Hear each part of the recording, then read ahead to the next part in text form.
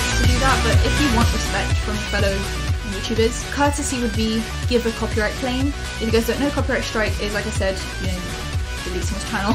You're putting them at risk, because actually, just add on top of that, putting a copyright strike on someone's channel.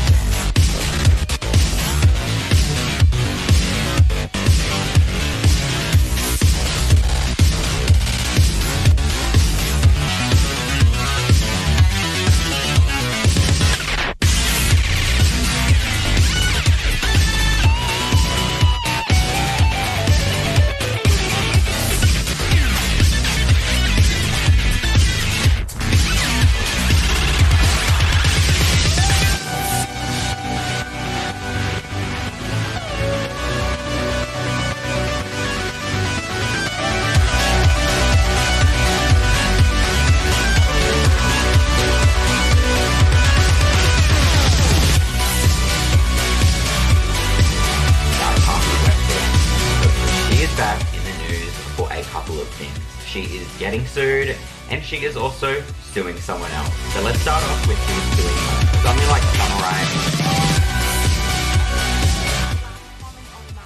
People have been questioning since day one why Tati made the video against James Charles, with Tati expressly stating in multiple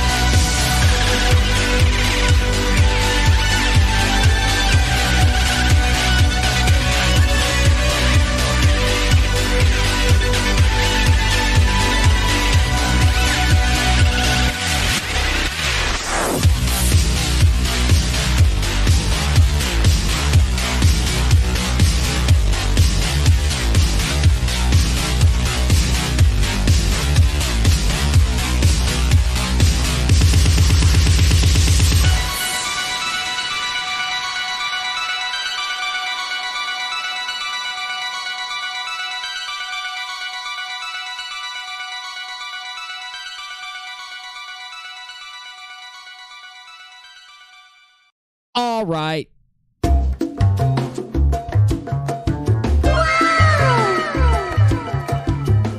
All right.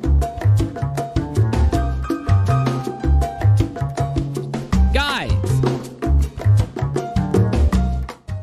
Another day, another insane amount of articles,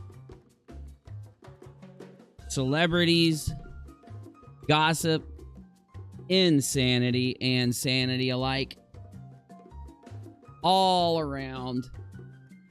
The strangest story to ever hit our community, evolving as it has into this crazy thing that we're seeing. What? William Shatner. Mr. Shatner, good evening. How are you? UNIRockt. Mr. Shatner, thanks. Here, let me give you a wrench, dude. Let me give you a wrench. Oh, damn, I can't do it right now. Hold on, let me pin that message. Mr. Shatner, what is up, my guy? Let me click that. Let me make sure it's you. Let me click the 3 dots. Oh my God, it's you, Mr. Shatner. How are you? Mr. Shatner, thanks for stopping by. I didn't expect you to come by. I was barely going to bring you up, but oh my Lord, I feel so, I mean, an icon. Okay. Wow. That was unexpected. I'll get a hold of you tomorrow, Mr. Shatner. Anyway. So, as I was saying, Jeffree Star now is being sued by Anna Nicole Smith's, you know, the famous actress, or is she an actress? Model? Anna Nicole Smith. You know who. We're going to take a look and see who Anna Nicole Smith and the lawsuit that's gone on against Jeffree Star. Now, I'm not going to get really deep into that. I just want us to know what happened, because these are YouTubers. These are YouTubers being sued by people. And It's happening non-freaking stop. I don't know what else to say, but every day there's another lawsuit, and it scares a lot of the creators on the platform. It makes a lot of creators worry that rich people are the ones that get to file lawsuits because it costs a lot of money to do it. Us plebs here on the internet, we don't have that kind of money laying around. I mean, maybe Mr. Shatner would be. Mr. Shatner, you would be able to sue anybody you wanted, but of course I came by. Have a good... Thanks, Mr. Shatner. You did not have to do that. You didn't have to stop by. Anyway, I do appreciate it, though. I didn't ask him to. I did not ask him to. Though, there's too many people giving their opinions, and the internet has kind of made up its mind. Essentially, I think most people know how they feel. The chips are laying where they've fallen. And there's somebody in a Periscope stream I did said the most, I'd say, relevant thing out there. They said, the only people that I see really talking about this all day long, everywhere I look, are the same people that were doing this back when I covered the targeted harassment campaign against KJP. You'll notice they are having a field day with this. As you would think they would, but to an extreme amount.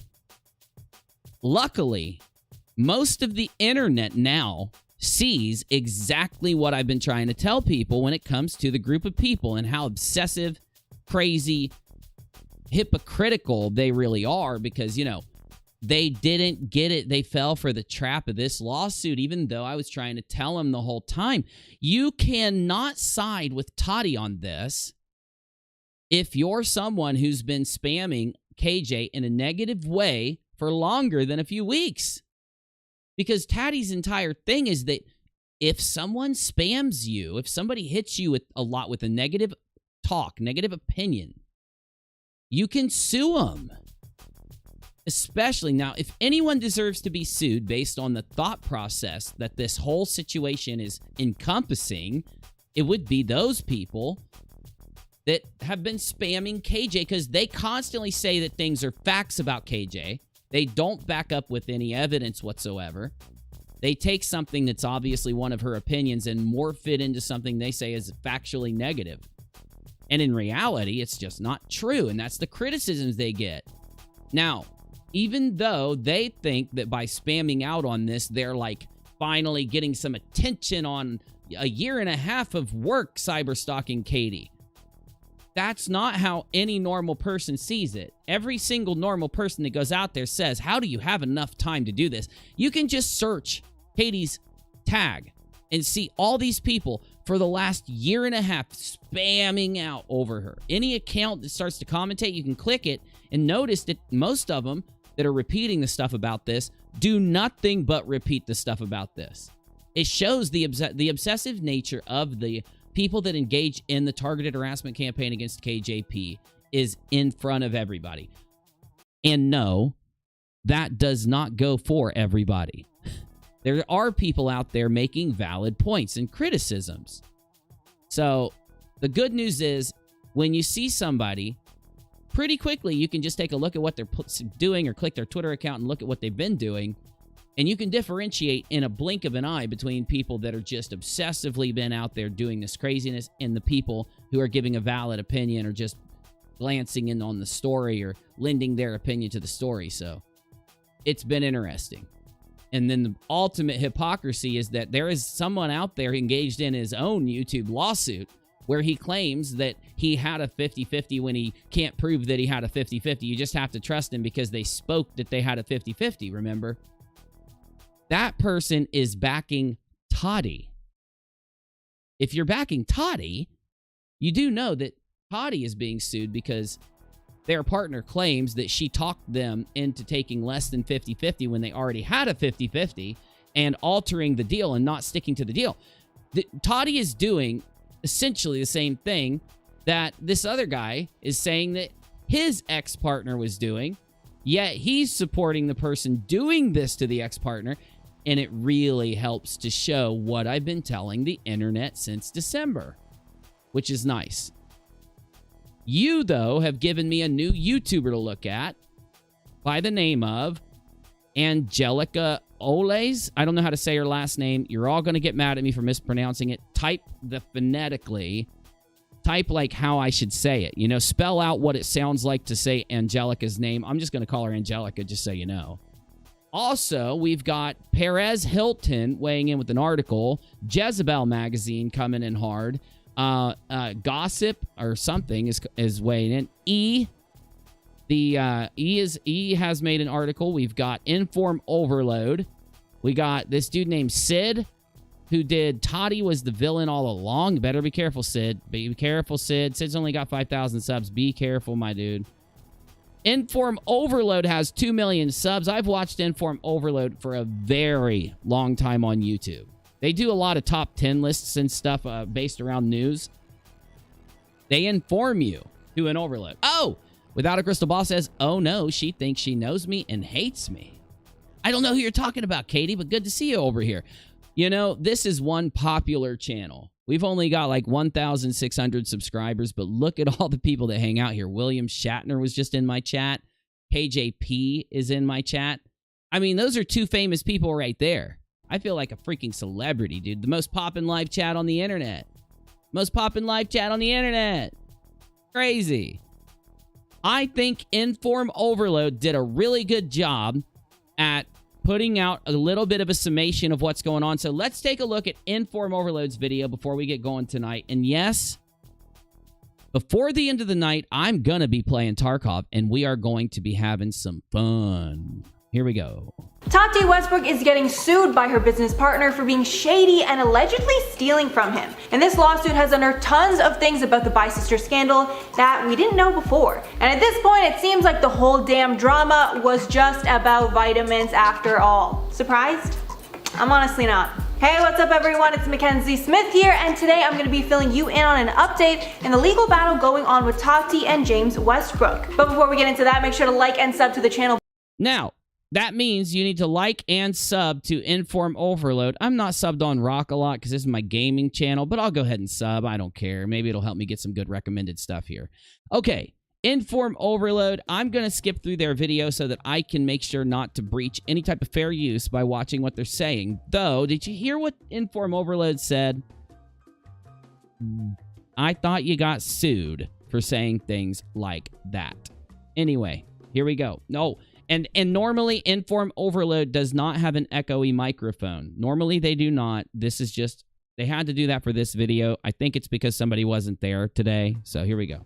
Below, also follow the team on our socials. All right, now for that tea. So last Friday in the roundup, I filled you in on James Westbrook's very sketchy past and told you about just a few of the times that James, aka Tati's husband, had been in legal troubles because he was, you know, being shady. And just last week, YouTube channel Without a Crystal Ball uploaded a video and blog post showing documents that Tati and her husband were served in a lawsuit from their business partner in Tati's vitamin company, Halo Beauty. The business partner, Clark Swanson, is suing for breach of contract, gross negligence, and fraudulent indictment as it relates to Tati's vitamin line, Halo Beauty. In the suit, it says that in the beginning, Swanson and the couple were 50-50 in the company, but apparently right before their 2018 launch, Tati and her husband came to Swanson with another deal.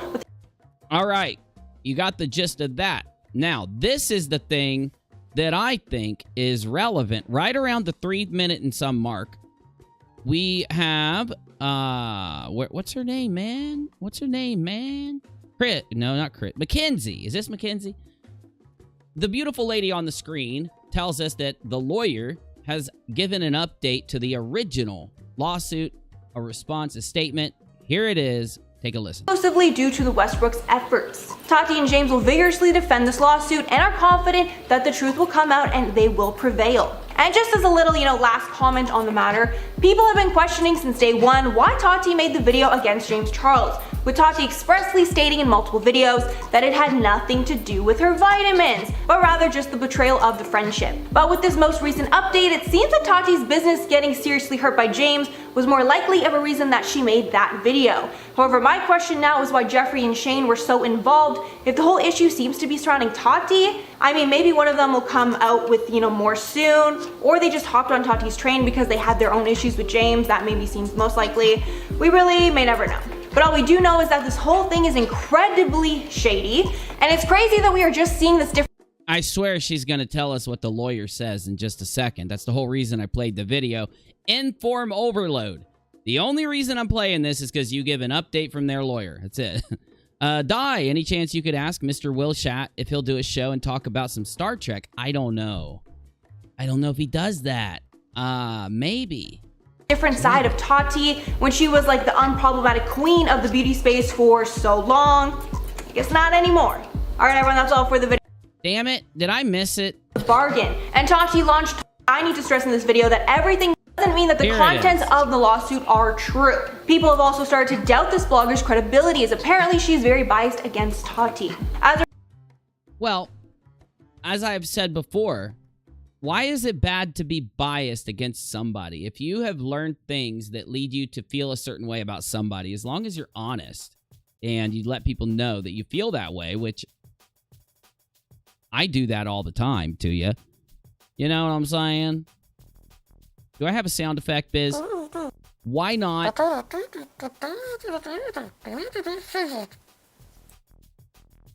No, I will not beam you up, busy. In response to all the hoopla on social media, Tati's lawyer released a statement about the case, with it reading, quote, okay, I can't find this statement to save my skin. I've tried. Either way, she says, I think E! News reports it.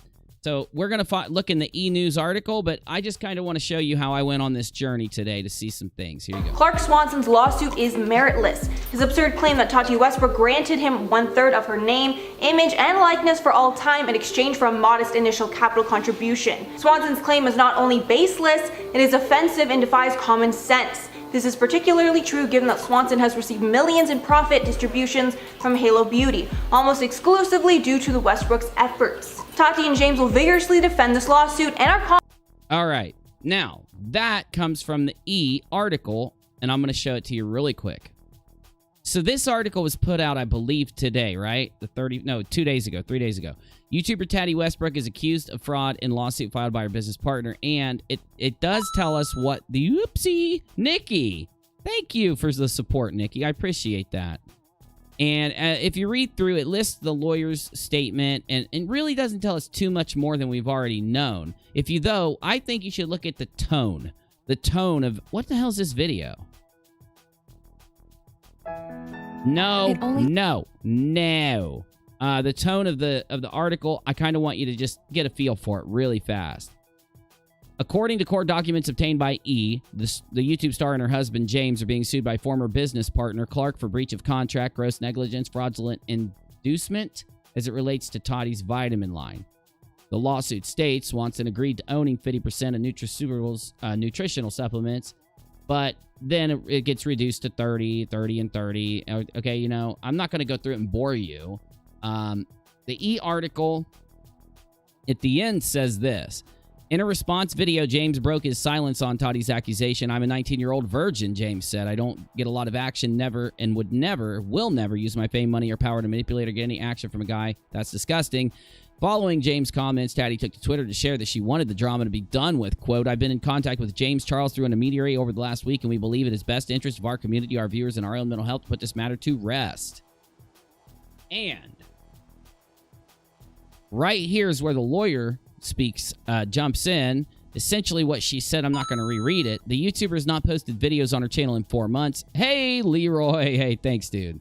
Stating that she was taking a break of the spotlight. Her latest post, uploaded in June, Tati addressed her feud with James, alleging fellow YouTubers Shane Dawson and Jeffrey manipulated her into expressing those opinions.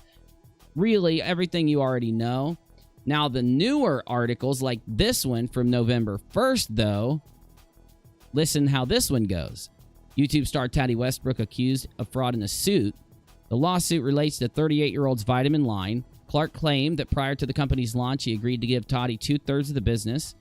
And the claimant also alleged Tati promised star power would result in sales, claiming Ms. Westbrook claimed the product did not matter. She could still sell a shit product to her loyal viewers. Ms. Westbrook claimed the influence was undercut when James endorsed Sugar Bear Hair. I do not understand why James wouldn't endorse another company for $200,000. You put an Instagram post up and you get $200,000. You get more money than most people make in years just for posting on Insta. It's insanity. That means that company must make over $200,000 in sales from James Charles posting. That's just nuts. Clark claimed Tati and her husband actively interfered with his efforts to grow Halo. You get the point. But as we go down,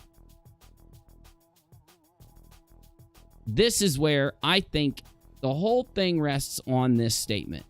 It's the absurd claim that Tati granted him 1/3 of her name, image, and likeness for all time in exchange for a modest initial capital contribution. Saying that when they started the business, it was 50% this Swanson person and then 50% for both Tati and her husband. They were like one unit. They went to Swanson later and said, Swanson, we want each to be 33%. 33, 33, 33. So it's split 3 ways. That way, those two are going to make more money. But Swanson would... Now, they say it's ridiculous to think Tati would offer Halo her beauty products going forward just to have that business agreement change. Though inside the court papers, I was a little bit shook by it when someone in my Discord server showed me that the guy had emails to back up that they did do this, that they did go from 50 to 33, 33, 33. And it does kind of state to why. He's backed up a little bit by the communications that he had. So you got to say to yourself this. I say to myself this. That original lawsuit seems to be a little scary to look at. The one where Swanson and them are going at it. You know, I don't want Tati to get sued. I don't want her to have issues. I want her to be able to put up her videos. And for her audience, whatever it is, just to watch her and like it and everything. I want everyone who has a channel to be able to do their best on their channel. And for Tati to have 10 million, she's done really good. People must really like her. So it really sucks to think that someone would have to face the lawsuit and deal with everything that's going on. But also, from the other perspective, if you were a guy who was approached by one of your friends and your friend's wife was doing really good on social media, kind of growing, not famous, but growing, and they said, look, we don't have the money to start any business, start any products, but you have money, my best friend, so if you want to help us out, you know, we'll stay in business together. These things really suck because you can tell that no matter what, the money's there, and these guys are going to lose a friend, and Tati's not going to feel like she hasn't posted in 4 months. Really, it's a lot of negativity. There's just a lot of bad things happening. People will look at it and say, you know, I'm on the side of the best friend. I'm on the side of the Tati. I'm on the side of another person, and in reality, everybody that's being involved in this is most likely going to lose out. That's how I'm starting to take it. I think everybody's going to lose out a little bit. It's going to cost a lot of money for everyone to sue each other. I don't know if they're going to get what they want, and that's the problem, I think, right? Seems like a lot of negativity wrapped up in a big bow. Though, if you take a look at a search, let me refresh my search because there might even be more there now. You notice that? You see that? You see that? Out cold. Out cold. So let me look through it one more time here. Just searching for Tati, it's starting to really pop up. I think I saw one on let me see if I can find it. BuzzFeed. I haven't read the BuzzFeed article. Why don't we just take a look? And yeah, 8 hours ago. So, whoa. Oh no, okay. This one's from 8 hours ago. BuzzFeed News. Now, BuzzFeed is one of the worst news companies that exists, in my opinion. But for them to put it out, it must mean that they think they can get some views from it. The beauty YouTuber has a vitamin company, Halo Beauty, as well as a separate cosmetics line. Her business partner claims that was not the deal they made, and it breaks down the entire situation. Why am I showing you these articles, trying to get you a feel for them? As these articles start to come out, it is likely more and more people are going to do more videos, and more people are going to be educated to what's happening here. This is getting noticed. And when a YouTube creator notices that she's suing another creator for reporting on her other lawsuit, That's when the free speech, the YouTube publishing, the reporting conversation comes up, and then YouTubers get invested. I think this has a potential to be a really big story. Swanson's claim is not only baseless, it's offensive, defies common sense. We've already heard that. The suit alleges that Westbrook came up with Halo. She assured Swanson he could use her network of beauty guru YouTubers. We've heard that. So basically, it's a copy pasta from all the other articles, and sometimes it just looks like they seriously hit Control-A, Control-Copy, Control-C, and then Control-Paste, Control-V, and then just upload the article. It's like every freaking news agency just grabs each other's articles and just rewrites 2 or 3 words and posts them, you know? Though, what else Jezebel did? Jezebel did an article too. I'm not going to bore you by going through it. I just wanted you to get a feel. It's starting to blow up. Though, we will look at one more. I just forgot about this one. This is Perez Hilton. Perez Hilton has a YouTube channel, posts a lot of social media stuff, kind of like a gossip LA type person, okay? Tati Westbrook suing YouTube gossip channel without a crystal ball for defamation. Perez Hilton's actually going into the newest one by saying this. Now, this is going to be different from the other articles, so let me just show you what it says before we move on. There's a major YouTube legal drama brewing here, y'all. Beauty guru Tati is reportedly suing fellow YouTuber Katie for defamation, and her video channel Without a Crystal Ball recently covered a separate lawsuit in which Westbrook is allegedly involved. Now, Westbrook's legal team is arguing ongoing coverage by Joy is defamatory, and they brought a suit against her. It all started to come to a head when Joy published a vlog last Wednesday in which she reported on the accusations involving Tati and her husband James from their former business partner Clark Swanson. The latter has alleged multiple financial misdeeds against the pair, reportedly including Tati's eyeshadow palette and a business agreement allegedly gone wrong. Copy and paste with the spelling errors included, Nancy. Thank you. Yes. Great joke. I give that joke an 8 out of 10. I liked it. Very good. Joy gave the rundown on that lawsuit as well as a few other alleged legal maneuvers in which James had been involved in a 34-minute video below that was published late last week. I thought these got taken down. They're not down. Who told me that they were down? I don't see them being down. Yesterday is going to shatter all of what you knew about. Katie says nope. Katie says they didn't get taken down. Who lied to me? Anyway, not even a full week later, Katie, it's blowing up. This shit's blowing up. My goodness, this is psycho. Not even a full week later, Joy returned to report that the couple was allegedly suing her for defamation as a result of the reporting the Minnesota native had carried out on her channel. In an alleged statement posted late last week to her since deleted Twitter account, I don't know why everybody says deleted. It was suspended. It was deactivated. It was so obvious. It's up now. It's not gone. It's up. Joy told followers that she had not yet been served in a suit, which apparently alleges emotional distress and defamation at its core. Click through below. Def Noodles today in Who Could Have Seen That Coming? Def Noodles, god damn it, stop it, Def Noodles. I don't know why. I've watched Def Noodles for a long time, but man, he's an okay comedian. Tati Westbrook is allegedly suing YouTuber Katie Joy from Without a Crystal Ball for defamation. Katie claims lawsuit is a result of her reporting on the multiple Westbrook's lawsuits. A link to the complaint itself was posted to social media by one of the targeted harassment squad. There they are. They got on my show. There you go. Be happy. Celebrate. You were on my show. Celebrate. Targeted harassment squad can celebrate.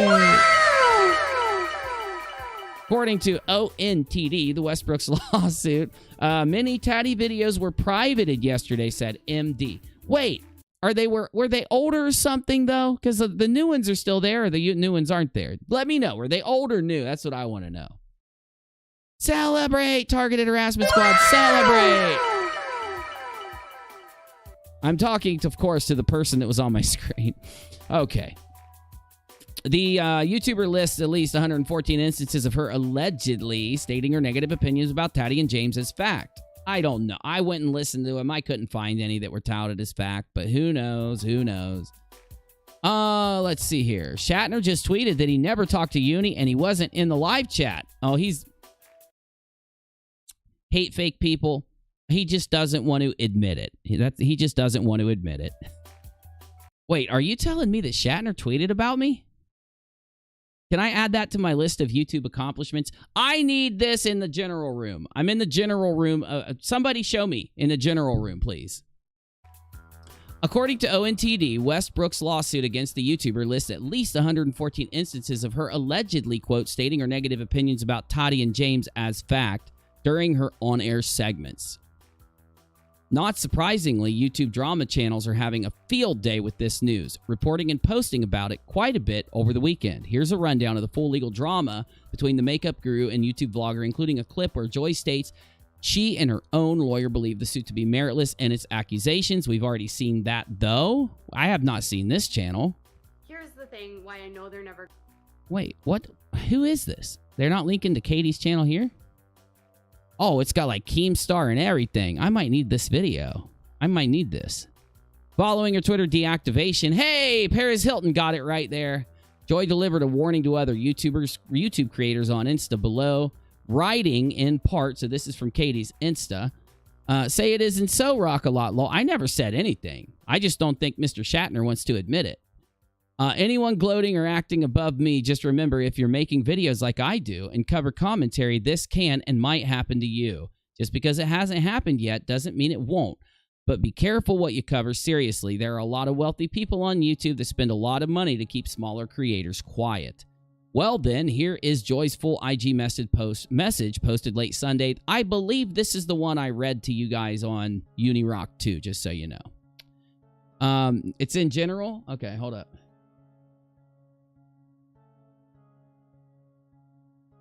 Oh my God. I did get retweeted by Shat. Wow. Okay. Reactions. Perizicious readers, what do you think about this latest YouTube drama? Are Tati and James really the villains here as painted by these cryptic reactions and allegations, or was this a lawsuit just waiting to happen? All right. Stree says, Mr. Shatner said, I can assure you it wasn't me. Where is this live? Oh, heavens. So he's probably getting bombarded by the targeted harassment squad. After that article, we have this video where supposedly this is the YouTuber, Angelica, that had an issue with Katie involving a copyright strike. Now, Katie, if Katie's in my life... Oh, yep. Katie, just do me a solid. Type what happened in the chat so we know what you have to say. I'm only going to play a clip from her stream, and then we're moving on. So, well, I can't watch the whole thing, motherfucking crack, unless you get her, permission, because, I don't want a copyright strike of my own, but I won't mind skipping through it, so. Nikki P says, hey, Shatner, if you're watching, we only have love for you here. Well, he should know that. Mr. Shatner should know that.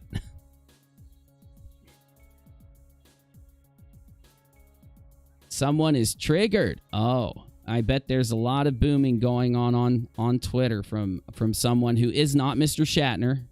Much respect, Mr. Shatner. I don't know if someone's been lying to you, but most likely they have if you are watching.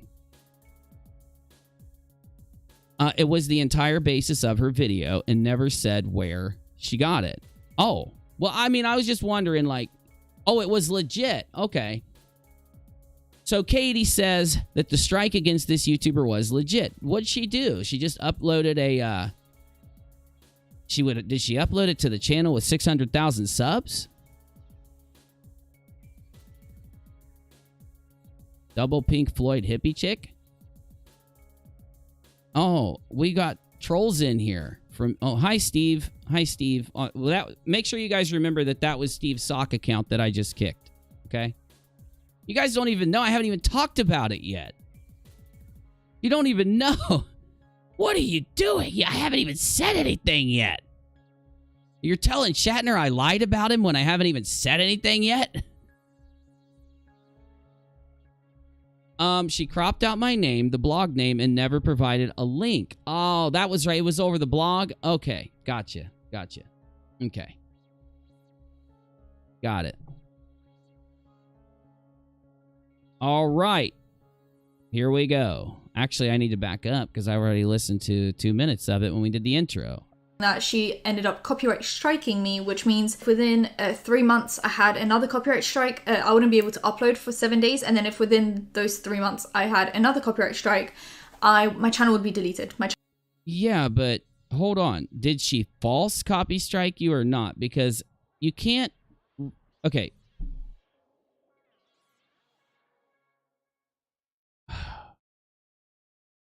I don't know.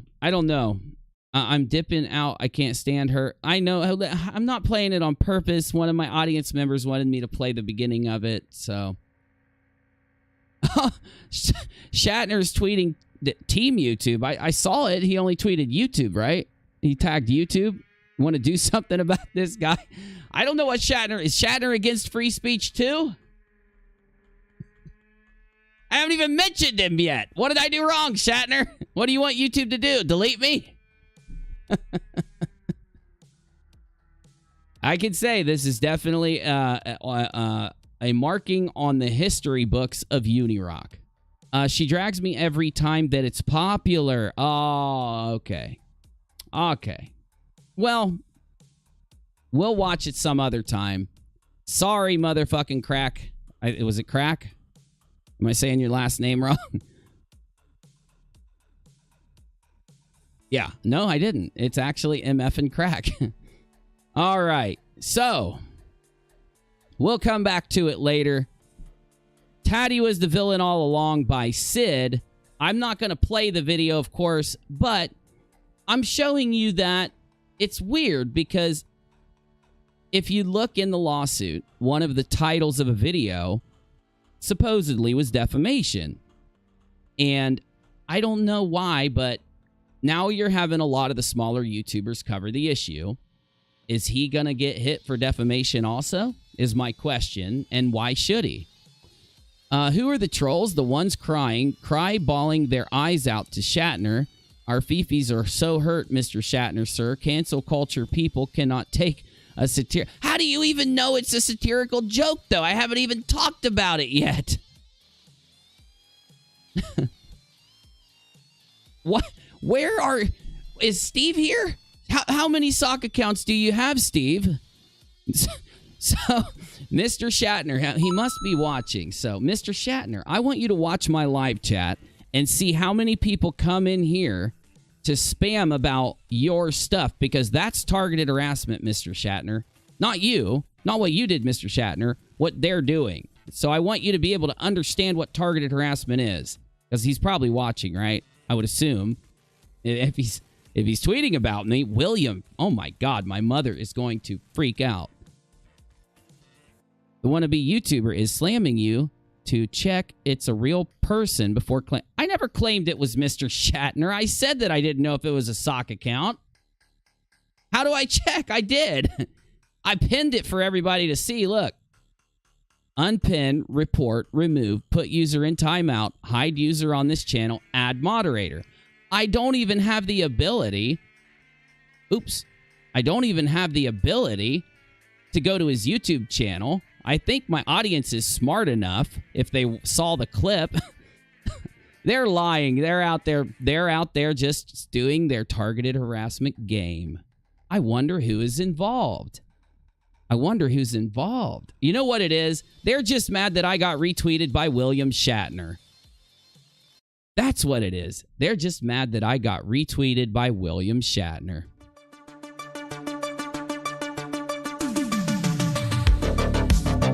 Honestly, I think that is the most insane thing ever, that I got retweeted by William Shatner. That's crazy.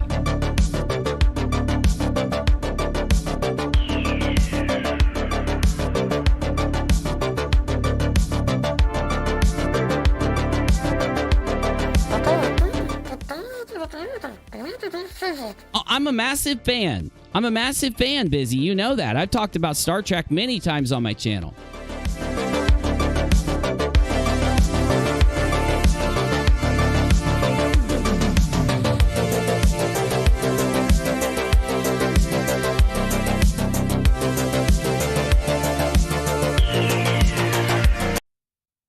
Wow.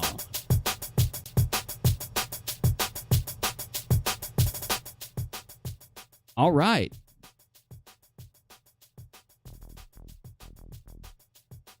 More discussion on the lawsuit. Also, my discussion with Mr. Shatner went great. Title of this video. So, what do we got to do to get done with this lawsuit so we can get to the biggest, bestest topic out there?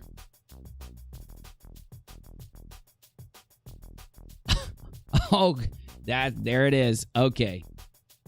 Isn't that impersonation? I do believe it is, yes. What?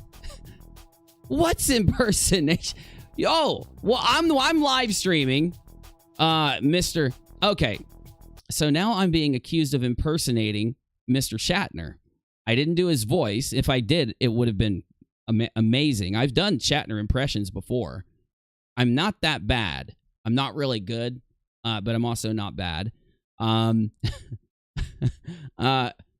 But I guess I'm getting so he puts a tweet of me saying, William Shatner and I had a conversation today while we argued. We got along by the end. I'll discuss it on live stream. So the whole point is I'm going to talk about, my conversation with Mr. Shatner on live stream tonight, right? And they're saying it's impersonation for me to say that. How am I impersonating him by tweeting that out? Wouldn't that have to be... Oh, what happened? Somebody got kicked? Who did without a crystal ball? What does that mean? Who did? What are you talking about, man? In order for me to impersonate him, then I would have had to have made an account to impersonate him. I'm UNIRock. I'm not Will Shatner. I've never tried to be Will Shatner. Who are the trolls? Mr. Shatner. I would like to ask a question, because I do, for some reason, I have a feeling that would, oh my God, that would freak me out. It would freak me out if Mr. William Shatner was watching this. Why? He's a celebrity. He's super famous. Would he really click this stream? I guess it's possible. Nikki P says they are so triggered. Why? What happened? Why would they be triggered? Nikki, thank you for the super chat. I mean, technically, all I have to do, I've already met my burden of talking about Mr. Shatner to have him in the title or on the thumbnail. I've met the burden. I'm not saying I'm not going to, because I will. But I don't understand why they're bugging out. I haven't even done it yet. I haven't even talked about it yet. Oh my goodness. They've hit a new level of insanity.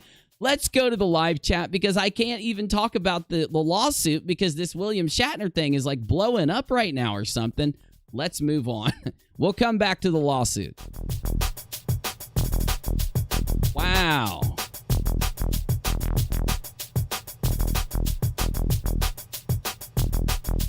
All right. I got my live chat.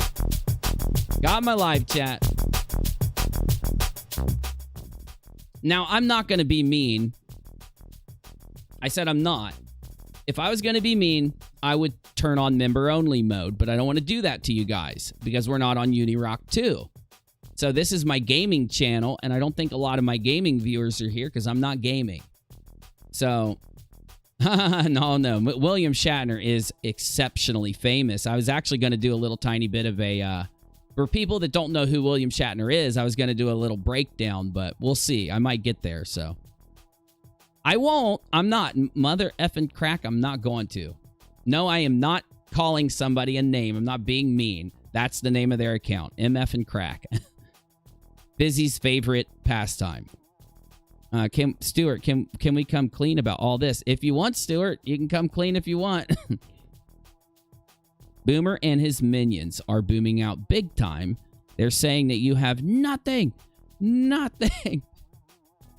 Oh, wow. They didn't bother to wait until I brought it up on stream, though? You know, like... Oh, my... I put a tweet out and it causes that much insanity. A tweet. Without a crystal ball says, I'm not going to lift the strike and hope that you pay me. Sorry, you already took my content without permit. Oh, yeah, you don't have to explain yourself, Katie. You don't have to explain yourself. Look, I don't know things. When I saw that YouTuber, I don't know what's going on with that YouTuber, I'm just, an uninformed dude. I get informed by doing my stream. That's why my streams, I think people like them, because I inform myself through going live and looking at a lot of the topics that we cover. I mean, that's the whole point of a live stream, isn't it? People to go live, you get to see a live reaction, you get to see people kind of how they deal with a story as they're learning about it. I don't want to take that from my audience, so I could have taken, when that video was suggested to me, I could have went in and watched it first and went and asked somebody to hook me up who'd seen it and break it down. I didn't, though, so I don't know if that video, I don't know what side she's going to go to or not, right, until I look at it. And I just want to make sure you know that. It's just like every other live stream I do. Oh, she was talking to somebody else? I'm sorry. Okay. Go ahead. Talk to whoever you want. All right. Okay, good. MF and crack, no good. I thought she was talking to me. I'm just making sure. Okay, no problem, Katie. Talk to whoever you want in the chat. Keep on rolling. Die says, Captain's Log, Stardate 41153.7. Kyle has still not shown the books. Oh, man, that's good. Okay. Do you guys even know who William Shatner is? I know that some of you do, but maybe people who weren't really... Okay, so what era, what century, what decade was William Shatner on television the most? Because I know in the 80s, you could turn on many TV channels and there would be Star Trek episodes playing. So can I say this and it be true? That if you were alive, even if you were really, really young, but if you were alive in the late 80s, you most likely have watched Star Trek. That's true, because I experienced it. I was very young, but I watched it with my father. If I say I was alive in the 90s, I don't think you would say they played regular Star Trek on TV in the 90s. But then again, they could have on how one of the bigger one of the higher numbered channels, one of the like Nick at Night or something or whatever could have played original Star Trek. But I know that in the 90s, whenever I turned on the TV, if Star Trek was on, it was The Next Generation. And in the 2000s, I don't recall seeing the regular, original Star Trek on television in the 2000s or in the 2010s. Do you agree with me on that statement? So here's the statement one more time. If you were to turn on your TV in the 80s, you might have seen Star Trek reruns. In the 90s, you probably didn't see, but you could have. 2010s and 2000s, though, you wouldn't have seen Star Trek reruns. Do you agree with me making that statement or not? Tell me in the chat, then I'll decide what to do. I love Nick at Night, too.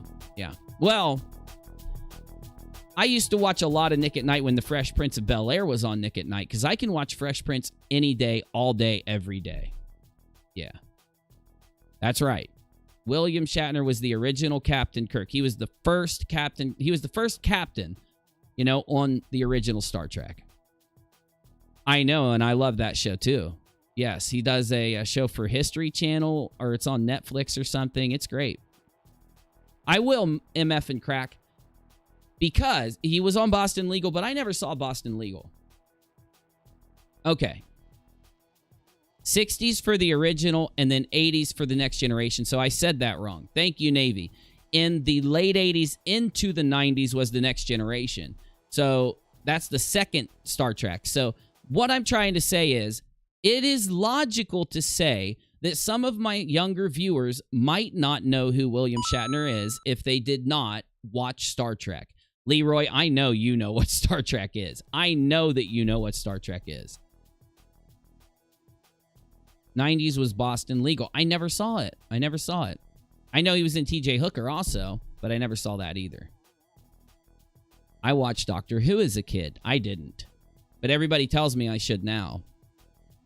So, well, I meant on the show. You know what I mean? I meant the first captain on the show was Captain William Shatner. Now, Pike was the first one, but Pike was like, he came in later on, right? Wait, are you telling me that Pike was there before Shatner? Or is there something I don't know? Captain Pike was the original. Was he in the original Star Trek? Captain Pike? Hold the front door. There was a freaking Star Trek captain before Captain Kirk? You got to be kidding me. But when was Pike on the TV? I mean, the first episode of Star Trek would have had James T. Kirk, who is Will Shatner. Am I right saying that? Oh, Pike was on the first episode. I didn't know that, Grandoff. The pilot was Captain Pike. Okay. Thank you for catching me up. All right. Darth Chaz says, revisionist bullshit. It was revisionist bullshit. Pike was on the first pilot, you idiot. And Dead GPK banned that person. Good ban, Dead GPK. Good permaban. Good permaban. Where is Shatner? I don't know. I don't know where Shatner is. My goodness, what is going on with you people? Clueless on Star Trek, but I got the... Okay, MD is clueless. Is anybody else clueless? Type in the chat if you are clueless on Star Trek. That's the real question I'm asking. Thank you, Dead GPK. I agree. And it's rude. And our main rule here is don't be a dick. Clueless says Nikki. Clueless says Pippa. Thank you. Be honest with me. Oh, Rachel, you're just trolling me. Shatner is with Busy at the moment. I wish, because then Shatner would be here. And it would be one of my dreams come true if Mr. Shatner was with me. If he was like, if I met him, it'd be a dream come true, yeah. All right. So, before I get into the Mr. Shatner situation, my goodness, there are some people with some triggered fifis out there. And no, I'm not saying that it's Mr. William Shatner. Mr. William Shatner is an icon, if you do not know. For those of you that are clueless to this, I'm going to do a little tiny presentation leading in to what I'm going to say about Mr. Shatner. Hey, wait. And before I do, if Mr. Shatner is watching, Mr. Shatner, I am not a troll. You've been lied to by a group of targeted harassers. They go around Twitter and YouTube. They bug out and attack people and claim that people are always trolling and being mean to them, but they only do that to cover up what they do to others. And you can kind of tell that because the people that watch my show, I tell them actively to not tag people who we talk about. I tell them not to harass people. Now, I hate to say this, Mr. Shatner, but if a boatload of people are tagging you on Twitter and acting crazy, I don't know what they could have possibly told you to make you think that I did anything against terms of service of YouTube or anything wrong, because I didn't. But that is targeted harassment. They are trying to rile you up and use you so that they can get you to validate what they're doing to people. Now, you'll say, what if you're lying to me, Mr. Whoever you are? You saying that to me, because you wouldn't know who I am. I mean, you're famous. You're a celebrity. You've got, like, awards and stuff like that. The only award I have is an Army Good Conduct Medal, a National Defense Service Medal from being deployed to Iraq, being injured in Iraq, being medevaced out of Iraq, and being a disabled combat veteran. That's the only awards I have, which are very, noble awards, but you have, like, some much, like, you have more distinguished awards than I do because, my stuff is pretty run-of-the-mill stuff, honestly, for all the people who deployed and all that. So, I'm just saying, that is targeted harassment if they are lying to you and using you. Now, also, I could provide you some clips from people who I would assume, because I see a tweet in my that was sent to me here from a man who is harassing me right now on Twitter, constantly spamming about me when I've told him no means no, do not mess with me anymore, leave me alone. And you can go to my Periscope, and I did a complete stream telling him no means no, leave me alone, I don't want you talking about me, leave me alone. Because he says that anyone who says no means no, his philosophy is that that person then should not talk about someone if they say no means no. That's what he said. Now, I don't believe that. I believe in free speech. It's why I joined my military, and it's why I, did what I did, fought for my country. But just so everyone's clear, targeted harassment isn't coming from people who do a live show and talk to their audience and hang out. You've gone to conventions ever since you did Star Trek and talk to your audience. I know that because I know people that have met you in conventions and they all say you're very respectful and nice, and you take a lot of time to really talk to people, and you don't ever act stuffy or anything like that. And I'm being genuine. I've heard that from many people, and I'm sure people in my live chat will back that up, right? Jess says, my dad, brother, and now my hubby all love Star Trek, so I have seen them all, and my kids have too. Me too. I love Star Trek. I've watched it with many members of my family. We have watched, and I'm talking like back in the day. We're not talking about crappy TV that it is now. We're talking about back in the day, right? So for those of you out there who have no clue who William Shatner is, before I go any further, you're not going to understand any of this if I don't tell you so that you get the big picture. So I'm going to take a few minutes and update you, because I swear, if I'm not being trolled, that William Shatner tweeted out a picture of me, or a picture of my Twitter and stuff. Yeah, I mean, he seems like he's been lied to because he's mad at me when he shouldn't be. I didn't do anything. I don't know what you can say I did, Mr. Shatner, to you. But no, he did. In fact, I'm going to blow it up and put it on my screen right now, because this is like one of the craziest things that's ever happened to me on YouTube. The William Shatner has tagged YouTube and said, you want to do something about this guy. Yes, they do, Mr. Shatner, because I am a partner with YouTube. I respect YouTube's rules. I do things that are within the terms of service. I don't break terms of service. And I run a nightly live show for my audience. So they do. They pay me every month, and I'm a partner with YouTube. So anyway, so that William Shatner knows what's going on, and so that you know what's going on first, and this is, I have to save this actually, hold on. I'm going to cut out the targeted harasser underneath William Shatner who is harassing us, because underneath this, there is a targeted harasser. UNIRock will do or say anything for... I thought he doesn't call me UNIRock. Why is he calling me UNIRock? This is the kind of stuff that he's done for years, outright lying and making up false stories for views. Well, seeing as how I haven't even talked about the William Shatner thing yet, I will now do what I plan to do with the William Shatner thing right now, so that William Shatner, if he is watching, I doubt he is, he probably doesn't like live shows. If he would watch, he would actually find out whether I'm a troll or a targeted harasser or not. So, here we go.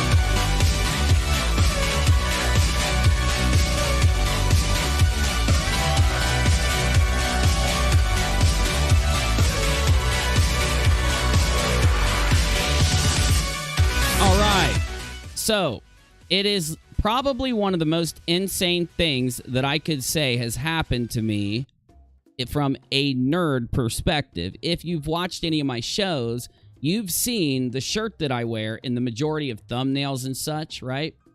Who is George Takai? We could talk about George also after we talk about Mr. Shatner. Did I pronounce it right, though? Because I mispronounce everything. McCrae tagged Anderson Cooper in a tweet of yours that he sent to YouTube. Well, I thank you for the dono, Leroy. Let me do this though. Anyway, I didn't know that Mr. Shatner was a Canadian actor. I'm learning something new today. He's a cultural icon. Oh. Let me start over. I got messed up by a dono. William Shatner retweeting me for any reason, and I can understand him being manipulated by targeted harassers and trolls out on the internet so that he's angry at me for some reason, but him doing that is probably one of the craziest nerd, type things. You guys know that my YouTube channel is a nerdy YouTube channel, especially this one. UNIRocktv covers more like documentary type stuff and YouTube issues, censorship issues, whatever you want to say. UNIRocktv is just my place to do videos that I upload daily, but over here, it's more nerd related. I play Star Wars video games. I wear Star Wars t-shirts. I update you on Cyberpunk 2077 and upload Tarkov videos. Every night we play Tarkov or other video games like Noida, which is a fantasy video game and shit like that. We used to play, when Star Wars first came out, we streamed the campaign for Star Wars for a while. Which Star Wars was that? There was a newer Star Wars. Was it Battlefront 2? I don't think it was Battlefront 2. He tagged Anderson Cooper. Don't tell me this, dude. I'll laugh I can't. Hold on. You gotta wait. I don't want to have to laugh my ass off. Just give me a second. Anyway, though. So, it would be like, and I mean what I'm about to say, because I know a lot of you guys are into Star Wars, because I've done other Star Wars heavy content, but William Shatner is equal to like Luke Skywalker. He's just, you had two fantasy style shows that you watched back in the day, and yes, in movies and on TV. Now, unlike Star Wars, Star Trek started on television, for those of you that don't know, but long story short, it's like Luke Skywalker's Mark Hamill tagging you for some reason, for any reason. Like, it's crazy. Nobody's gonna believe me. It's like you're walking down the street and you bump into William Shatner on accident, and he turns around and goes, hey, watch where you're going, and you keep going. That's like the internet equivalent of what just happened on Twitter. And I couldn't be more, like, ecstatic. Even if I would have bumped into Mark Hamill and he would have gave me a dirty look for a second, like, oh, okay, sorry, and walked off, I'd still be happy. I'd still be freaking out because one of my, like, childhood icons has somehow managed to retweet something I've done, even if it is him being misled by trolls. But let me give you a little background on, you just saw it yourself. It has the word, it doesn't have the word actor. It doesn't have the word, famous person. It says cultural icon. Cultural icon, not a pop culture icon. Cultural icon, okay? It's one of the greatest TV shows that's ever been made. Breaking boundaries. Like, breaking the boundaries. Like, and then the Next Generation did it too, because the original Star Trek did what Star Wars did. I'm pretty sure, didn't they use models? I know you guys know in the chat, but they used little models to film, but it made it look like they were really in space with special effects, just like Star Wars did in the original Star Wars. But then they started moving up to using computer-generated stuff to do it. Anyway, let's get this done.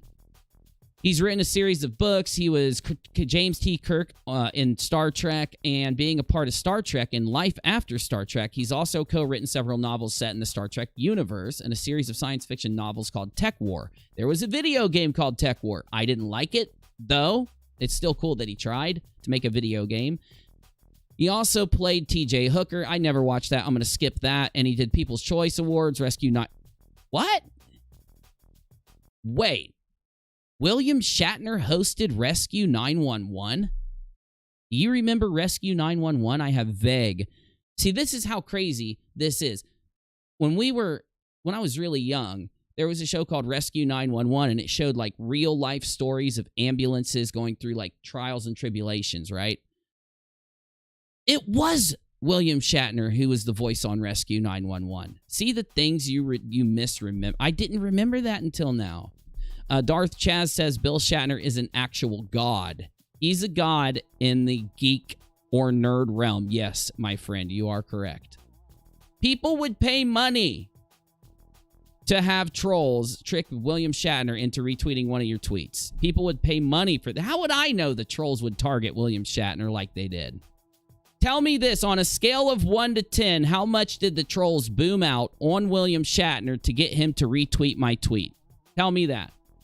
How much did they flip out? Scale of 1 to 10, put it in the chat. Let me know. I'll even play my normal put it in the chat music. Put it in the chat. Scale of 1 to 10, how much did they boom out on Twitter to get Shatner to do the tweet? Oh my God, 15, 69. One Googleplex. Is that a Googleplex or what? That has to be a Googleplex. Hold on. 1, 2, 3, 4, 5, 6, 7, 8. Oh, that's a Googleplex or so. 200. Roger, you're getting kicked out of my chat for lying. Goodbye. You're not a regular here anyway. You're just trolling. Okay. 42. Kitty AB says 10. Nikki says 420. Finn says much. UNIRocktv says they are still flipping out with memes they made of you. Boom. I'm sure they're boomer memes because they don't know how to meme. Christina says blank was crying about it to Shatner. Grandoff says 42. Thomas says 1E10 to the 98. Dead GPK says saw at least 4 links to the live stream 88 miles per hour. They linked to my live stream? They did that? So Shatner could be watching right now? Oh my God, that'd be crazy. I love Star Wars too. Never compared it to Star Trek. 2 different worlds. Well, I'm not going to ever compare Star Trek to Star Wars. I only compare it as in the impact it had Star Trek on television, Star Wars on movie, to take science fiction into where it is now. That would be the only comparison I'd ever make. Please, please. You are so right. Who said that? Omarosa, you are right. I messed up if I made it seem anything but that, but you are correct. Yes, they're so different. Plus, in Star Trek, warp drive is completely different from Star Wars. But I'm getting really nerdy there. Anyway. Snowdog, Baby Soros says 62. Snowdog 2112. Nana says the man's priceless. MD says be prepared to be infested with angry Star Trek fans, rockAlot. No. Star Trek fans will love the fact that once they see our live stream, they will freaking love us because we are Star Trek fans. Makeup Minion, I don't want to have to ban you, so I'm just going to remove your message, but I don't want to ban you because I like you. Don't make that mistake again. I'm just saying. Darth Chaz says the actual Bill retweeted you. I know, dude. I am dying. Look, right here. Right freaking here. Look. He tweeted my link. It's crazy. rockAlot will be trending on Twitter next. I doubt that. I doubt that. I know, but Omarosa, I love you, but my mod just deleted that message from you because no one's allowed to mention that name in here, so yeah. Can I touch you? You can touch my hand, Darth Chaz. I'm just kidding. They think it's boom me up, Scotty, says Finn. Well, not Mr. Shatner doesn't. Mr. Shatner was just targeted by targeted harassers and lied to, but them? Oh, for sure. Lisa says UNIRock rockAlot famous. I mean, a cultural icon retweeting me is probably one of the highlights of my month, I will say. Yeah. One of the highlights of my month. You have to use like an analogy or whatever it's called. You know what I'm saying? Yes. Snowdog just took care of it. Yeah. Lost in Space, Star Trek, then Star Wars. Really? I don't know, man. I would say Star Wars, then no. Star Wars, not including the new movies. The new movies are not canon in my world. If they are canon in your world, I'm fine with that. In Star Wars, though, the new movies are not canon in my world. I just leave them out of it. So, Star Wars episodes 1 through 6. Oh, hold on. It's 4. Episode 4, it's 1 through 6. And then Star Trek. And then I don't know about Lost in Space. I never really watched a lot of Lost in Space, so. That will never happen. Mr. Shatner would never make the mistake of appearing on someone like his show, because Mr. Shatner would at least look into him before he went on his show. And there are too many clips of him harassing people online. Not Mr. Shatner, the person who is targeting Mr. Shatner. Too many clips of him literally harassing people online. Mr. Shatner would never do that.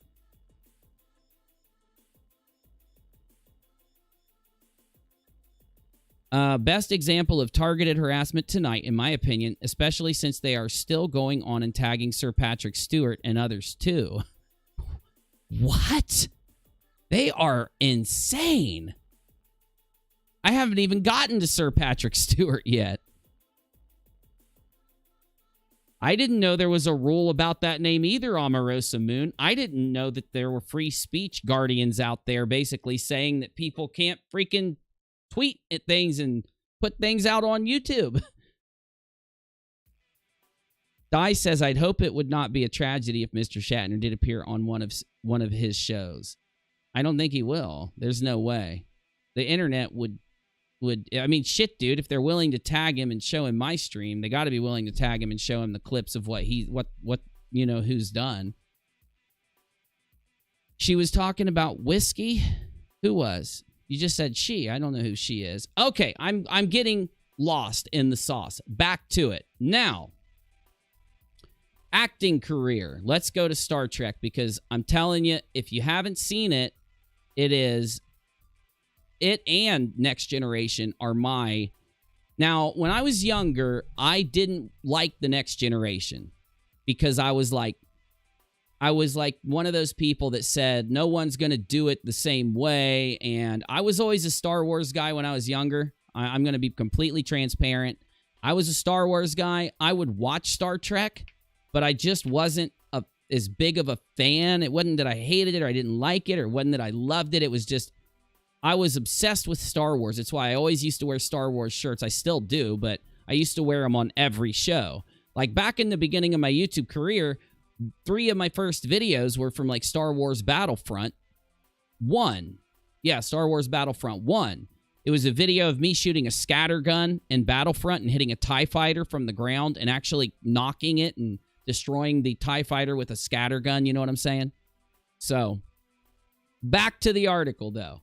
Shatner was cast as Captain James T. Kirk for the second pilot of Star Trek called, quote, Where No Man Has Gone Before, when he was then contracted to play Kirk for Star Trek series and held the role from 66 to 69. During its original run on NBC, the series pulled in only a modest ratings and was canceled after 3 seasons. In his role as Kirk, Shatner famously kissed actress Nichelle Nichols, Lieutenant Uhura, in the November 22nd, 1968 Star Trek episode Plato's Stepchildren. The episode is popularly cited as the first example of a kiss between a white man and a black woman on scripted television in the United States.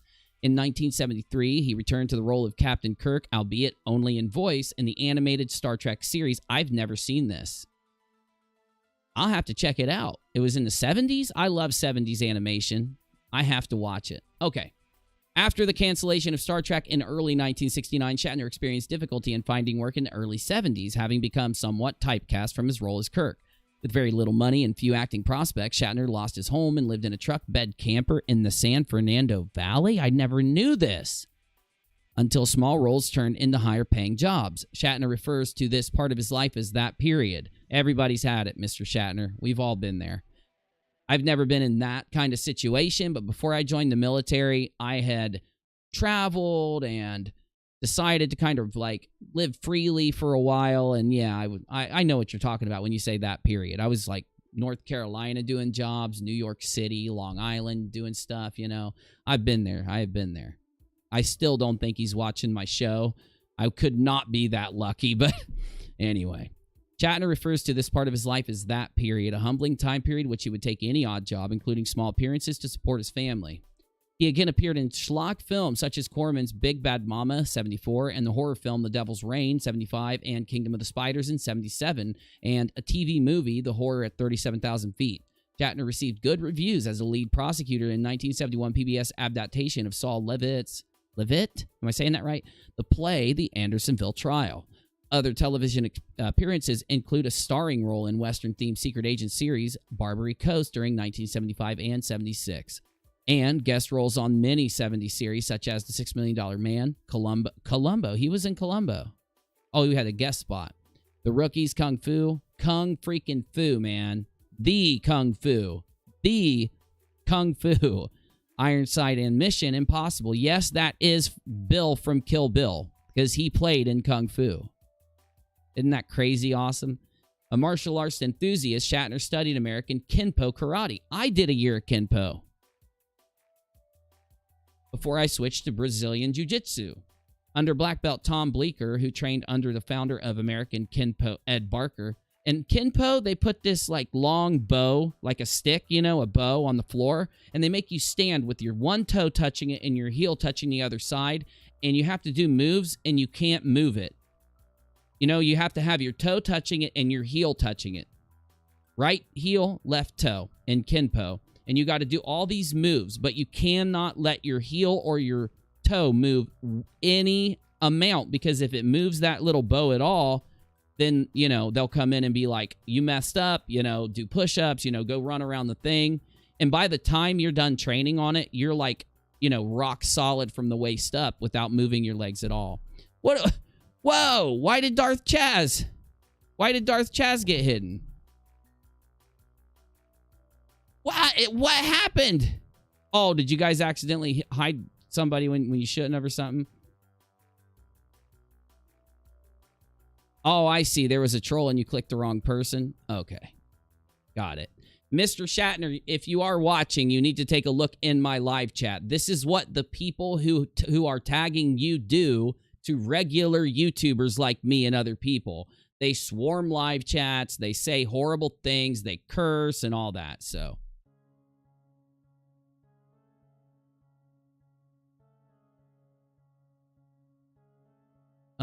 Let's see here. No, you don't want to unhide it, Nana. Oh, you got it hidden? Okay, good. All right, where are we at? Shatner was an occasional celebrity guest on the $10,000 Pyramid and the $20,000 Pyramid in the 70s, and appearing opposite Leonard Nimoy in a week-long matchup billed as Kirk versus Spock. In a notable 77 appearance, he gave an illegal clue, the blessed 4 things that are blessed, when he had intended to say the Virgin Mary at the top of the Pyramid 200, which deprived the contestant of big money win. He reacted strongly, throwing his chair out of the winner's circle. I have to see that clip. Do you think I could play it? What is our chat getting bombed by trolls? Mr. Shatner, look. Look at this, Mr. Shatner. Look at this. I need to get a hold of Team YouTube, because this is targeted harassment. This is against TOS. This is against TOS. Right here. No joke. William Shatner isn't giving you 2 seconds of his time. No, he's watching my stream right now. You didn't know? He just retweeted me. I don't know what you're talking about. Now go look. Go look at his Twitter. I just showed it on my screen. Right here. Bam. That takes 2 seconds to send a tweet. You didn't know that? You've never tweeted before? You didn't know that it takes 2 seconds because you have to hit the tweet button, and it provably just takes a second and a half just for it to pop up so that you can type things in. Like, if you want to try to retweet what he tweeted, it's going to take you at least 5 seconds. So he did give me more than 2 seconds, provably, of his time. Yeah. I don't know what you're talking about if you say he didn't. Are you saying that he's just really fast at tweeting? So Mr. Shatner's so fast at tweeting that it took him less than 2 seconds to tweet about me? Oh, okay. Well, I believe it, because Mr. Shatner's like one of the most hardcore people out there. So yeah, I'm with you. I guess. Anyway, I never knew this, but he threw a chair out of the winner's circle on the pyramid. Other shows include Hollywood Squares, Celebrity Bowling, Beat the Clock, Tattletales, Mike Stokey's Jump the Stars, and Match Game. Excuse me. Now, root beer. During an Archive of American Television interview, mentioned that Shatner was Mark Goodson's first choice to host a Family Feud pilot in '76. But after Dawson's agent sent a sternly worded threat to Goodson, he gave the job to Dawson instead. He did a number of television commercials and blah, blah, blah. So, I'm going to skip the part about TJ Hooker. So, Oh, if you see any other stream out there sending trolls here, that's against TOS, y'all. I'm just saying. It's provably against TOS, just so you know. Subsequent acting and media career. Shatner has enjoyed success with a series of science fiction novels published under his name, though most are widely believed to have been written and uncredited co-writers such as William T. Quick and Ron Goulart. The first, published in '89, was Tech War, which turned into a video game. No joke. I'm going to try to find some video of it in a second, because I played it when it came out. Yes, I had Shatner's video game when it launched. I'm not even playing. I won't say that I liked it, because I couldn't figure it out. I couldn't get out of the first, building. It was on a CD, though. Like an actual CD, compact disc, and I tried to play it several times. I must have either sucked at it or something because I could never get out of the first area, so. I'm being restreamed right now. What, do you want me to file a strike? Should I file a strike? Hold on. I know what to do when I'm being restreamed. I do this all the time.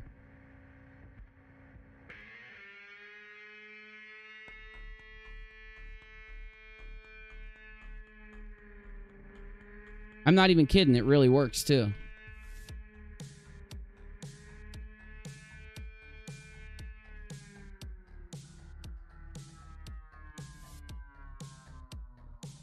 Hold up.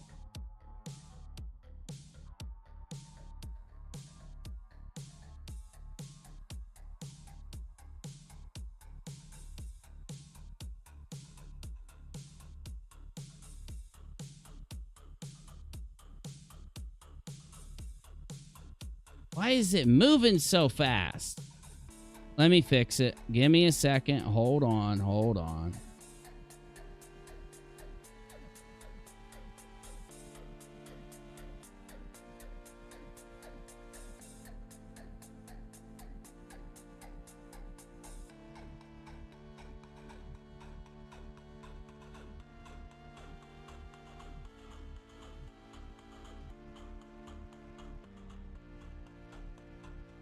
There we go. I need to put this right there.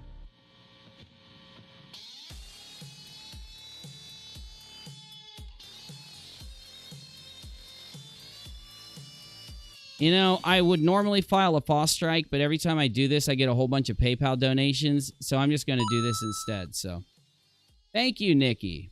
Okay, where are we at? Oh, let me put a background on that. I know it's hard for you to see. Hold up. I can put a background on it with one little slide. Bam! See how fast I am, dude?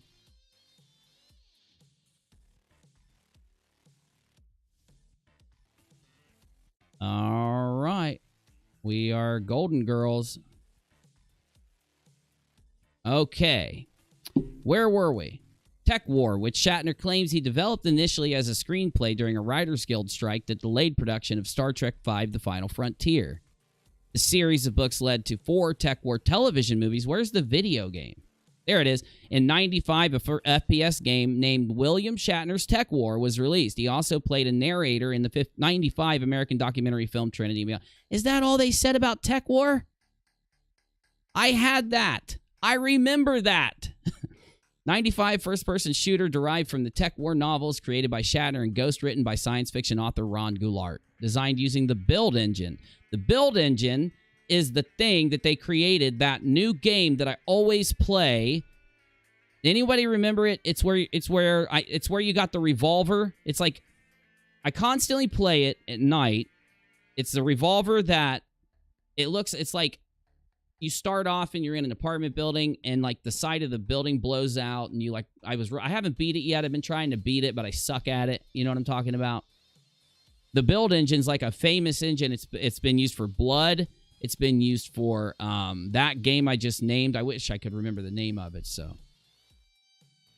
yeah, if you see anybody restreaming another YouTuber while they're live without that YouTuber's permission or sending people from their chat over to troll their chat, that is literally against TOS. You know, the thing that they're trying to say I'm breaking by doing a live stream. Okay, almost done here. So, He had a bunch more movies that I'm not going to worry about. But in 2007, Shatner launched a series of daily vlogs called Shatner Vision. I didn't know that. I was just going to read about his star on the Walk of Fame. I've seen him on Conan O'Brien. Shatner was not offered or suggested a role in the 2009 Star Trek by J.J. Abrams. Who cares about that? The originals were better. Shatner's star on the Canadian Walk of Fame. Did I read any of Shatner's novels? I don't know. I probably did. I read The Lord of the Rings. I mean, I read a bunch of novels when I was younger and in school, but if you told me the plot to one, I might know, but yeah. So, Shatner has a musical career and spoken word. 68 album, The Transformed Man. I didn't know this. Shatner recorded a wake-up call that was played for the crew of STS-133. See, this is how hardcore famous William Shatner is. And there's his discography. I'm not going to read the personal life thing, though, but... Oh, let's read about this. Leonard, in 2008 book, Up Till Now, the autobiography, Shatner discusses how Leonard Nimoy helped him take Nerine to treatment for an alcoholism. Shatner writes an exempt from his book, Leonard Nimoy's personal experience of alcoholism now came to play a central role in my life, and it helped us bond together in a way I never could have imagined in the early days of Star Trek. After Nerine and I had been... What is Nerine? What in the world is this? Leonard Nimoy helped take Nerine to treatment. Oh, him and... Okay, I don't even know who Nerine is, but... He said, I married Nerine in 97 against the advice of many and my own good sense, but I thought she would give up alcohol. Oh, it must be his wife. We had a celebration in Pasadena, and Leonard Nimoy was my best man. That's just crazy, dude. I woke up about 8 o'clock the next morning, and Nerine was drunk. She was in rehab for 30 days, 3 different times. Twice, she almost drank herself to death. Leonard, sober for many years, took Nerine to AA, but she did not want to quit. And let's skip through because I want to get to the bottom. Oh, let's do charity work. In 2006, Shatner sold his kidney stone for $25,000 to goldenpalace.com in an appearance on the... That's how famous he is, okay? His kidney stones are worth $25K. In appearance on The View in May of 2006, Shatner said the $25,000 and an additional $20,000 raised from the cast and crew of Boston Legal paid for the building of a house by Habitat for Humanity. In his spare time, Shatner enjoys breeding and showing American saddlebreds and quarter horses. He rode one of his own mares, Great Bells of Fire, in Star Trek Generations. Shatner has had a 360-acre farm near Kentucky named Belle Reve Farm, from the French Belle Reve, beautiful dream. Belle Reve was the name of Blanche Du Bois and her sister Stella's family home in a streetcar named Desire, where he raises American saddlebreds. And... filmography, or no, his awards. Okay, I'm not going to go over all of them, but I want you to see how many awards he's won.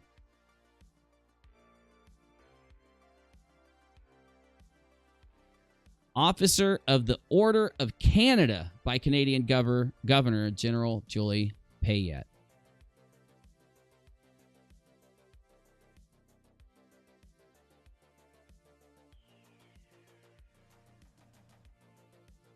Wow. Are these books?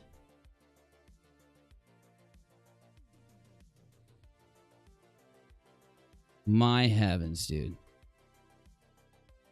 So William Shatner is, like the Wikipedia article said, a cultural icon. He's not just an actor. He's not just someone who people are fans of. He has literally like started the sci-fi. He starred as the actor who defined the sci-fi space flying around type thing in the early days of TV, like whole generation of it, you know.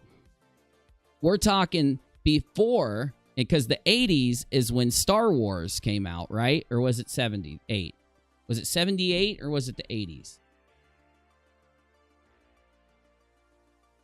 I'm pretty sure it was 78.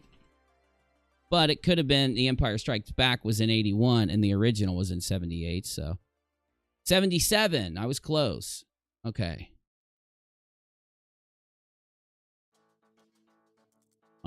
I can't find where the second one, when the second one was filmed, but okay.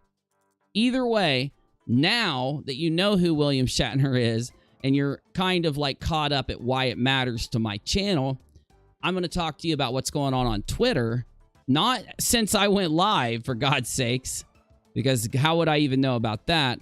But I'm going to talk to you about what happened in order for this mess to occur. And while I do it, I think Navy was around. Is Navy around? Navy, are you here? I think he's here. Are we still having issues in the chat? Well, I'm just going to handle it. Just as long as Mr. Shatner is witnessed, because he was watching, he tweeted my link. As long as he's witnessed the targeted harassment campaign from Steve McRae's fans, because Steve, this is what Steve McRae does to people, Mr. Shatner, this right here.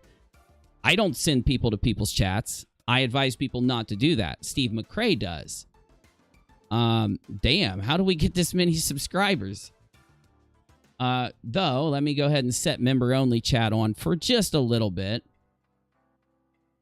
And we'll talk about that while we chill for the rest of the stream.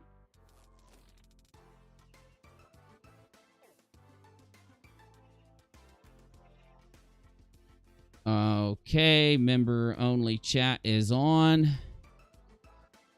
Ah, there we go. Now listen, Cherie, Pippa's, MD, Zach, don't leave. I will turn member-only chat off in a little bit, okay?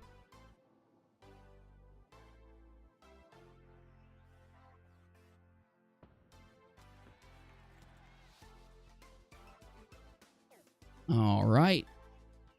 We are set up. We are ready to wreck it. Let's go.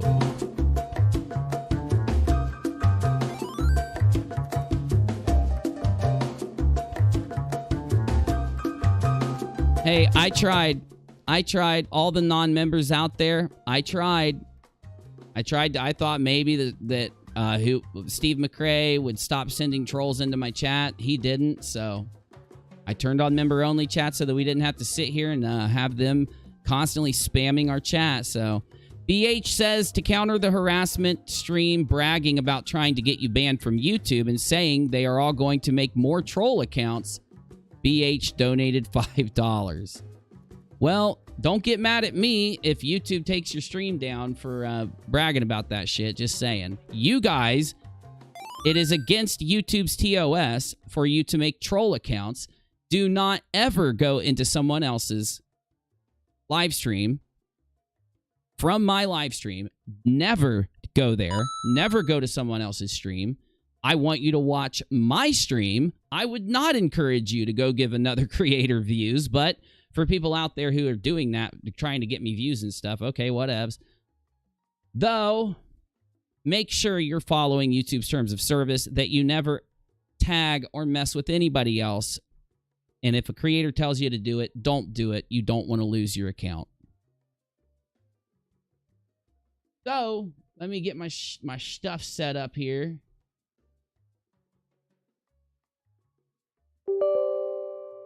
And see if we can get Navy in here to chill with us. And we will hang out for the after show part of the stream.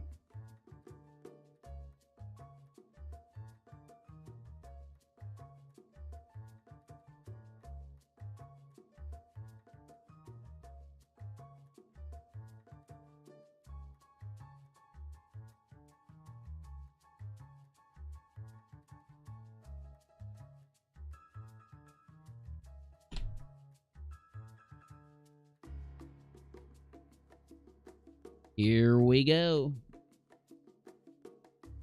Navy, do me a check, brother. Check. Much better than last night. I listened to the playback last night. It was a little low for you. Leroy, Uni keeps it real, just saying. Oh, of course I do, Leroy. And Pippa, thank you for joining.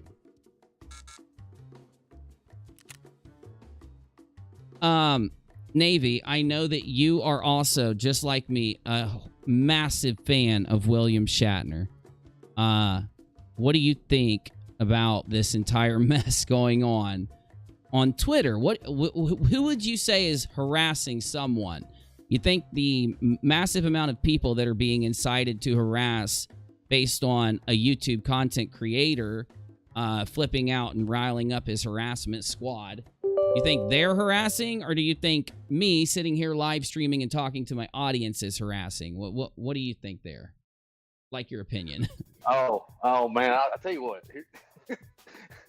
It is it's sad and hilarious at the same time. That it's like I was talking to people earlier in Discord, and I said, you know what happened was that you were, putting it out there, a little satire, a little fun, right? And somebody decided they wanted to go tattle to Daddy, and that's exactly what they did. They go tattle. Oh, look what he's doing! Look what he's doing! And I don't know. I don't know what I did.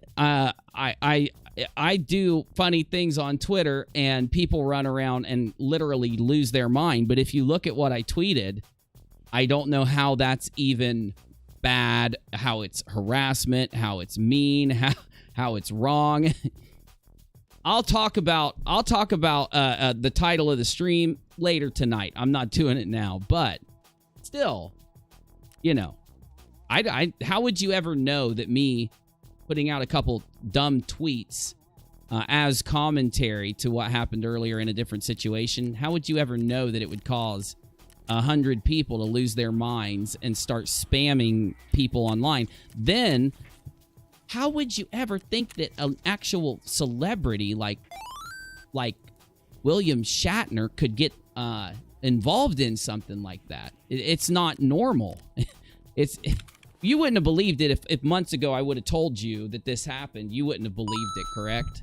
Yeah, no, not at all. And the funny thing is, the way it's being portrayed is that somehow something devious is going on over here. And, we got to go tell them, let them know that there's something devious going on. And there's nothing devious going on. The guys are just a bunch of babies. Well, I've streamed on YouTube for 5 years doing exactly what I've done tonight. And I don't know how I'm doing anything wrong tonight compared to any other day I've streamed. I'll tell you that much.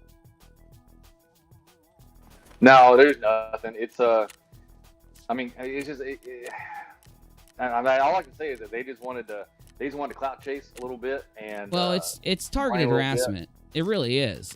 Them. Yeah, they're tagging. They're trying to get someone to come after you, and that's what they're trying to do, right? And so that whole they're gonna get William Shatner, the famous cultural icon, to come after a YouTuber that didn't even do anything. It sounds crazy. It literally has to sound crazy to any normal person, Oh, hold on. I'm going to take this SVDS. Snow Dog wanted to tell you that he had a message in general that if you look at the pinned message, he accidentally hit it by mistake. He hid the pinned message or something? Yeah, he accidentally deleted it. Yeah, that's okay. No, just let it be deleted. Let me pin Lisa Allen. Oh, no, never mind. No, do not. I'm sorry, Lisa. I've got to remove that. No, I would never ask you to strike any channel or do anything like that. So let me find a different message to pin here. No, it's crazy. I mean, the man's 90 years old. Leave the man alone, and then leave. Well, he's a cultural freaking icon. He does things for charity. He's a respectable man. These people spamming him on Twitter like they're doing. Could you imagine what his phone must sound like with these guys spamming him? I don't know. I haven't even seen Twitter, so I don't know. But I could imagine, like, yeah. It's why? What the hell do these people think they're going to accomplish? Nothing. They're just booming out again, and it's so funny because you just sit back and laugh at them. Like it's so crazy. Damn it! There we go. Oh, well, that's what I'm doing. I mean, what else can I do, for God's sakes? I don't hear anybody making a criticism. I don't hear anybody saying that there's an issue. There isn't an issue. It's psycho, dude. Straight up psycho. Not Mr. Shatner. Mr. Shatner just got trolled, and he didn't realize it. Mr. Shatner looks at his phone. He sees all these people tagging him out and acting crazy. They probably DM'd him or said something to him like, this guy said all this stuff about you. I didn't say a word about Mr. Shatner when all that stuff started happening. Not a single word. All I did was tweet a couple jokes out, but who cares? Like, And yes, I don't know how anybody can think that people aren't allowed to joke on Twitter, for God's sake. It's pretty meta, though. I mean, I'll go ahead and spill the beans in a minute, but I know I have magazines for my SVDS. Well, you know, the funny thing is, it's just real sad because they sit around waiting for you to do something, right? They have nothing else to do in their lives. Nothing worth of note or whatever. I believe it now, wait dude. around. Yeah, wait around. Because we saw, like, when you put that first tweet out, right, we saw how fast somebody reported Steve it to McRae. Just say his name. Yeah. Steve McRae did it. Well, reported it to Steve, and then Steve turned around and reported to somebody. I mean, it was within, like, man, it had to been with 30 seconds of you putting it out there. Like, they were watching you up to the point that within 15, 30 seconds of you tweeting something, they're already, like, trying to share it, and then someone's trying to report you doing craziness. And that is just, that's sad. Report me. In order to report somebody, they have to do something wrong. How can they report me? It's crazy. Well, I mean, report you to Bill Shatner. Oh, and, okay. You know, and then they try to pull him in because obviously they couldn't get him to respond with anything else they do. So all of a sudden they're going to try to do this to get him to respond back and talk about how I much can't believe he hurt responded. I can't even believe it. I imagine people like Mr. Shatner, you know, wealthy, respected across the world, known across the entire world, not, you know, being, you know, doing important things with his time. And, you know, I know he does shows like, what's the show he's doing right now, Navy? I know you know more than I do. It's a show on history or something, right? Or yeah, it's a show on History Channel, and I don't remember the name of it off bat. Chad, if you Unexplained. Have it, somebody type it in the chat. It's like, oh, my chat's locked up. Hold up. It's like Unexplained Mysteries or something like that, or yeah, and it's like, I mean, it's a basic History Channel show. They go into looking at things like aliens and different kind of, like, you know, mysteries that they have out there. And, you know, you can't get a better guy to narrate that. Like, he has the voice. No. He's you know what I mean? He's like I said, like, I remember Rescue 911. Me too. And it was one of my favorite shows. Me and my sister used to watch it all the time when we were kids. Yeah, and me too. it's called The Unexplained. Yeah, The Unexplained. The Unexplained, yes. Wouldn't even be a good show without Mr. Shatner. Not putting down the show, saying that Mr. Shatner is awesome, obviously. I hate to say it, man, but, I mean, I think it's... I didn't do anything against Mr. Shatner. So, I have to be able to say this next statement. It is literally, I want to thank Mr. Shatner for tweeting my link, regardless of why he tweeted my link. Because that's just amazing. It's amazing. They don't understand that by tagging him, they made a dream come true. But I didn't even tag him myself, Nikki. I didn't even bother the man. But I would think he would ignore me even if I would, because I'm nobody. I'm just a YouTuber. Just like anyone else. Anybody can be a YouTuber. Anybody can be a YouTuber. You know that now, after tonight especially. Well, you know what I would hate to see come from this, honestly, is for William Shatner to not respond as well as he does on Twitter to his fans, because this group of crazy people like that'll end up happening. Mr. Shatner is gonna start having to ignore people that tag him on Twitter now after this experience, because he's very quickly gonna realize what happened. Sinister Porpoise says, I'm still waiting on my TRO. 7 days, says Sinister Porpoise. Well, at least you've never had one, Sinister Porpoise. The man who is harassing me right now on Twitter and other places has been served with a TRO for how he treated another YouTuber for 1.5 years. Mr. Shatner, just saying. Mr. Shatner needs to know that Steve McRae, the man that has been spamming him like he has been served with a TRO. And yeah, I think that explains a lot about what's going on. Let me put it into direct words for you. The reason that Steve McRae was served with a TRO, the thing that made him do what he did to a YouTuber for 1.5 years so that he ended up getting a temporary restraining order against him from a judge, is the same behavior that he is inciting right now toward William Shatner and the rest of the people on the internet. Same behavior. I just had to put that in there, Navy. I'm sorry. I know I'm not supposed to mention him. And I'm not supposed to mention him, Steve McRae, because he does this to people. If you do mention him, he bugs out even worse than he did when I didn't even mention him. I didn't even mention him tonight, Navy. I have ignored him all day, Steve McRae. This is what he does. I know. This is what he does to try to get people's attention. Oh, we got a new rocker.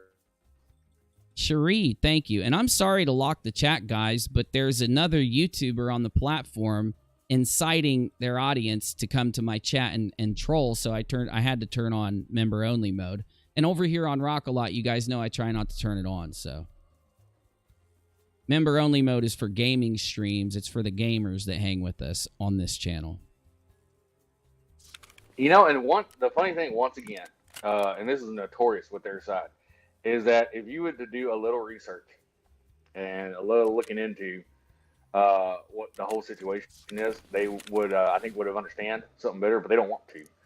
They want to call somebody out. Like anyone they don't like, they wait around. We saw this today. They wait around for that person to say something, anything they can twist and turn into something negative. And then they have a field day with it. I know, but I don't know how you can twist and turn anything I said into something negative, for God's sakes. I didn't even say anything that can be twisted or turned into something negative at all. It's crazy.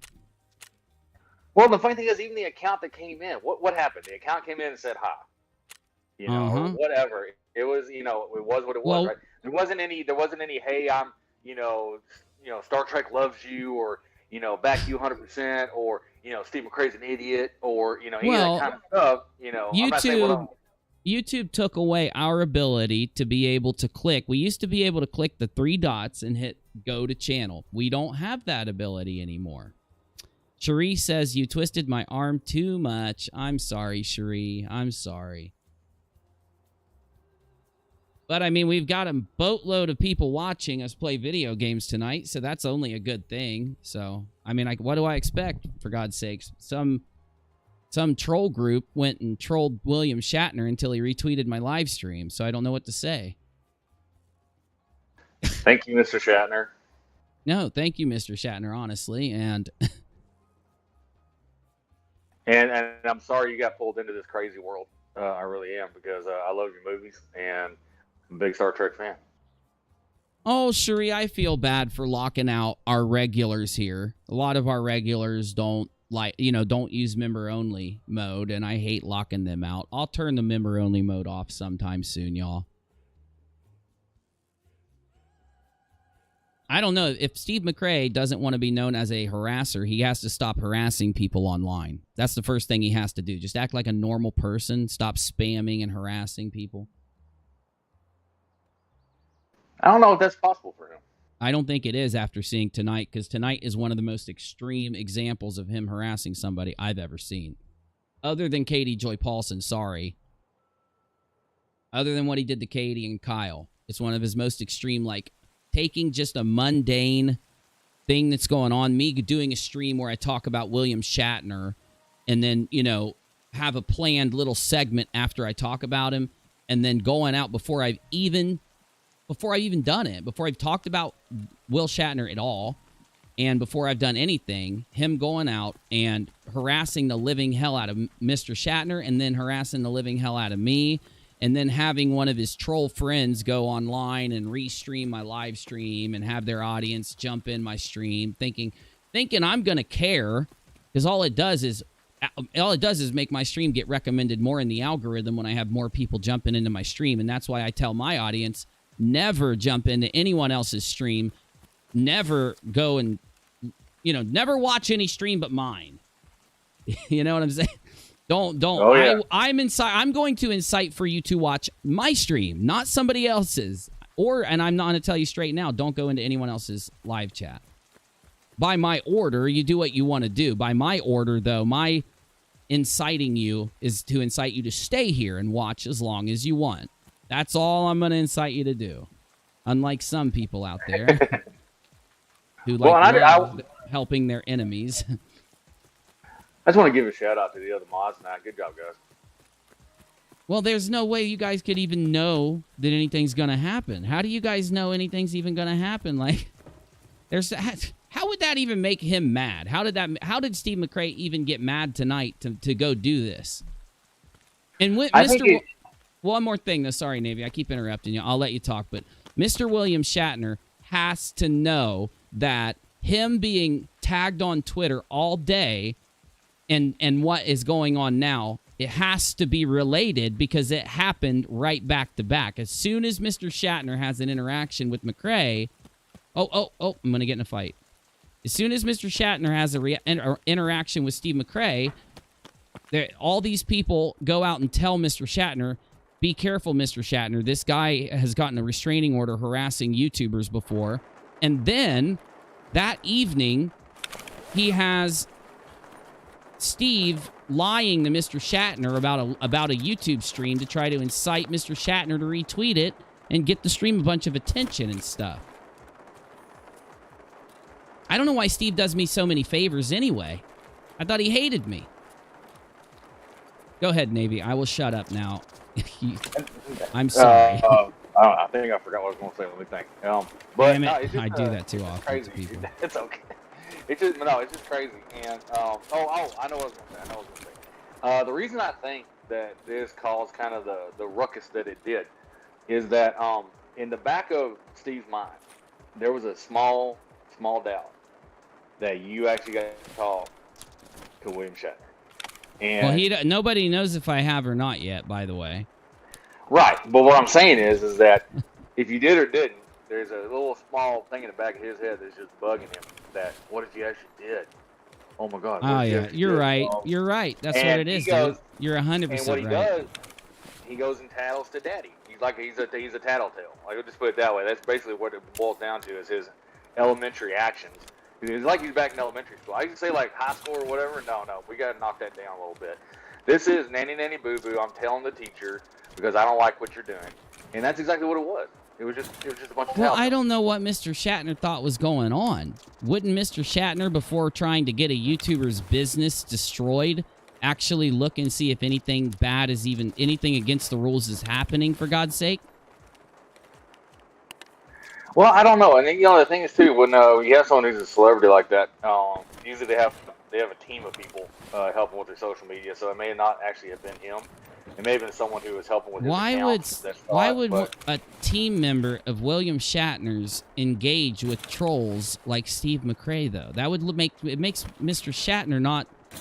I'm not saying that what happened tonight makes Mr. Shatner look bad. I'm just saying if a team member did it, why wouldn't Mr. Shatner not keep that person who's in control of his Twitter, right? Shouldn't they know to go out and look at who they're interacting with, what the reputation is of that person, what that person's channel is, what that person does? If you click on Steve McRae's channel, all you're going to see is him yelling and screaming and flipping out, showing people's bank data on his stream, which is against the rules, inciting excuses for people to dox other people. These are all things you see if you click on his channel. On my channel, you just see me talking about subjects and hanging out with my live stream.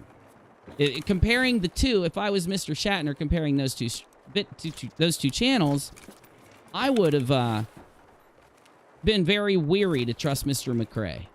I would have looked at my channels and saw an actual person doing a presentation in every video, calmly, having fun with his audience, entertaining his audience. You see that on my show.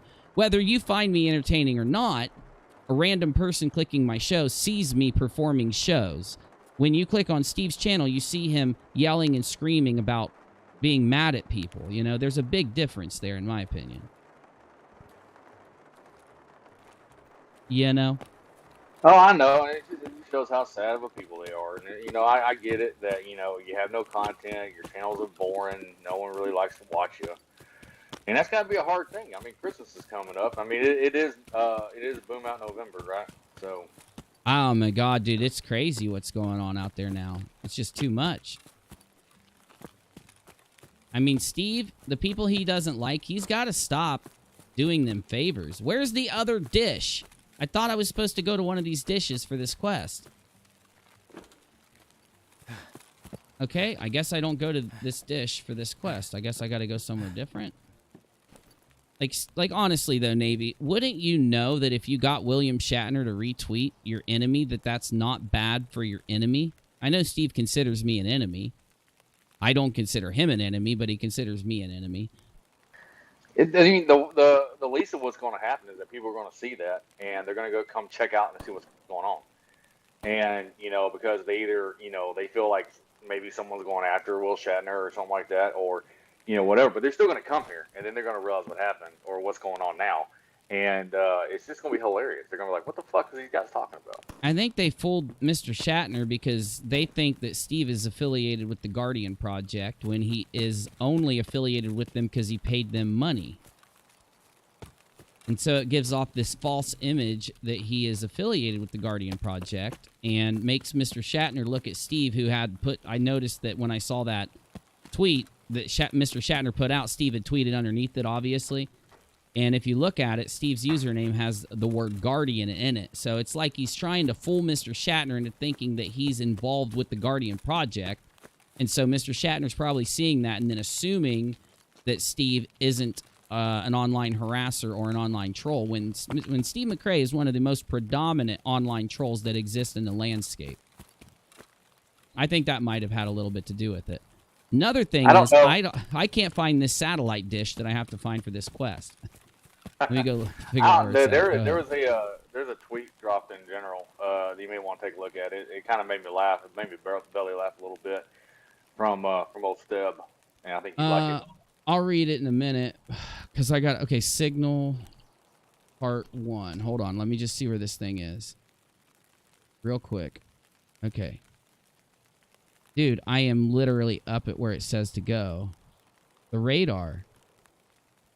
What the hell, dude? I gotta go. I already got the one on the roof, and then I gotta go to the radar. Let me look. Oh, survive and leave. It gave it to me, and I didn't notice it. All right. Steve's tweet says, UNIRock and his troll followers think that it's just a big joke pretending to be somebody else for views and money. Just a joke? It is simply, he's lying. I never pretended to be William Shatner. And, well, if there's any doubt beforehand, I think Uni just secured himself a DFOTY with this stunt. And then Steve says he keeps getting away with these stunts, and then I and others speak out about it, and we are the trolls as he plays the victim. I'm not playing the victim card, ding dong. You went and spammed old Mr. Shatner. You went and spammed him. You got me? It's visible on the internet, dude. Navy, would you looked at Twitter? I haven't. What would you describe what happened to Mr. Shatner? How would you describe that? A bombardment of bullshit. A bombardment of bullshit. I didn't even tag Mr. Shatner. I didn't even tag him or go underneath one of his tweets and say a damn word. Yeah, so, and that's what's happening. He's the one. It was pointed out by someone in the Discord that it is not you, it is Steve that is the one adding at him, adding his @ sign to all these tweets and all this kind of stuff. And he just wants attention from somebody, and he'll do whatever it takes to get that attention. Another thing, Navy, I have just as many viewers tonight as I have in any other stream, which is weird considering if I'm trying to get attention so bad, why am I sitting here playing a video game and chilling rather than trying to participate in some stupid thing that's going on like Steve is? And Steve must be watching if he's going to tweet that out because he has to be listening to what we're saying. Steve, you got to use logic, critical thinking, and common sense to make your arguments. I don't know how you're going to say that you're not trolling Mr. Shatner. You told him I was you said that I was impersonating. I read the tweet. Can you please justify how I'm impersonating Mr. Shatner? Sitting on my stream talking without even using Mr. Shatner's classic accent. I didn't even use his classic accent. But even then, I would be doing an impression. I wouldn't call that... I guess I would be impersonating him a little, but that's not against YouTube's TOS. Sorry to say it. If I wanted to do a William Shatner impression, it would not be against TOS. And my God, did I just shoot a dirty snipe, dude. That was a dirty snipe. This is what happens with him. He causes these problems. He can't stand any other YouTuber talking about anything. And he causes these problems, but then tries to go around acting like everybody else is doing something wrong. Well, and this is my opinion, obviously, but I won't put it out there as my opinion. That when you, as a person, try to use what seemed to be like, I guess, a pretty good project and the things that they're trying to do to get yourself,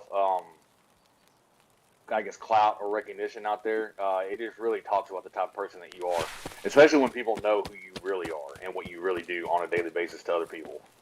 Well, what would happen if you were, let's say, Navy, you start a YouTube channel, you end up making videos about Katie Joy Paulson for a year and a half, yelling at her, screaming at her, calling her a liar, calling her names, making fun of her looks like Steve did.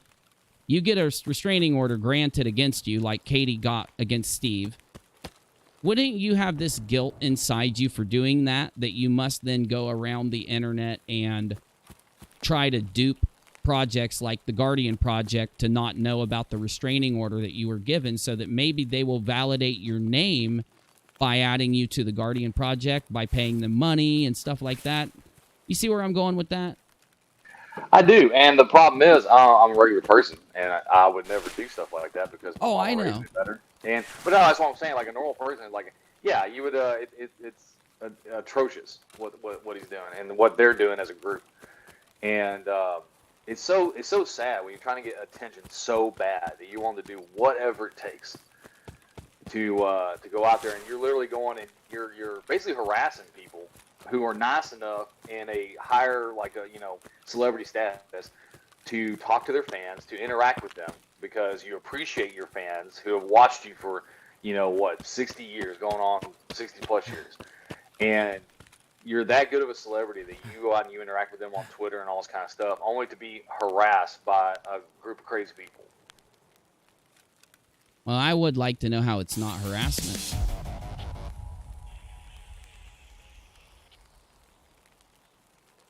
Well, and here's the thing too, and I think this is something, we talked about earlier about the retweet that William Shatner did at adding YouTube, right? He can at YouTube all he wants. Well, I think the thing is that was kind of like the goal of what they were trying to do to convince him to do this, and that in of itself is harassment towards you, because they're trying to get a celebrity who doesn't understand, nothing against Mr. Shatner, he doesn't understand nothing at all. But they are trying to get him, because of his celebrity status, to have YouTube come after you. And I don't know why. Crazy. That's so stupid, dude. I think Steve has just proven to all of us he doesn't understand the terms of service. He doesn't understand a lot of things. Coming from someone like him who doesn't even... Like, he's friends with people who impersonate Katie Joy Paulson online. How does that make sense?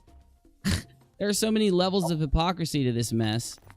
You know what I'm saying? Like, he's actually friends with people that impersonate Katie often. Like, how many of those accounts were on Twitter that he was always interacting with, right? Actually, I can keep this pistol for my next run, dude. Yeah, in case I run out of ammo. Not only that, but the hate groups on Reddit and all this kind of stuff, like, it's just crazy. Like, they go above and beyond. If they applied half this effort to putting out content, or, I don't know, getting a regular job, point. they'd probably be successful. That's a good point. If they did apply the effort that they're using to troll around on Twitter to actually making content, I don't know, like I do, make content... Yeah, it would. They'd probably be a lot more successful with what they're doing. That's no joke.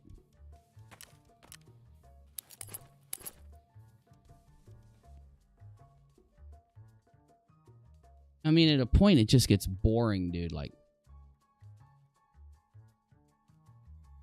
well, and it just gets like it gets predictive, and it's really sad because you can sit there and say, and I'll bring it back to something that happened, a couple months ago or a month ago or whatever. the whole judge aspect with this non sequitur case, right? You put out a tweet about talking about talking to the judge. Yeah. And what was the response? The response was, "Well, you couldn't have had because of this, this, and this." Like, I mean, come on. If they can't Well, see why? that. The why did I put out a tweet about talking to the judge? For God's sakes.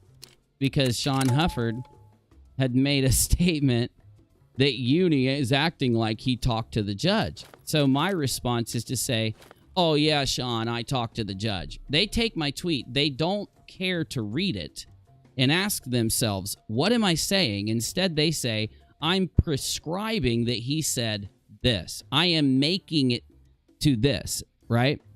Yeah, and then they roll around for, oh God, a month. How long did they complain about that tweet? A month? Oh yeah, it went on for a while, and it just kind of fizzled out like everything else does. Like, this is gonna do the same way. Well, this will all be fizzled out by tomorrow. Well, maybe a day or two because Shatner was involved, but still. It's just funny to think that somehow anyone did anything wrong here other than the people who spammed William Shatner. They are the people that did something wrong here. If they want to put out a tweet or something, okay, fine. If they want to troll William Shatner, at least admit it. You know? Oh, yeah. No, that's definitely the way it is. He's a public figure. He's a celebrity. So people are going to tag him and never, ever expect. I thought celebrities couldn't get tweets from us. That's how it was explained to me. I was told celebrities, okay. Here's what I was told by somebody who has a really big Twitter account that I know, a creator. I was told, Leroy, thank you, my dude. Why is member only on? Now Busy can't talk to his girlfriend. No, member only's mode's on because we had to kick like 40 accounts, I think, or some shit. I just saw the mods having to kick a bunch of people because a YouTuber broke TOS tonight and incited their audience to come troll my chat. So that's the same thing Augie RFC got in trouble for a long time ago. I don't think Augie does it now. I'm just saying he got in trouble for that. So, you know, you're not supposed to, like, it's in the August 2019 TOS. I just read the August 19 TOS like 2 weeks ago. You can't do that. So I had to turn on member-only mode just so my mods didn't have to work overtime. I want my mods to be able to relax a little bit tonight, too.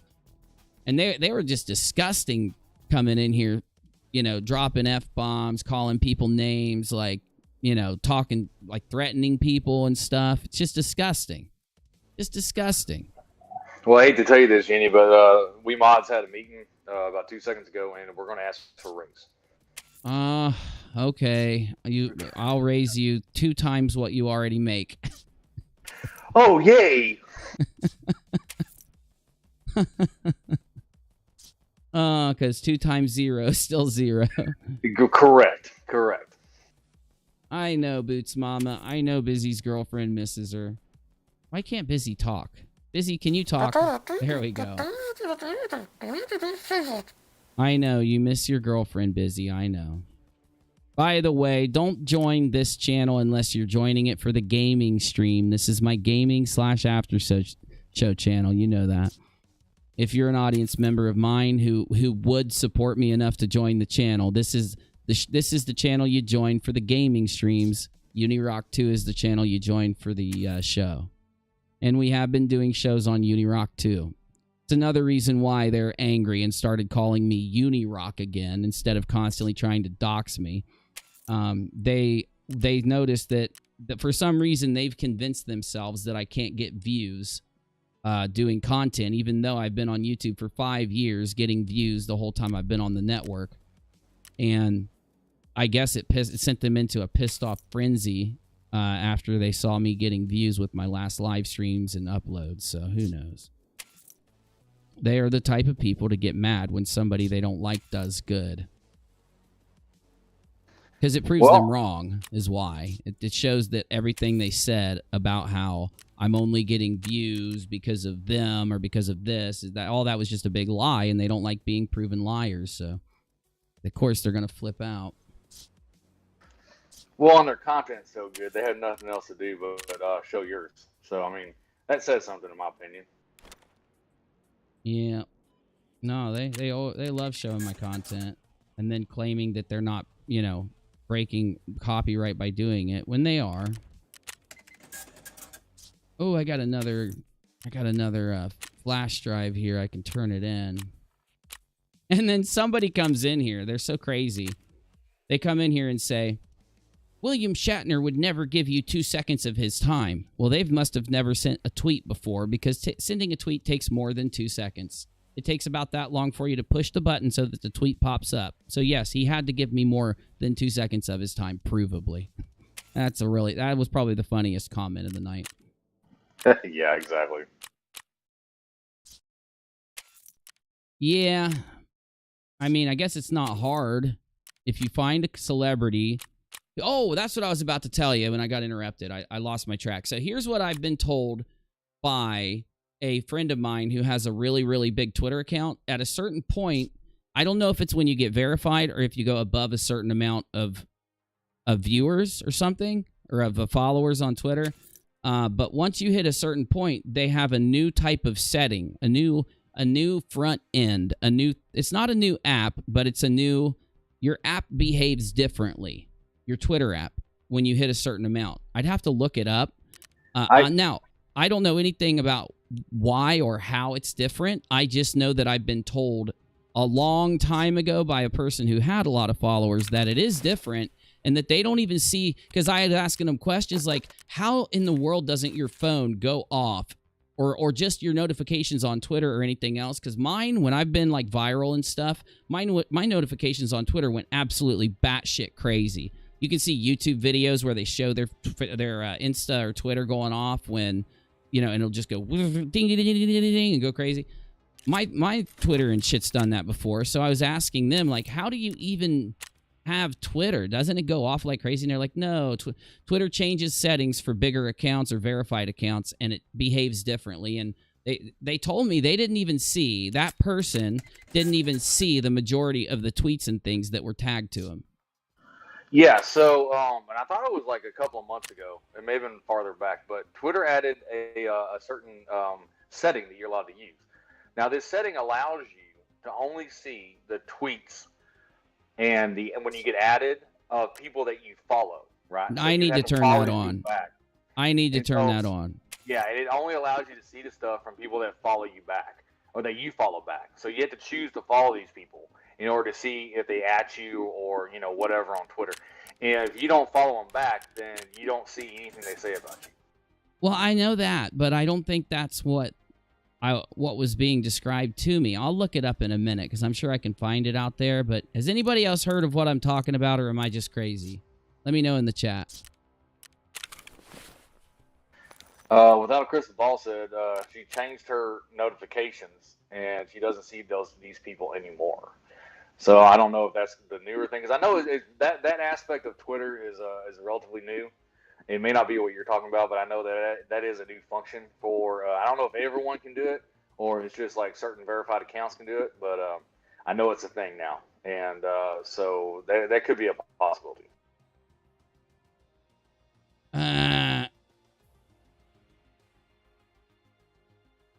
How do celebrities deal with Twitter notifications? Here we go. It started to autocomplete. How do celebrity Instagram and Twitters work? All of them have a social media manager, blah, blah, blah. There are huge numbers of celebrities manage their own accounts. A lot are managed, blah, blah, blah. It's filtered. None of the like or call moments are visible unless you go read them or set it that way. Instagram for people that usually set it to where they only have people they follow, blah, blah, blah. But some celebrities reply to their followers' messages. Do they have people go through it? Many, yes. Most of the time, they don't control their accounts. A lot of apps and services. I swear to God, there's a setting or something. Yeah. How do celebrities or people with large followers on their Instagram feeds notifications when they post a picture? Oh, okay. It's got a setting that they turn on or something. Yeah. Stuart threw a picture of it in general. I think that's what you're looking at. Oh. No, that's not it. I swear to God, dude, it's an actual like different setting inside of a verified account or a large account. It's a setting that we don't have that they have access to, or something like that. Okay. I don't know. Maybe not, man. Maybe not, but I could. It could have just been like a rumor I heard or something. But I swear that I'm remembering a really old conversation, but.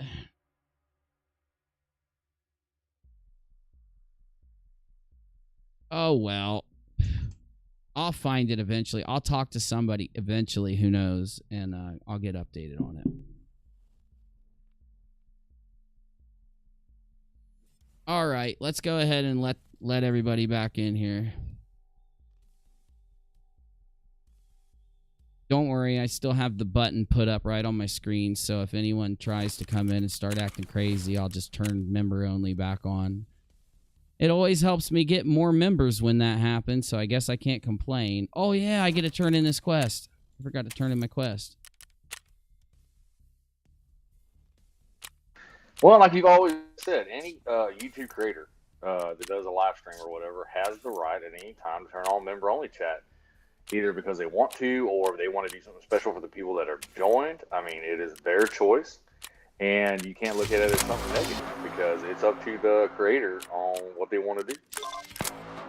Oh, no. Oh, no. I hate this quest, dude. Member-only mode is now off for anyone out there who is not a member. Just so everybody knows, member-only mode's off. Let me reload my front end. I can't see anything. I can't see how many viewers I have or anything. Let me reload.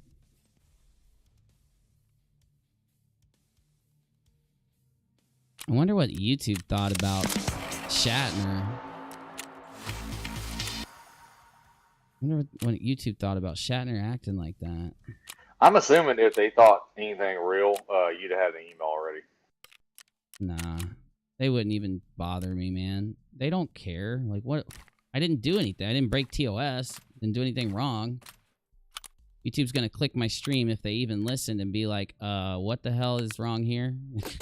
This dude's talking about William Shatner. He's got Shatner in his thumbnail and Shatner in his title. What's the big deal here?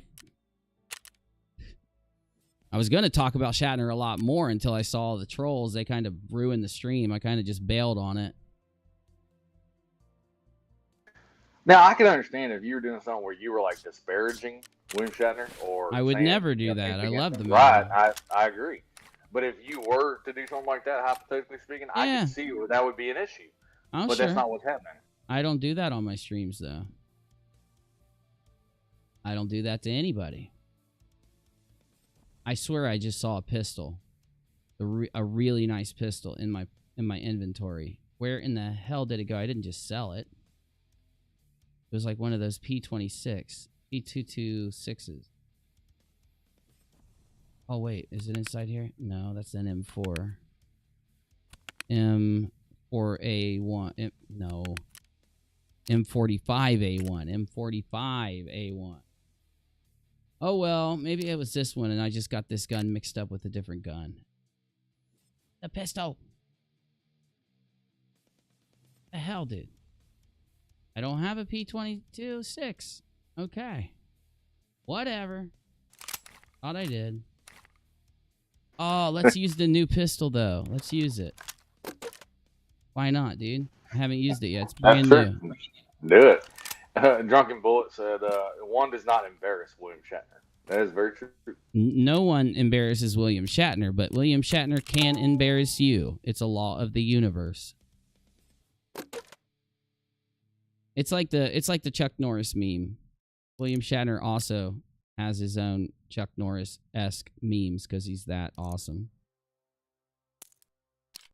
Those memes from Chuck Norris are hilarious. I love them. Oh, yeah. The jokes, those Chuck Norris jokes from, like, the World of Warcraft days. Oh, yeah. Oh, like one of my favorites was Chuck Norris does not push himself up. He pushes the earth down. Yeah. Oh, yeah. That is a good one.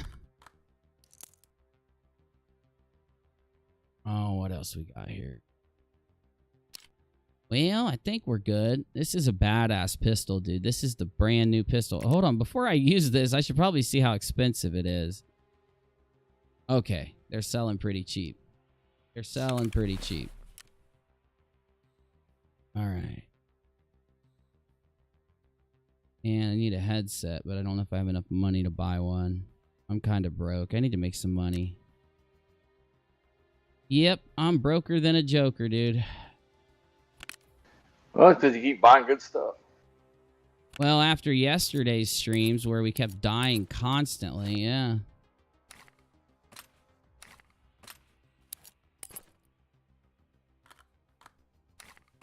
All right.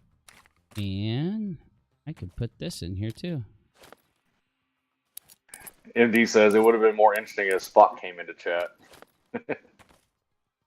Oh, yeah, that would have been paranormal. We could have turned that into William Shatner's new show, The Unexplained. Oh yeah.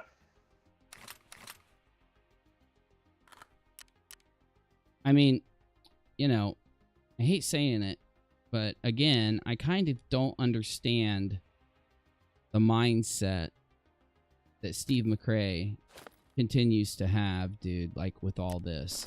How does he not understand that him sitting on Twitter tagging me and William Shatner and then obviously noticing that after he does that, all of these people follow him to also start tagging and flipping out on William Shatner, but somehow he isn't doing, like, he's not inciting this to happen somehow by his rationale. That's what I was saying earlier when I was saying, like, I'd like to know how what he did isn't like targeted harassment in any way, because I mean, shit, dude, like if I would have just went live and he would have just, you know, done something else, none of this would have even happened at all. He is the factor that makes this he is the reason this stuff continues to constantly happen. Like yesterday, nothing happened. If he would have bugged out about me, something like what happened tonight would have happened, right? The day before, nothing from him. Nothing from him towards me that I know of. So when he doesn't do dumb things, now I put Brittany Murphy in my thumbnail. Brittany Murphy was in my thumbnail, and Brittany Murphy was in my stream. Like, I talked about Brittany Murphy. I did an entire, 2 hours on Brittany Murphy between my presentation and talking to you in here. Remember that night? Oh, a celebrity. Yeah, another celebrity I talked about in here. Did anything happen that night, Navy? Did anybody bug out? Did we have a flow of trolls in our chat or anything? I don't remember that happening. I mean, no, it was pretty quiet. The difference between every night when I stream and tonight is simply that he led his trolls to go spam William Shatner. So I would imagine wherever William Shatner is sitting tonight, he's chilling, doing whatever he normally does, and he notices that his Twitter's blowing up. And he looks at it, and these guys, God knows what they're saying to him, but he is so famous, he has to have YouTubers talk about him pretty often. Oh, of course. Yeah, no, he's probably him or the things that he's done is always going to be the subject of a lot of people talking. No, it is true. NerdRotic just talked about William Shatner at least within 3 weeks. It might have been a month ago. I saw the dude that wears the mask. Do you know who I'm talking about? He hangs out with NerdRotic. He does like all the rumors stuff about Star Wars. What's his name? I know who you're talking about, but I don't remember the name right now. Anybody know who I'm talking about? The YouTuber. He wears a mask. Doomcock. The YouTuber named Doomcock. He was just talking about William Shatner and Star Trek over and over. There was something that happened with Star Trek like a month or two ago. NerdRotic, William Shatner, and all these people were talking about him. And when they talk about William Shatner, this doesn't happen. When I talk about any other celebrity or William Shatner any other night, or Jean-Luc Picard, who I was going to talk about tonight but didn't after this big explosion happened. I might still talk about Jean-Luc Picard tonight, actually, because I actually wanted to tell you a couple things about him, but still. We were just talking about Jean-Luc Picard, yesterday or the day before? Yeah, we have many discussions that revolve around Star Trek. We talk about Star Trek constantly because you and a lot of the other Discord members are extreme Star Trek fans, and I'm an extreme Star Wars fan. I do love. If you don't know, Lisa got me re-watching certain Star Treks because I'd never even seen the one. What is it? Discovery after Next Generation, right? No, Discovery is the newest one that just came out. Wait. Next Generation would be Deep Space Nine. Deep Space Nine. So she got me watching Deep Space Nine when I'd never watched it. It's the one where they're floating around in like the edge of a galaxy or at the other end of the universe or something like that, right?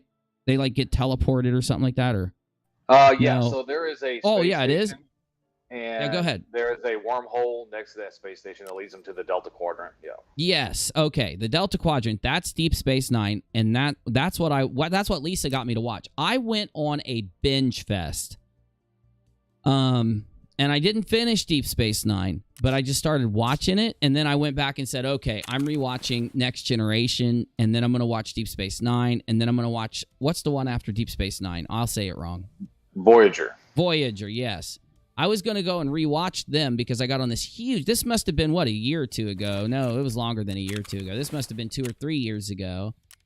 But anyway, all I know is Star Trek is a constant topic in our Discord server. Jean-Luc Picard, William Shatner. We were just talking about Sean Connery for an hour the other day. So I know, Spurgy, I'm sorry. We can get you back in sometime soon. Message one of the mods as soon as you can, and we'll work on it, okay? I'm sorry. Our Discord boots for inactivity often, and it also boots for other reasons, even if I don't do it. Now, I don't remember what happened. I don't know if it was inactivity or something, but yeah, I'll get you back in. I need to get, there are a couple people I have to get back in Discord so that I can then start getting other people in Discord. The problem is I don't think these people who constantly harass the living hell out of us, I don't think they're going to stop ever. You know? Because it doesn't matter if we talk about them or not. They just don't stop, dude. It's constant. Okay, I got to kill 25 scavs at the interchange, but it's one of the scariest maps out there. I got to do a bunch of stuff in the factory. Whoa. Okay, Chairman House, Fisherman House, and the Priest House on Shoreline. That's what we're doing. We're doing the Shoreline quest.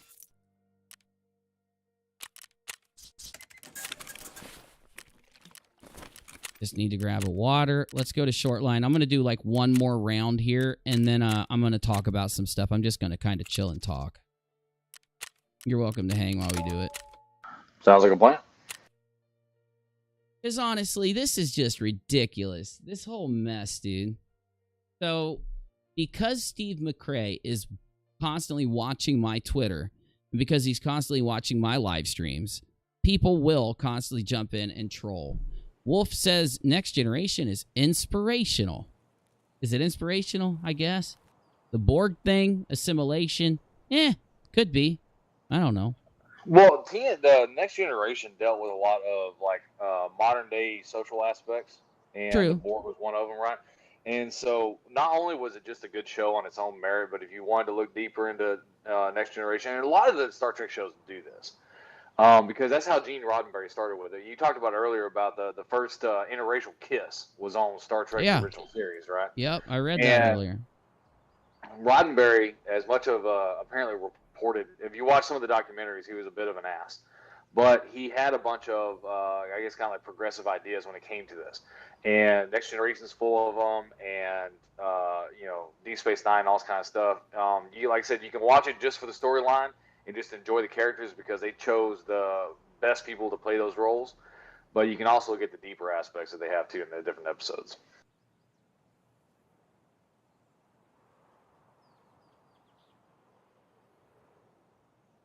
Hear you, but I had to grab some stuff. So. Now, Stuart, I think, just corrected us. Isn't Discover the one where the Star Trek Discovery is the one where they accidentally get shot to like the other edge of the galaxy? That's Voyager. So he says that the Delta Quadrant was with Voyager, where they got accidentally shot into the Delta Quadrant. But he says it was the Beta Quadrant, and I thought it was Delta and maybe in both, but I could be wrong. That it was those quadrants. But either way, DS9 is the one with the space station and the wormhole, and then Voyager is the one where they accidentally got shot, millions and trillions of miles away from where they were, and trying to make their way back. Right. Leroy just said Next Generation is the best. I love the Next Generation. I love the original with William Shatner, and I love the Next Generation with Jean-Luc Picard. And I wanted to talk about Jean-Luc Picard tonight, and I'm going to after I do this run. So we got a bunch of people hanging still, so we might as well. I'm probably going to die right now because I just got one of the worst spawns I could possibly get, and I fell in a hole.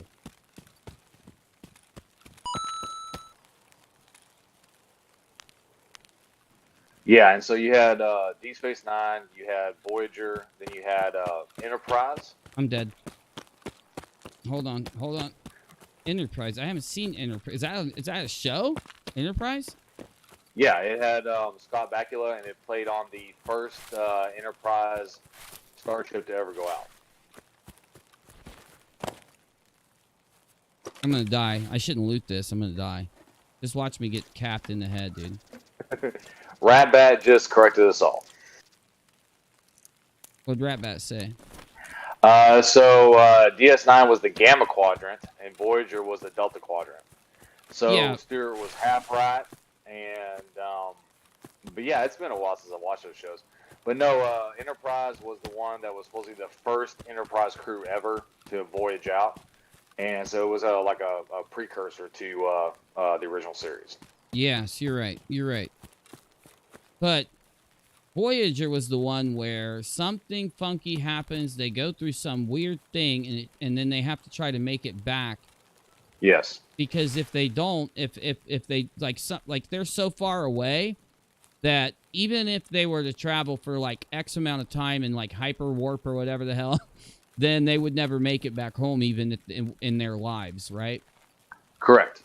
Okay. Yeah, I haven't finished that, obviously. You can tell because I barely know anything about it. But I'd like to finish that, and I'd like to finish the Deep Space Nine also. Deep Space Nine was pretty crazy, but I started to get hooked when I watched it because it was really unique, you know? Well, Deep Space Nine was probably the first one, I would say, that had a active kind of like spiritual component when it came to the show because of the fact that Commander Sisko, who was head of the Deep Space Nine, space station, became the emissary to a religious aspect of the Bajoran that was supposedly lived in the wormhole, and he was the emissary between them, and so it had a lot more of a spiritual aspect that the next generation. How'd they live in the wormhole, bro? I forget. Oh, hold on. Watch this. Okay, this is a extremely far sniper shot. Oh my god. Go ahead, dude. I'll tell you when I'm taking this shot, though. So, go ahead. No, it just kind of had like I had to go back and rewatch it. It's been a couple years since I watched the show, but he was chosen by them in a kind of like a supernatural manner to be the emissary, and supposedly they existed inside the wormhole.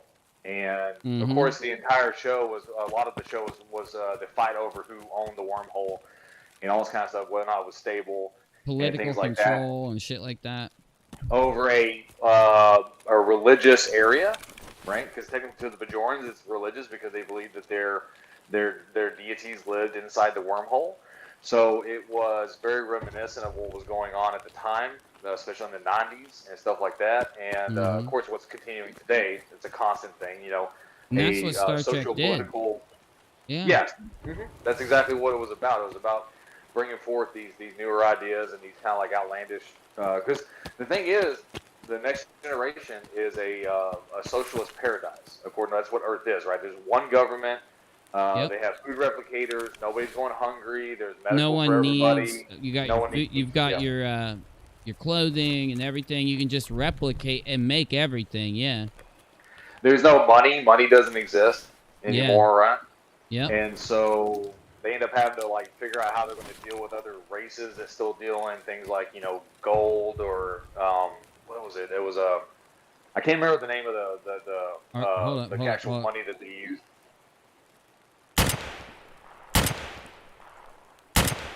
Fuck, I missed, dude. Sorry, go ahead.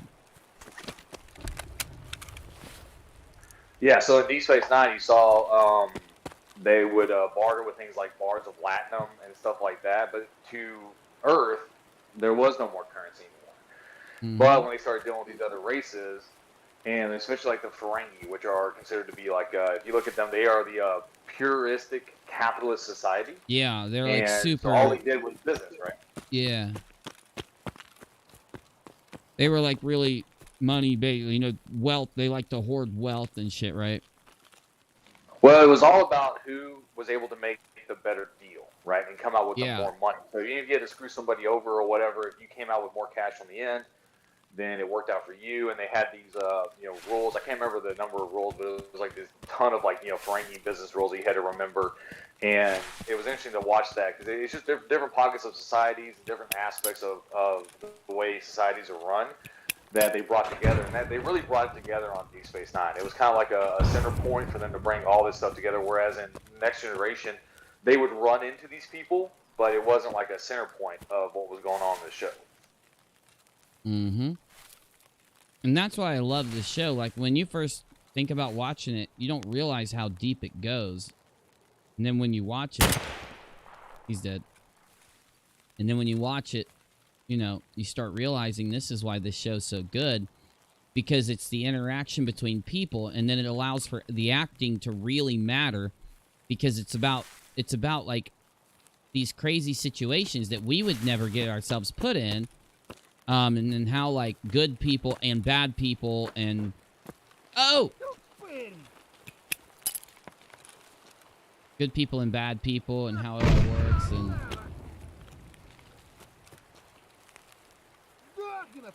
Well, that was the funny thing about the Ferengi, is that you wanted to hate them because all they wanted to do were money grubbing, but they weren't doing anything technically evil. They would just maximize their profitability. And that would be a ethical issue for, like the Earthlings at the time, or even ourselves looking at their business practices could be considered ethically issued. But they had no ethics in business. They had these rules they had to follow. And I'm dead! Hold on, Navy. Sorry, bro.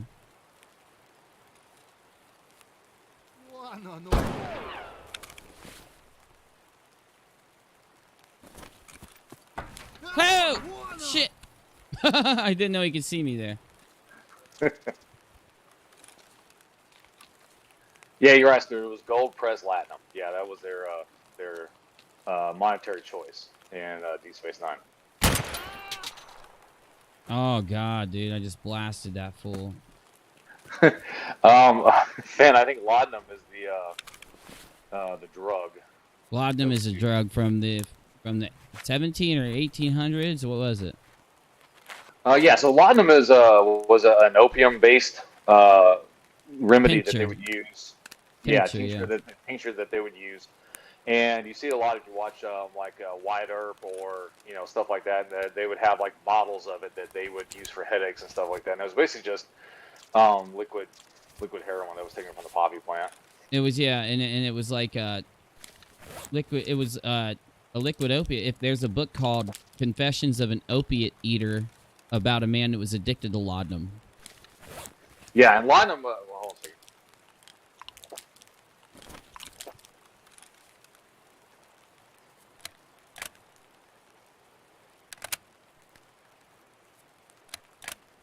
Morphine and alcohol. So I was told that it's a mixture of morphine and alcohol, is what laudanum was. Yeah, heroin wasn't invented yet. I believe. Yeah, heroin wasn't invented until in the 1900s. Laudanum was a predecessor. Well, because it came from opium, because opium was very popular during the 19th century.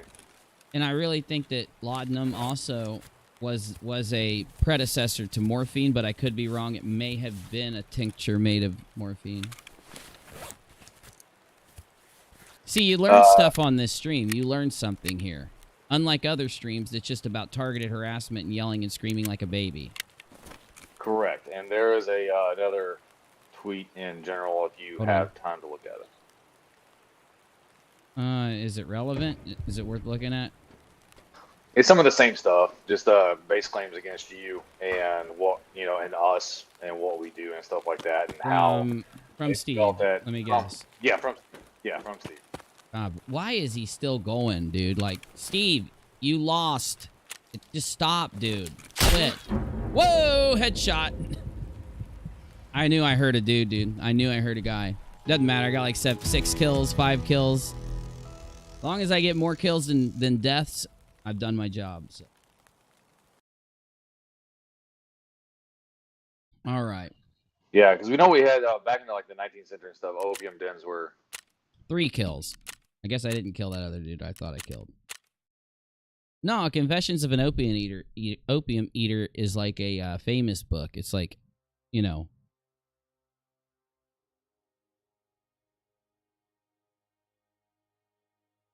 You know the crazy no, thing. we won, Scarlet. We're just trying to 1, get experience for our character, and 2, complete quests, which we did. So, yep, Tarkov, you are almost guaranteed. You are more likely going to die in a round of Tarkov than live. It's about what you accomplish while you're alive in Tarkov. One thing I love about our Discord is that I'm getting bombarded by the smartest people in here explaining to me exactly what was in laudanum and all this kind of stuff, and I love it. It apparently was a 10% opium mixture, which is like 1% morphine, and you know, it was a bitter taste, and it was like a brownish color, and so that stuff, like, you know, I kind of knew, but I didn't know it to that extent. But we have people in here that not only know, you know, about computers and programming and all that kind of fun stuff, and PhDs, they know. But they also know about history, and they know about everything in the aspect of history. And, you know, I am by no means a history or an expert on any of those. But we have people in here that are like, hey, this is what it is, this is what it is. And you just get, you know, it's just amazing. Bro, you know it. That's why we got such a good server. We need 1 more of these. What? It didn't buy it. Damn it. Why we got such... Oh, this is why. It's why we got a good server full of good people. And we put privacy as the top goal of our server. And yeah, dude. Yep, exactly. You couldn't ask for anything more. That's why we're able to do so much with what we do in covering stories. We have 10,000 eyes on any subject at any given time. All right, 120. Give me 120. Okay, 90. 90. Yeah, boy. All right, now I need Luger. Luger CI. Luger CI. Luger CC. I want all 87 of these. All 46 of these bad boys. Yeah. All right.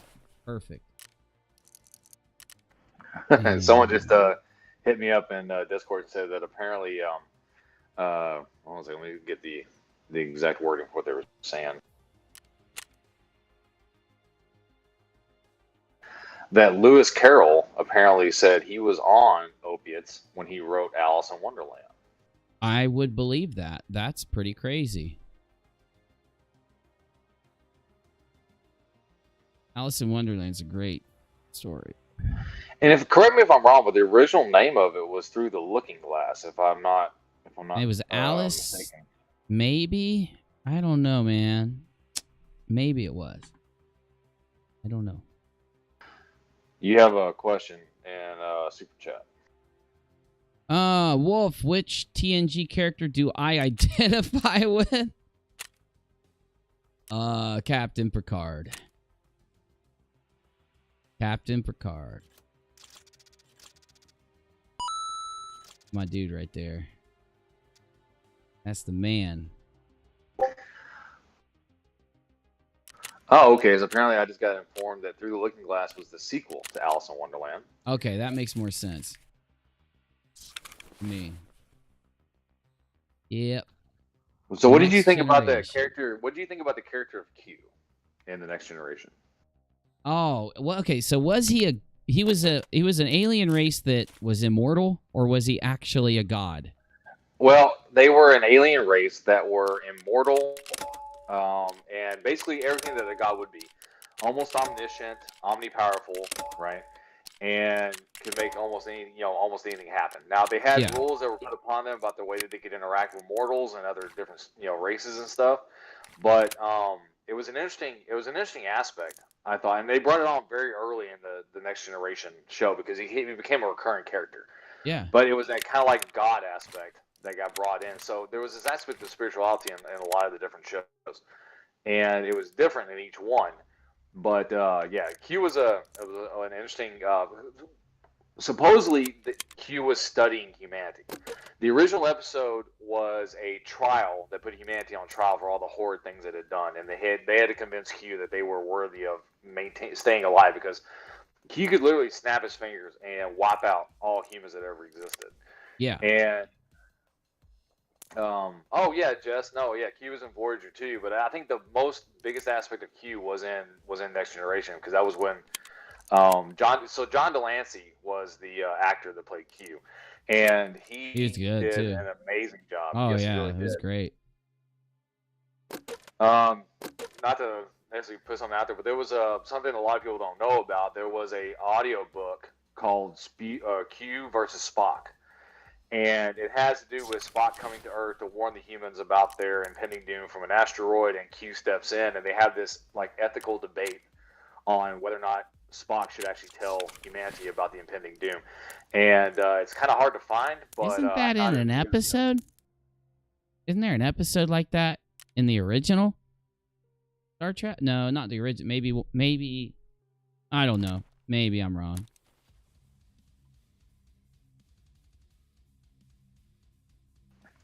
I don't know if there's an actual. I know there's an episode of a planet in Next Generation where Q basically gives somebody. I don't remember if it's when he finds the younger Q, like the girl that was born Q, or if he had actually given somebody the power of Q to save a planet. And that was one of the episodes. Tell me whatever happened to Data. Data, like they thought he blew up or something, or what happened to Data? What do you mean blew up? I thought he died, or he was in a craft that blew up in the what was the last episode? What something weird happened to him, right? Or did he live? A couple. No, he lived. Like he's actually in the new show Picard. Yeah, I thought they reconstructed him or some shit. There were a couple episodes where Data was in. There was one episode where they went back in time and met Samuel Clemens, otherwise known as Mark Twain, and Stewart's saying he died in the movie, but he was obviously brought back because he's in Picard. Yeah, and it's interesting. Go ahead. Oh, go ahead. He did die in a movie. Is all I was going to say. Yes, yeah, he sacrificed himself to save Picard, and I do remember that now. It's been a while since I watched the entire Next Generation series of movies, but yeah, he ends up coming back, and he's in Picard. He's in the series Picard, and they're always able to kind of put him back together. And of course, there was the whole thing with him and his twin brother. The evil one, the evil twin, right? Well, he was the twin that had the emotions chip. Oh God, yeah. And he started acting all crazy and stuff. I remember. Yeah. So Stewart's telling me that apparently because I haven't seen Picard because Picard's only on CBS All Access and I'm not paying for it. So Stewart's telling me that he is only in Picard's dreams in the show Picard. So I guess he did die. He actually did blow himself up. Yeah, he did. Like I said, I have to go back and rewatch the movies. It's been a while, but Me yeah. too, So it was interesting. Okay, so hang with me for a minute, Navy, because I just turned off my video game, and I'm gonna talk to the peeps for a minute. Hold on, we're gonna do a segue.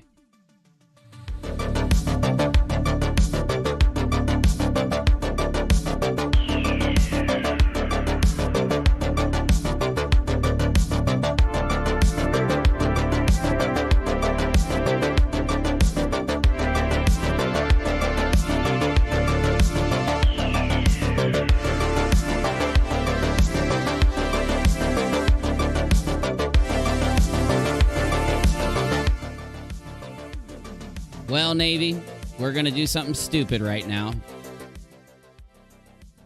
Oh, Lord. Because we have a rule around here, Mr. William Shatner. It's funny, somebody in the chat said, Mr. Shatner's not watching your channel. No shit, he's not watching my channel. God.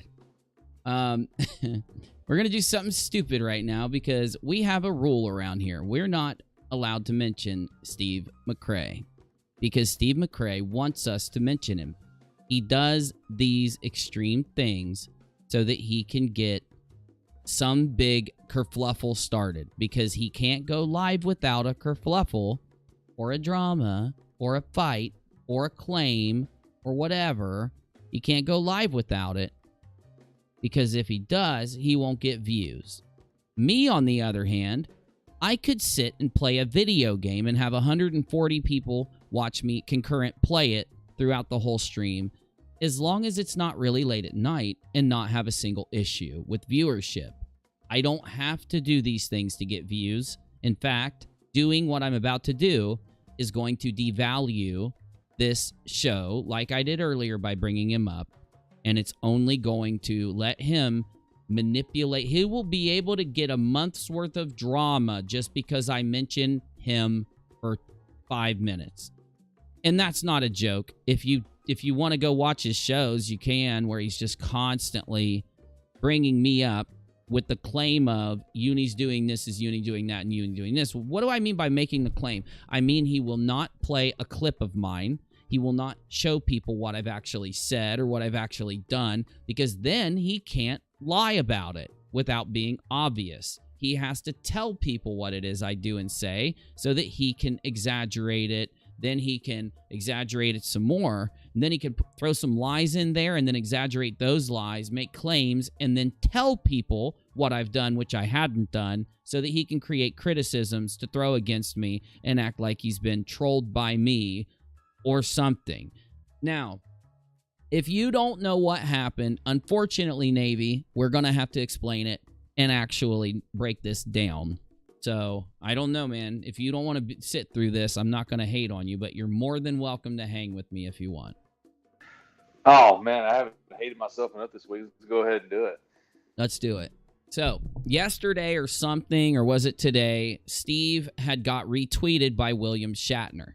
He got retweeted because Steve paid this thing called the Guardian Project to allow Steve. The Guardian Project is raising funds for something they're doing. And if you pay them $100, they'll let you sit and talk to a celebrity for 5 minutes. What is the celebrity's name, please, Navy? Do you know? If you don't, it's okay. It's like Mark something. Mark something, yeah. And he was on Lost, and he was in Supernatural, and he's kind of like the face of this Guardian Project. Yeah, so the Guardian Project is using a celebrity named Mark something to get people that are fans of this person and whatever to support the Guardian Project. Now, Steve sees this and knows, oh, everybody on the internet knows Steve as a targeted harasser and a constant troll and a constant harasser. They only know this based on his own behavior, his own actions. When you're constantly yelling and screaming and attacking everybody out there that you can, you're going to be known as a troll. But when you do it for years, you're going to be known as a harasser, because I mean, that's what a harasser is. Somebody who does that kind of thing, not just because they got angry once. They do that kind of thing over and over and over again.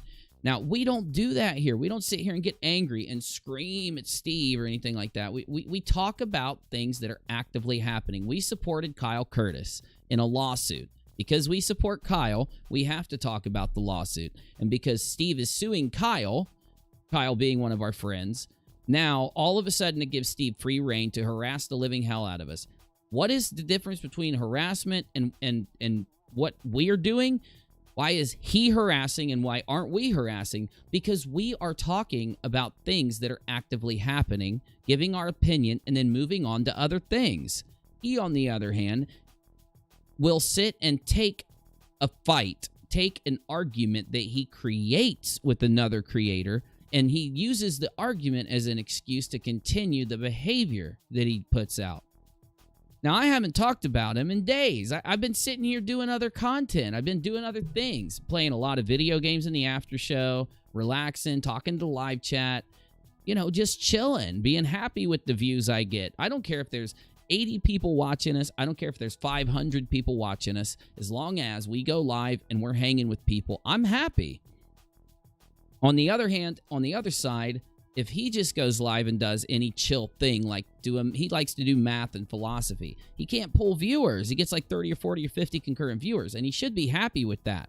Because if he would continue doing that type of stream and do really good content, then he will get more and more and more viewers when he goes live, like we have over 5 years of doing what you're watching right now, okay?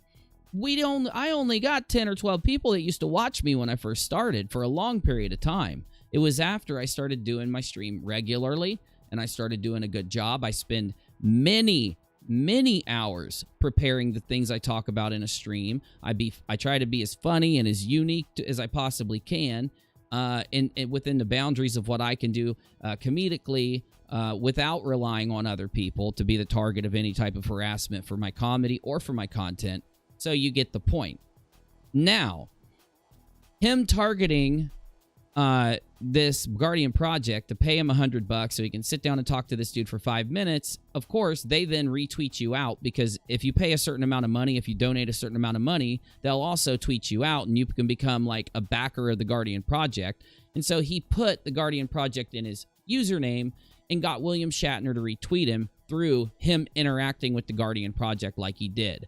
Again, he didn't create the thing. He didn't team up with the thing. He didn't go sign a contract with them. He paid them money, so they placated him, which I'm fine with. That's not a criticism. The criticism I have is him trying to carry the Guardian Project as a representative. If the Guardian Project really is what I read it was, which I read it was an anti-harassment type of thing that people are doing, if that's true, they're devaluing the entire Guardian Project by allowing Steve McRae to represent it. Because he is representing it now. Sorry to say it. Putting it in his Twitter name and all that.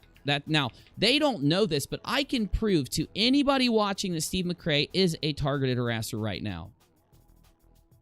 Steve was the creator of a Facebook group where it targeted a YouTuber named Katie Joy Paulson for 1.5 years.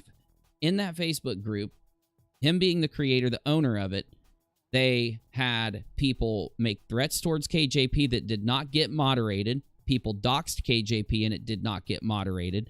People threatened. People called her names daily, said horrible things about her, and it never got moderated. That's why it was a harassment group, due to the lack of moderation from the owner and the other couple people he set as moderators. It would definitely moderate, though, that group, that little Facebook group that he was running, that he was the leader of against another man's wife, a YouTuber out there.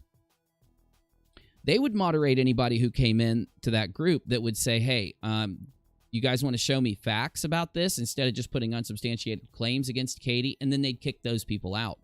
And they conditioned what I call a targeted harassment campaign against Katie Joy Paulson through the use of this Facebook group and other facilities, because Katie accused Steve of SH in June of 2019. It is factual that Katie Joy accused Steve in 2019, June, of sexual harassment. It is factual that he then targeted her with his YouTube content. He devoted an Instagram page to her. He made a Facebook group devoted to her, and it was a biased page. I proved this in several live streams and then 2 videos called The Targeted Harassment Campaign Against Katie Joy Paulson. Disclaimer, people do criticize Katie for good reason. They do. But there are also harassers of Katie that exist. Just because people, harass Katie doesn't mean that people aren't giving her valid criticism. And just because people give her valid criticism doesn't mean that there's not a harassment campaign that exists against her. Both of these things exist, and I acknowledge both of them.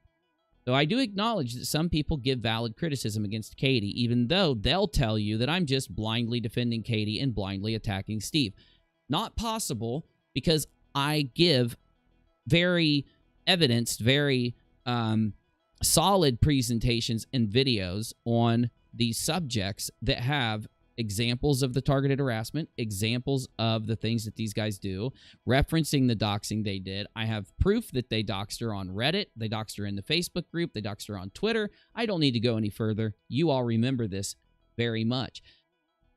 It is ironic that he would pay the Guardian Project and then become a representative of the Guardian Project, but it is actually, if the Guardian Project wants to fact check anything I'm saying, I have these videos that I can reference you to. I have clips of Steve doing this to her. He streamed with another creator who stated out loud he wanted to sexually harass Katie Joy Paulson while Steve laughed.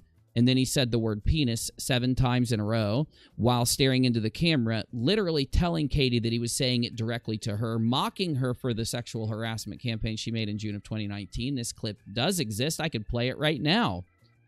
And there's another clip of him admitting to what he said toward Katie in another stream where he talks about sexual acts he would perform on a co-host of his that is very disgusting and very shocking clip. These are real things that Steve's done. Recently, Laura put out a video where they took Steve, Reds, and a few of their buddies talking about how Kyle Curtis was going to get R-worded in a certain orifice of his body in prison for an hour and 20 minutes, repeatedly bringing up things being jammed into the back of his throat, hitting his tonsils, things going into other holes in his body, and being so disgusting that it shocked the entire community that clicked on that video. And he's really mad at me because when that video came out at the end of a live stream, I discussed it.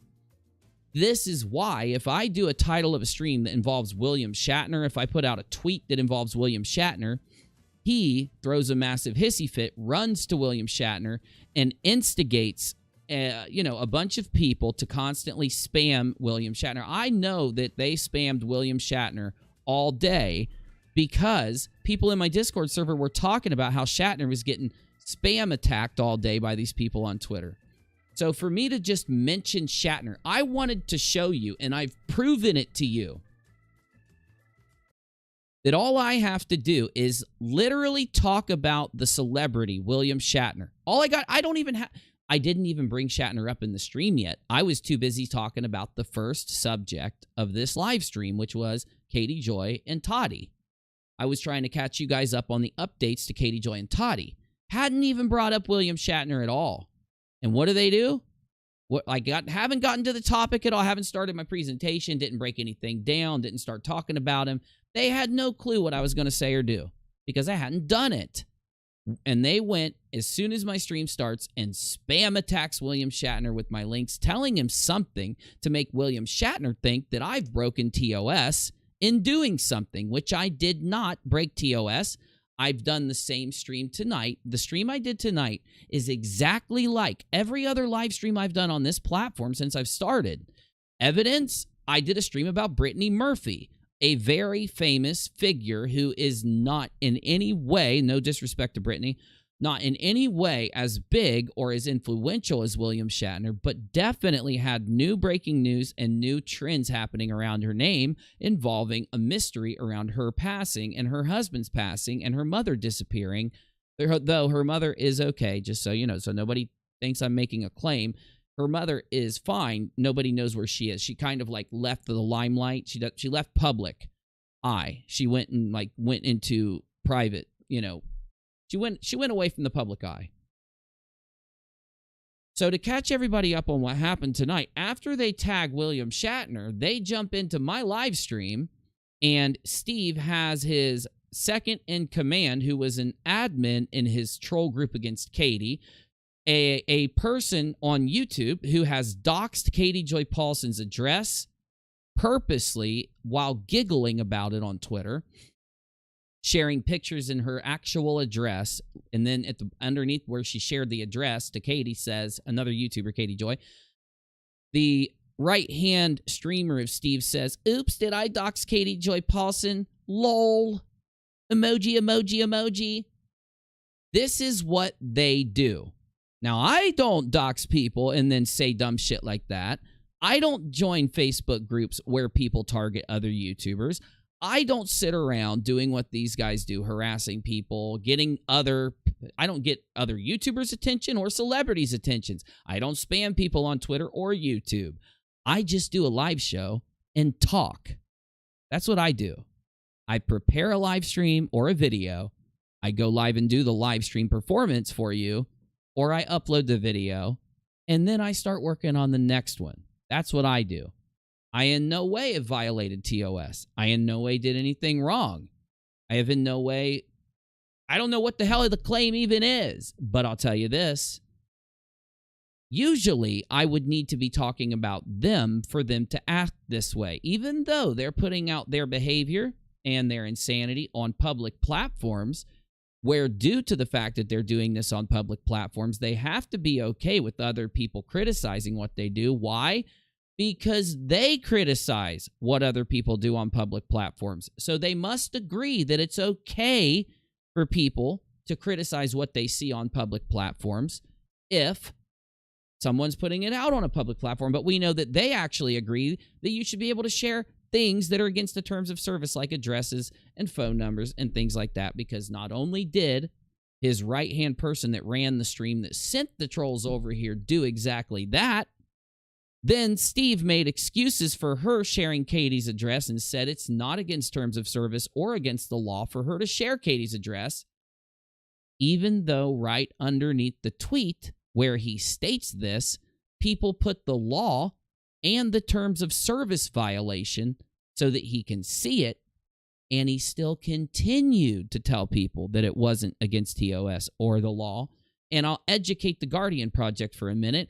This is called targeted harassment. When somebody makes excuses that somebody, for their right-hand person breaking TOS, doxing somebody, when Steve makes excuses for it and says that it's not illegal or against TOS for what she did sharing the address, which he did say, and he still says it to this day, actually, it is him telling the rest of his audience that witnessed what happened that he is okay with it, that he doesn't criticize people that do that he actually makes excuses for people that do that.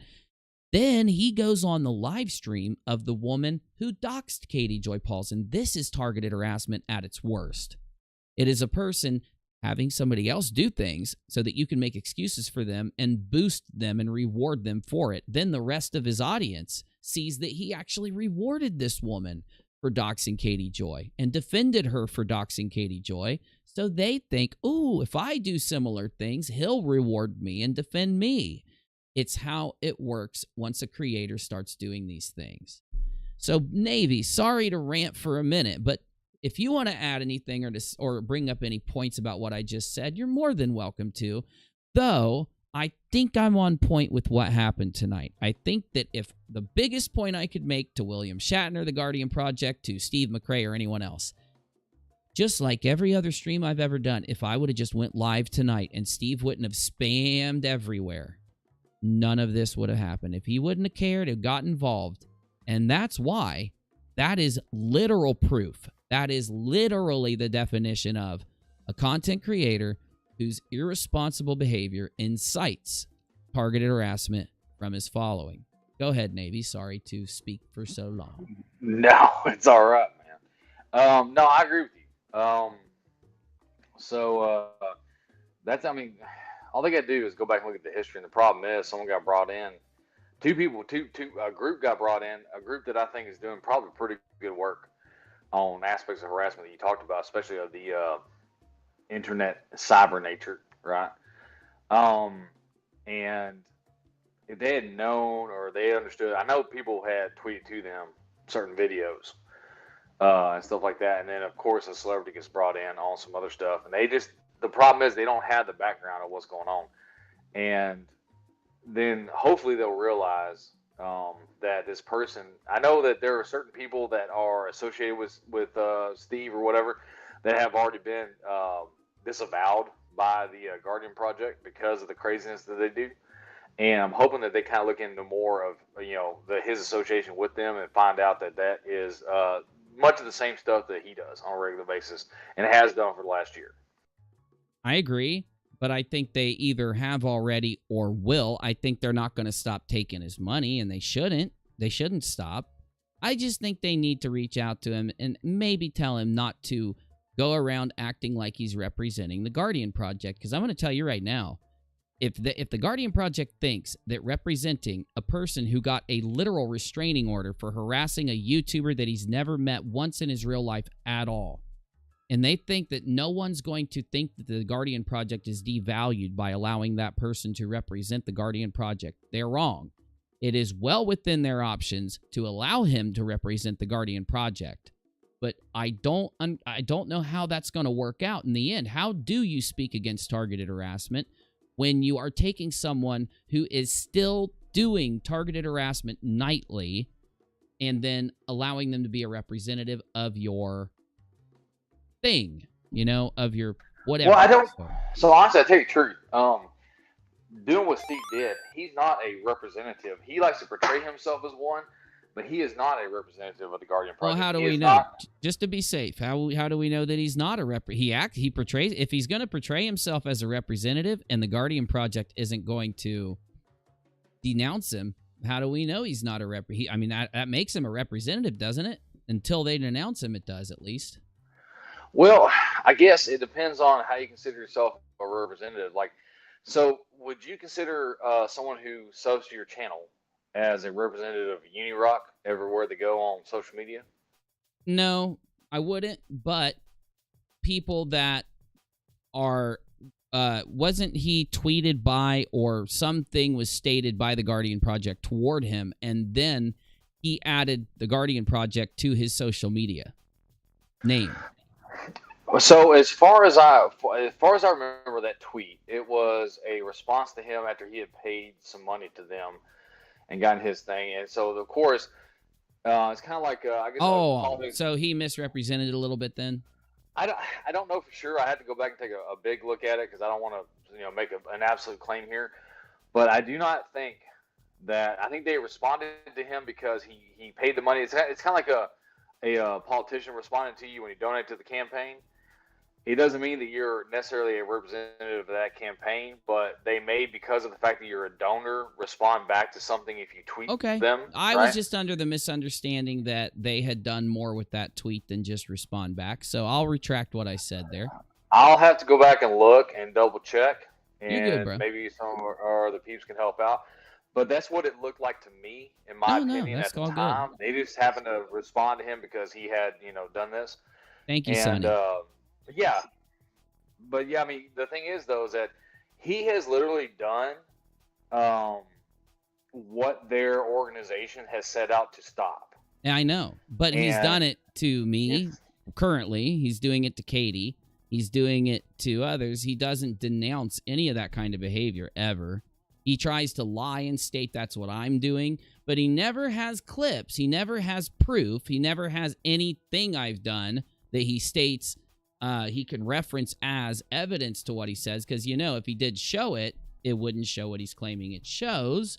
So would you call it harassment towards me if somebody is going to maybe not hold an opinion and share it that they think I'm a troll or they think I'm harassing Steve McRae, but if they say it every day over and over and over again, constantly while poking and prodding at me, then anytime I do anything trying to warp it into something bad, I would literally think that's the definition of harassment. Yeah, no, I agree. And the thing is that they don't offer any evidence of why. All they do is they just repeat it over and over again, and they are they're trying to and this is funny because everything we talked about last couple of days, right? They're trying to defame you by just claiming over and over again that you're a troll. And they don't say why. They just say that, oh, he pulls stunts and he does this. Well, what stunts are you talking about? What are you talking about that he pulls? What are you talking about? Well, by the way, let's read this real quick since you brought it up. So somebody says to him, you did the same thing. Hey, actually, let me show it. Might as well. This is me breaking the rule, bringing him up and then showing his tweets because this is why he does it. William Shatner retweeted a tweet. I had a relationship to Mark Pellegro. Guardian Project, predictable, and just clockwork. A number of my trolls came out to try and tell him what a horrible person I am. I had nothing to do with that, by the way. Completely leaving out any context or, What is that I word called again? Oh, yes, facts. Oh, that's an F. Thus proving, well, we have facts that you harass people. I don't know what you mean, dude. What'd you do tonight?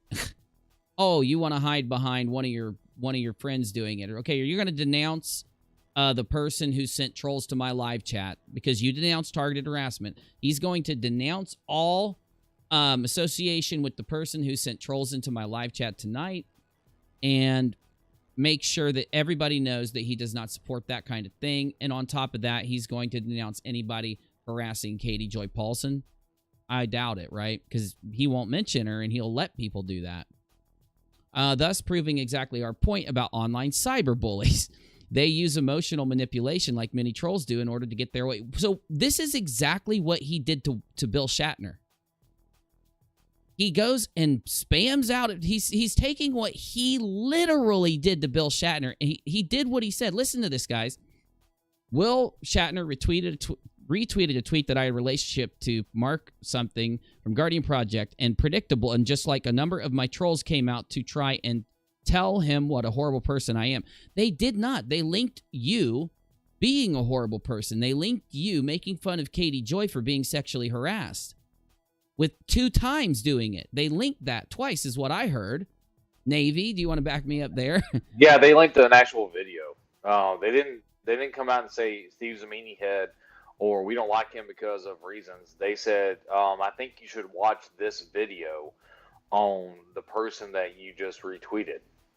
Okay, so how in the world is that doing any of this? That's a fact. Playing your clip is a fact that they're linking to them.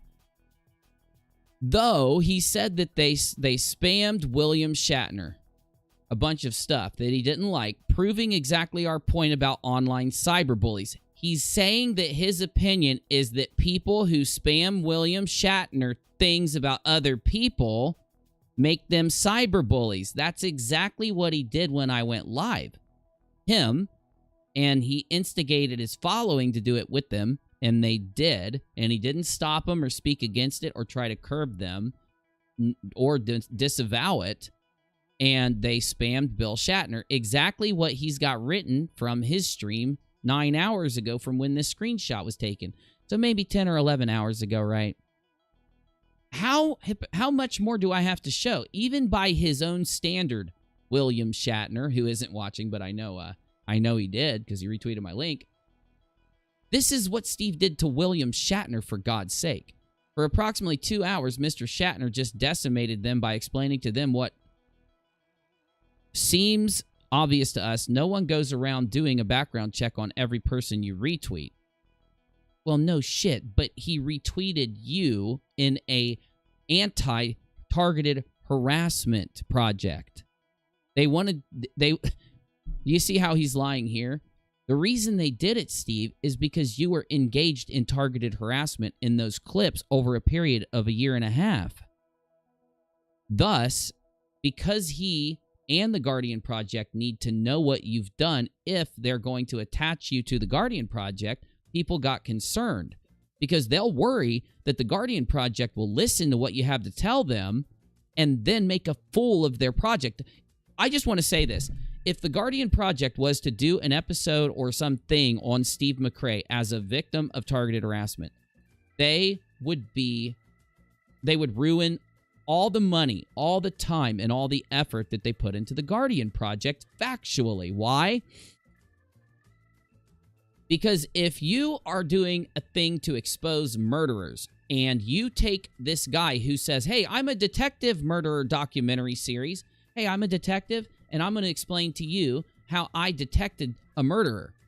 Though, you go and look at this guy, and someone puts a video up, and it's showing that this dude is a convicted murderer that got out of jail 2 months ago, they're going to realize that the whole episode that they did about this detective is useless. All the money they spent making the episode, all the time and effort and energy they put into researching it, writing the script, hiring people, acting it out, filming it, editing it, and all that, producing it, is wasted.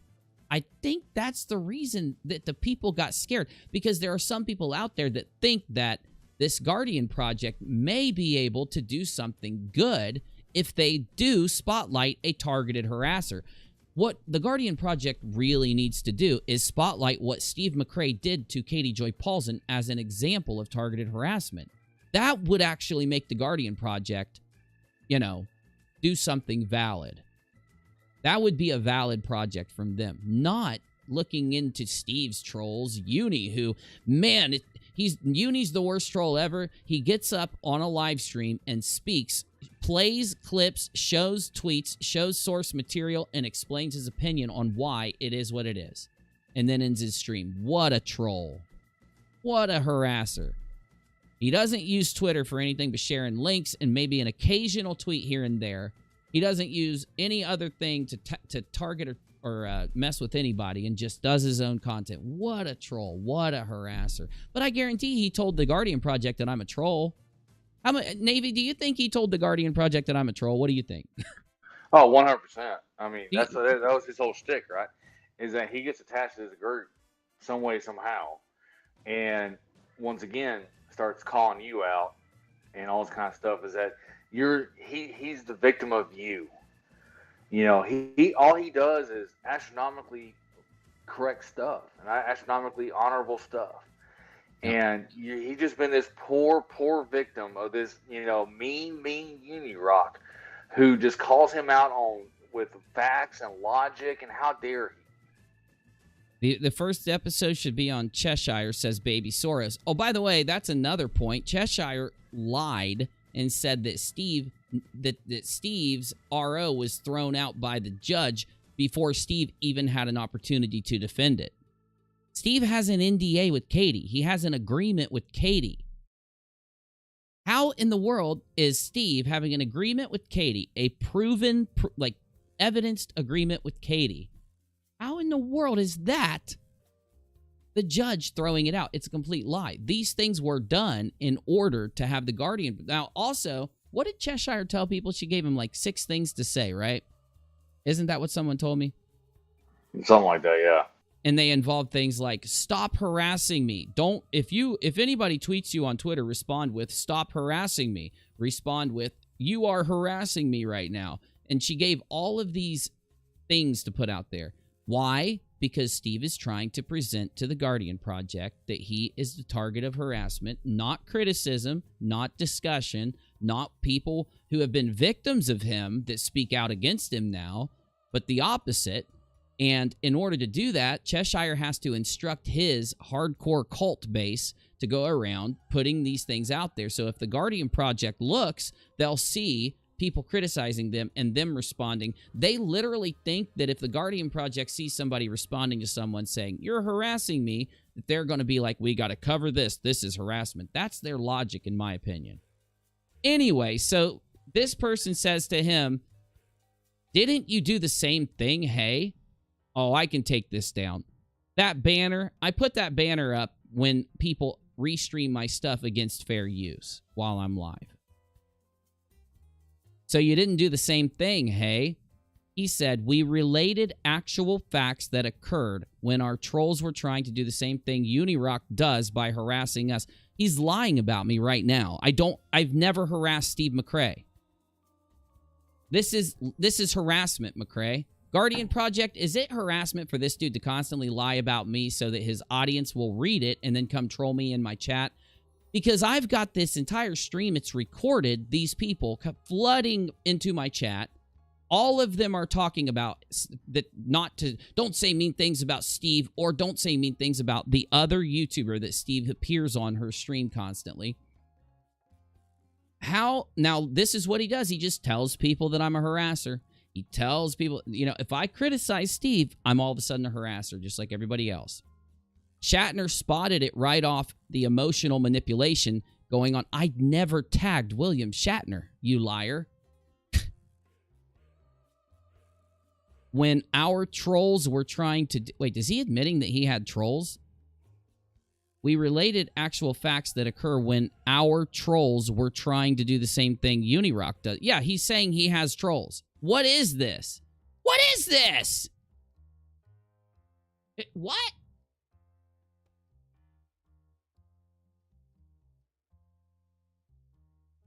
What am I reading here, Navy? Why did he say that he has his trolls trying to do the same thing Uni does.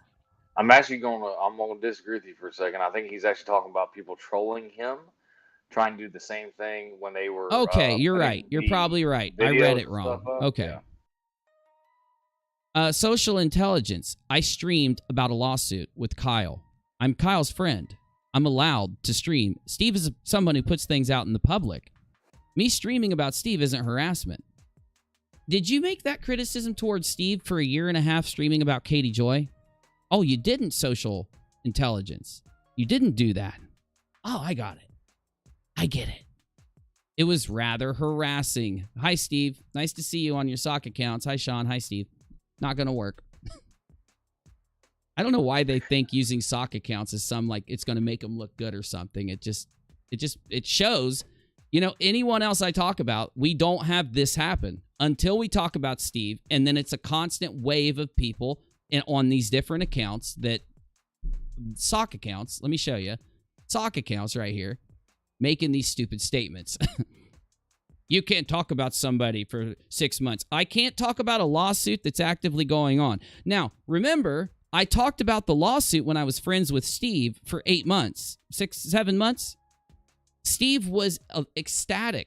He shouted me out when I talked about the lawsuit for that whole time. Why weren't you trying to stop me from talking about the lawsuit when I was friends with Steve talking about the lawsuit that he was involved in? Weird. It's almost like I was covering what was going on socially, publicly, which is not harassment. I get it. It's hard for your social intelligence to get this. I know. It's okay. Go ahead. And I hate to say this. No, I don't. I'm going to lie. That's a lie.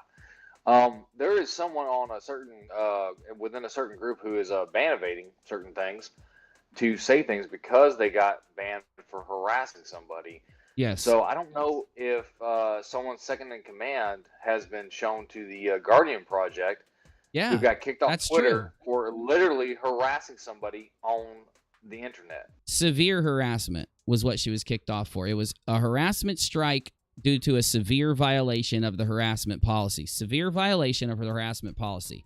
And yeah, but that's okay because then he goes on to say, this is what we do, help people recognize these type of behaviors. By performing harassment, you're helping people recognize harassment. I have to agree. UNIRock fabricates drama. I fabricated drama by going live and talking here. You didn't even wait on me to fabricate any drama. This is a direct lie. Because you acted before I even talked about it. So I was there for that. You watched that? Well, I could swear it's recorded in the very stream we are on right now, right? Yeah, you went forward with a kind of a joke of Oh no, it's not because I haven't even talked about it yet. No. You can't even say it's a joke. You can't say it's not a joke. I haven't even talked about it yet. Nobody even knows. No. Nobody even knows what I'm going to talk about yet because I haven't had a chance to do it due to this bullshit. So you telling me I fabricate drama? I didn't fabricate any drama.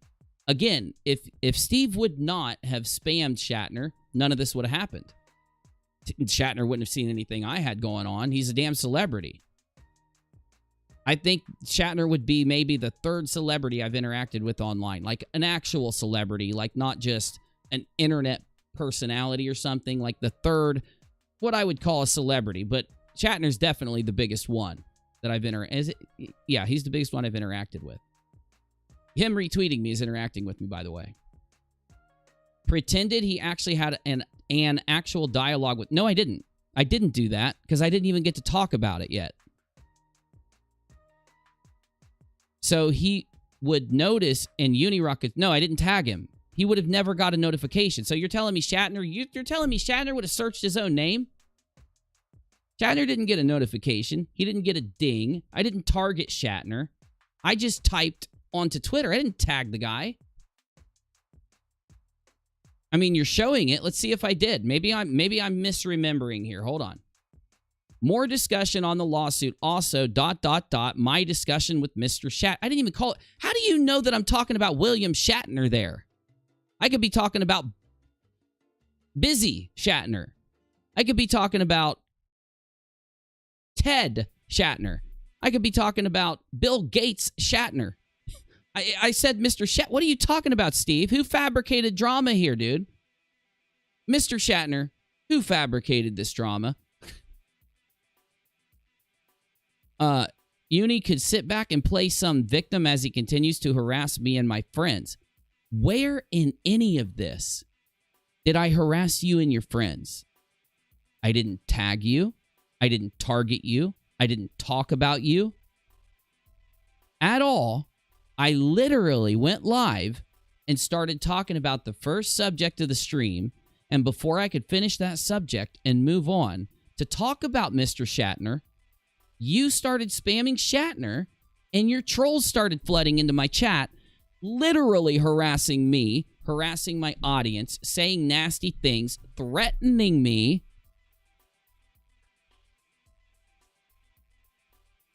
So you are lying on me.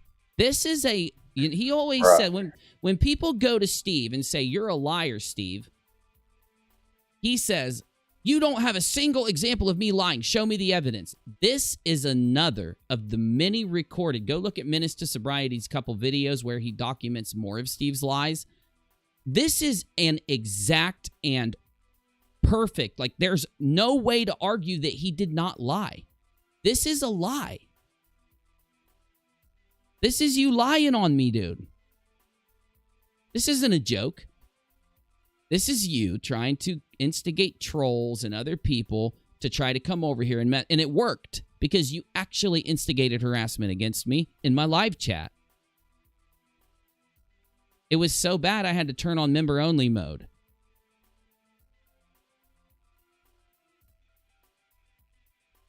Chat, start telling me what you think, whether you agree or disagree or whatever. Type it in, tag me. I want to read what you have to say. But I'm going to go through this one more time because either I'm not seeing this correctly or he's just 100% lying. So somebody tells Steve, you did the same thing because he says right here all this stuff that's just not true. It's a complete and utter lie. I just broke it down. I'm not breaking it down again. So he comes back. We related, so he's saying to Shatner, this is him talking about what he did to Mr. Shatner. Related actual facts? No, you didn't. Nothing you said to Shatner was a fact. You said I impersonated Shatner. I didn't impersonate Shatner at all. That occurred when our trolls, the people, he's saying the people that trolled him, were trying to do the same thing UNIRock does. They weren't doing the same thing I do because I don't tag people on Twitter and spam them. I don't get in Twitter arguments. I barely use Twitter other than to tweet things about my show before I go live and then go live. That's all I do, man. Harassing us wherever we go. I don't follow you anywhere. I don't go places where you go. I don't follow you around. I never tagged Shatner. I never talked to Shatner. I never left anything for Mr. Shatner. Nothing.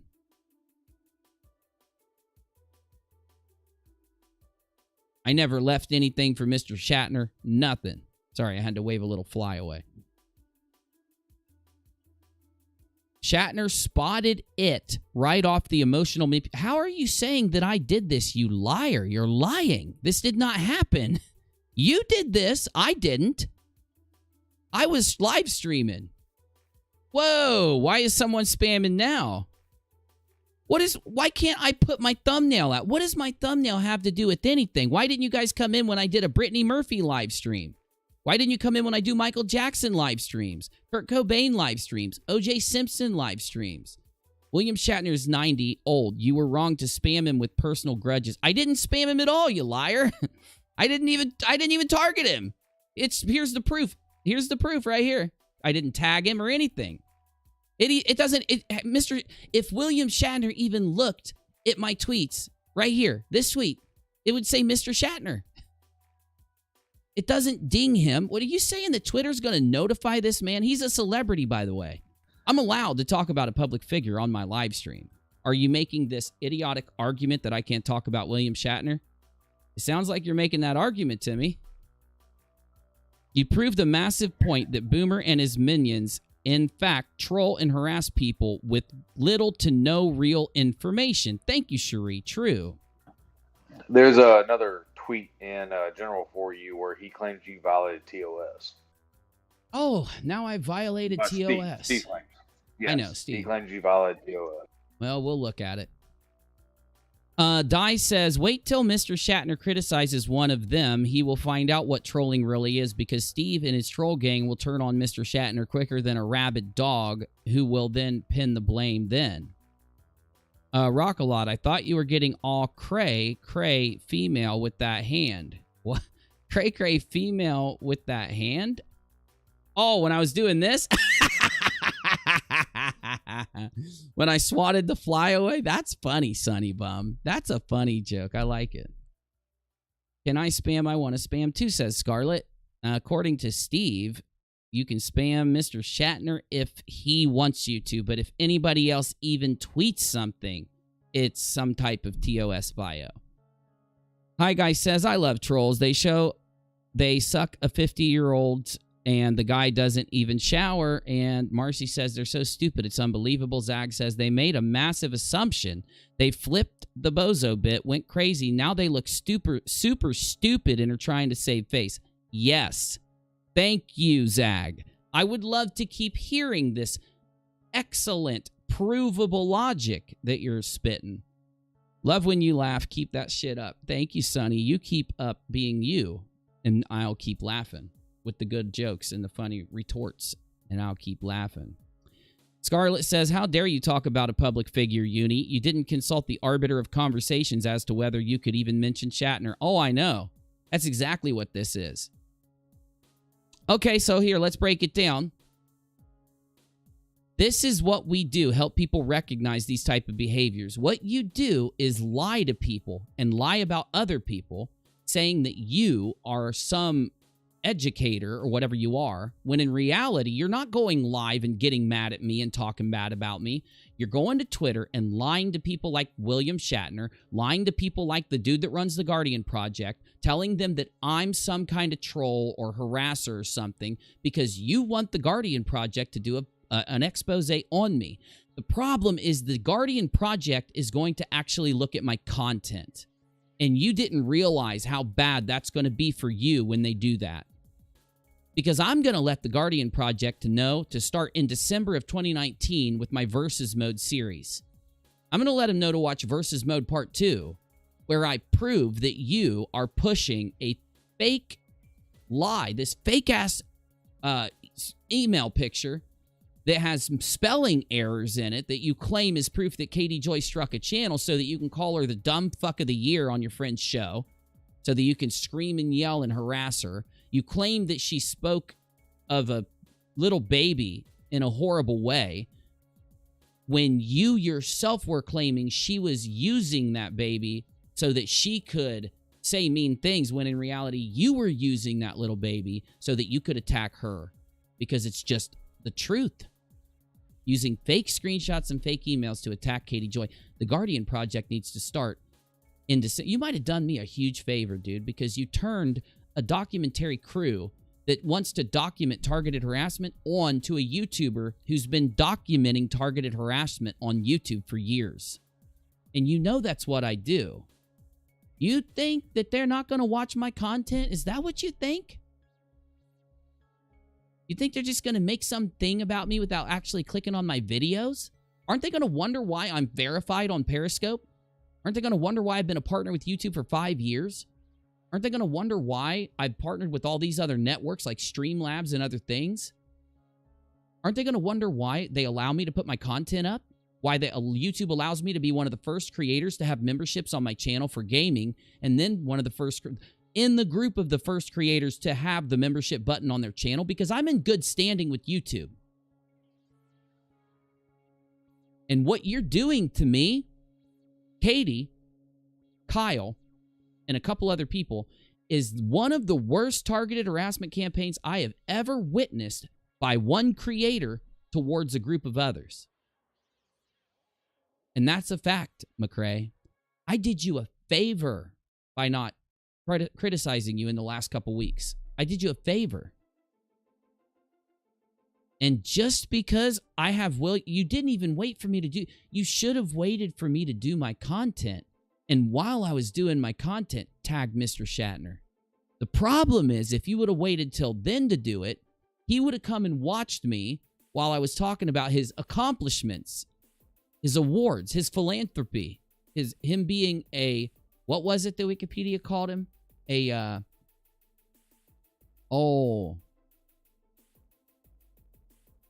It's leaving my mind. Cultural icon. Cultural icon. Thank you, Navy. That's why you didn't want to wait. You knew I wasn't going to say anything bad about William Shatner. You knew I wasn't going to talk about you and your drama with him. You knew that because I haven't been talking about you.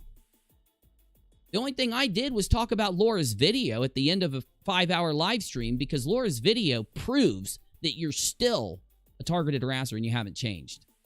All those things you sat there saying about Kyle Curtis is the definition of targeted harassment against somebody's sexuality because they're gay. And you know it. You targeted the man because he was gay and said a bunch of disgusting things about him being raped in prison for an hour and 20 minutes on a live stream. And you're so mad that people are sharing Laura's video and talking about it. Why? If you wouldn't have said those things, Laura couldn't have made the video. When are you going to learn to stop acting like this in the public if you want people not to stop criticizing? I don't think Steve wants people to stop criticizing him. He definitely doesn't want me to stop criticizing him. That's what this is all about. He knows if he riles up Shatner with enough harassment towards Shatner, Shatner just might bite it and retweet it to shut them up. And when Shatner does, he knows I'm going to talk about it on my live stream because a cultural icon retweeted me. I don't know why you would think I would think it's bad, though, or it's wrong, or it's not good, or any of this craziness. I don't know why you would even think that.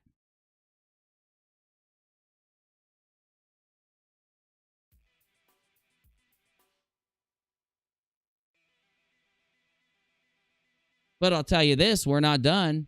Let me see what you guys are saying here, and then I'll get back to the tweets.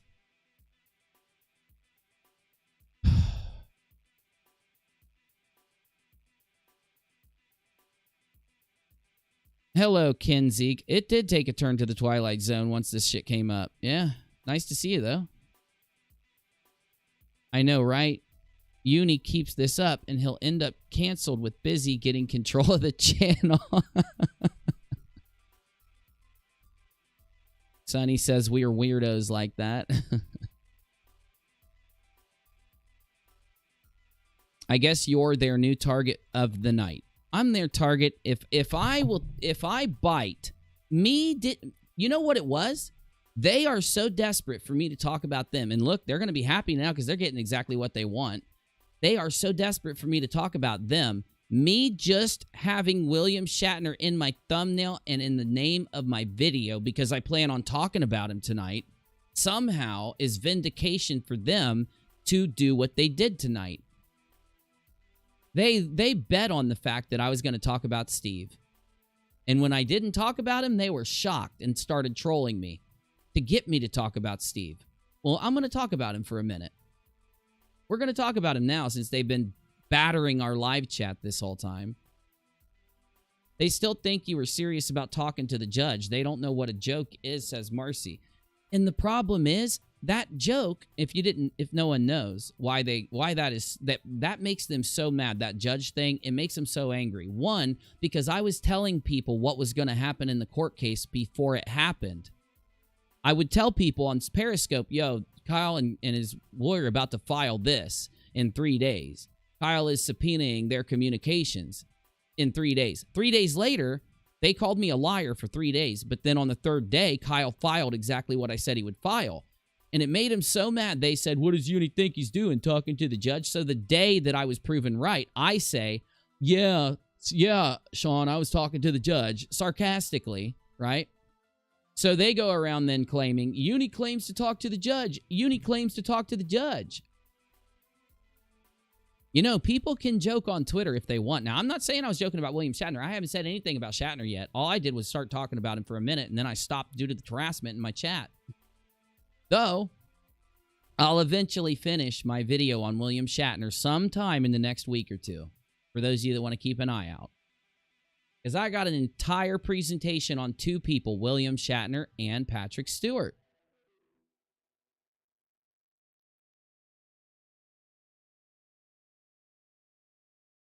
Oh, that's right. He tagged why did he tag Anderson Cooper, Navy? What does Anderson Cooper have to do with any of this? And why does he watch Anderson Cooper or something? Honestly, I don't know. I think he just wants someone else to talk about him. And maybe he has some kind of fascination with Anderson Cooper, because I'll tell you this, Anderson Cooper does have some nice hair. Adorable Snowflake says, and that's a username. I'm not insulting Adorable Snowflakes. Adorable Snowflake says, Steb made video after video about Katie, then washes his hands of any responsibility when she's harassed. It's baffling. And he got a restraining order from her. He says that because they entered into an NDA, that it means he never had a restraining order. He factually had a restraining order. That is a fact. You can yell about it. You can hate me for saying it. And I know you hate me for saying it, but it's true. And I'm pretty sure Menace tweeted the actual restraining order out. So it's that's why they've been attacking Menace. Yeah, that's why they've been attacking him. Katie was the one that shared it, or who was the one? Katie didn't share. Somebody shared the restraining order on Twitter because Steve said it's a matter of public record. Yeah. Well, that's because Steve said, I don't have a restraining order. He was telling people he didn't have one, so they shared it to him, and it became public on Twitter. And they shared the page that showed what Steve did to Katie.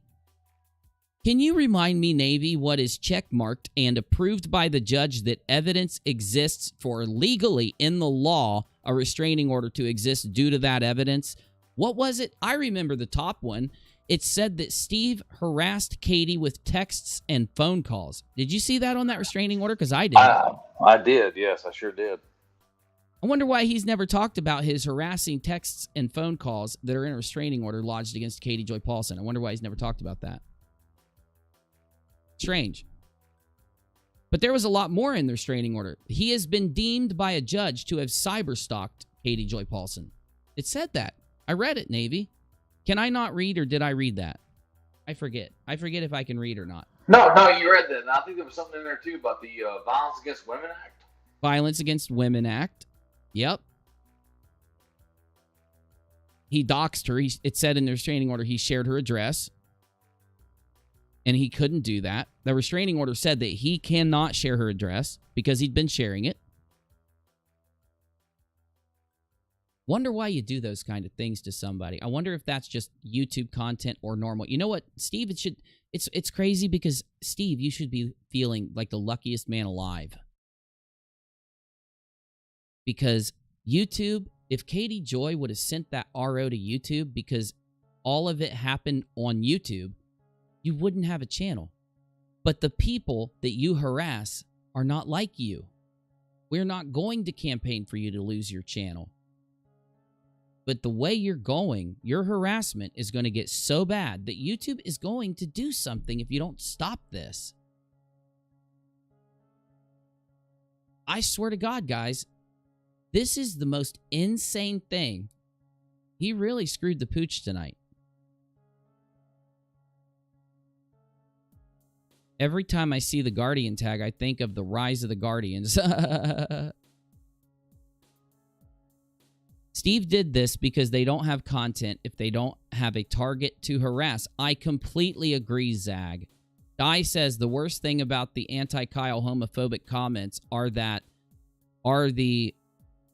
ones super chatted into Steve's shows. His members pay to make comments, and Steve lets them be read, and he doesn't stop it, and he doesn't block them for talking about Kyle being AR'd in prison. He does not block the super chats. He doesn't even realize that he doesn't get that money. Any super chat made that is that disgusting, YouTube holds it and donates it to a charity against harassment and violence. Don't believe me?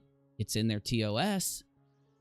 They started that policy back when they banned the kill stream from YouTube. They take any super chat that has certain insults or certain words like the R word or like violent words that represent violence, They take threats and things like that, and they do not allow creators to receive that money. That money gets put into a charity by YouTube.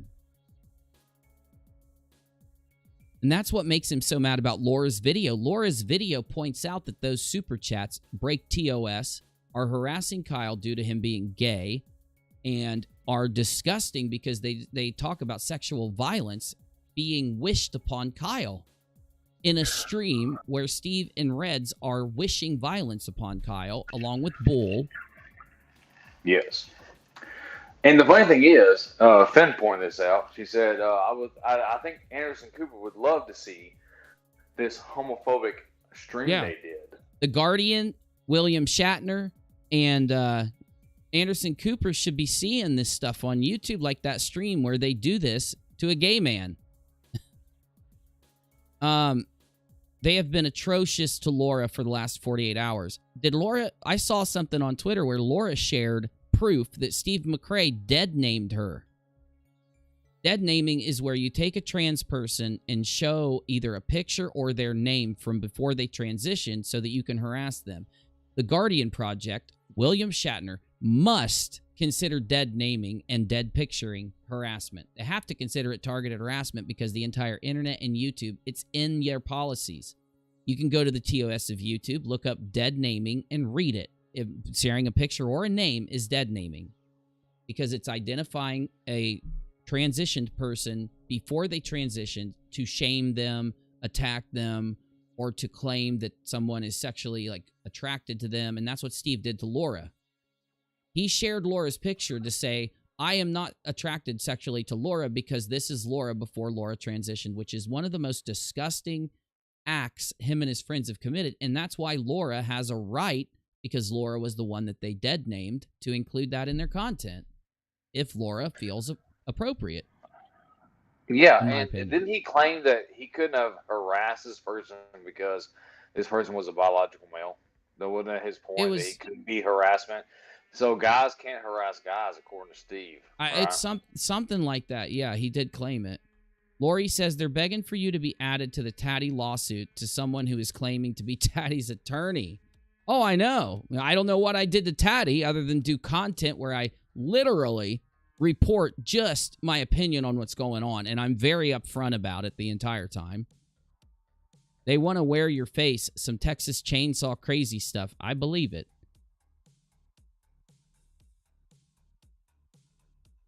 Almost to the bottom of the chat. We're going to go back to these tweets and we're going to be done. Strawberry Harpy says, Steve has tweeted to Shatner 30 times since yesterday. How many times have you? 0. I have tweeted to William Shatner 0 times. 0. I made into the cult streams. Hooray, I'm famous, says Zag. Dead GPK says, Kyle took criticism on a live stream from Uni, but it still wasn't enough for them because it wasn't hateful. That's the same thing that happened with Nick Suter. That's why Nick Suter isn't their friend anymore. They stated this. They said that he was too easy on Kyle, and that's what initiated the breakup between them. But it honestly started when Nick wanted to interview a man named, who was it from the GDC? It wasn't Nate. It was Mowdy. That all started because Nick Suter wanted to interview one of his good friends named Christopher Mowdy, and Steve hates Christopher Mowdy because Christopher Mowdy was one of the original people that stood up and criticized Steve McRae. And he criticized him in the most professional way. He did not troll him. He wasn't mean to him. So Steve will not mention Mowdy's name. He hates mentioning Mowdy because everybody loves Christopher Mowdy. Super intelligent guy, great content, and the way he criticized Steve was on point, logical, evidenced, and in front of everyone's face. And it was one of the first people who took Steve down a peg by criticizing his public actions. No, again, none of Steve criticizers dig into his life or follow him around or anything. He thinks that by us doing a live stream that includes William Shatner's name because Steve has some, I guess, power or some type of ownage of William Shatner, that Steve can then justify attacking me with his bullshit all night. And he's wrong. It's not going to happen. It's not going to happen because I can't believe you were this crazy tonight, dude. Steve, I can't believe it. Dude, I didn't even bring up Shatner at all in this stream, other than in the very beginning of it when I was talking to a sock account.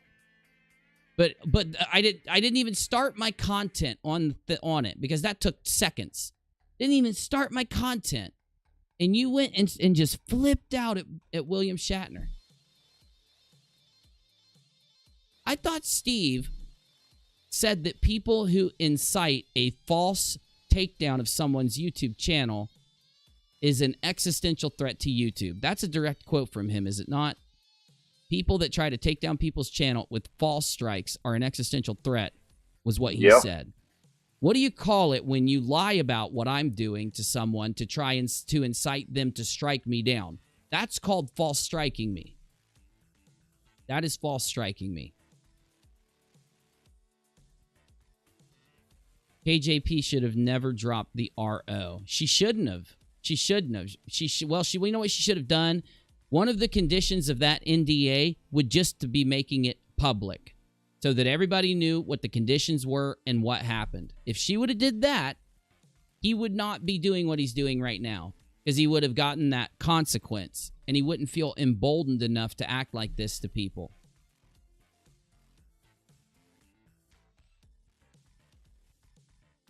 I don't think that guy is really Tati's attorney. What attorney communicates on Twitter? I don't know what to think about that guy. But, you know, if he is Tati's attorney, then Katie needs to go get screenshots because he is following proven harassers of Katie. And what Katie needs to do for her lawsuit is to get those people that he's following, because one of them doxed Katie and said, quote, this is the quote from what that individual he's following said. Katie thinks she's safe, but we have her address. And she had a picture of Katie's house and her address. That was underneath a picture of her house and address. Inside of Steve McCrae's Facebook group. These are literal examples of targeted harassment. These are not arguable. That is why they are against TOS.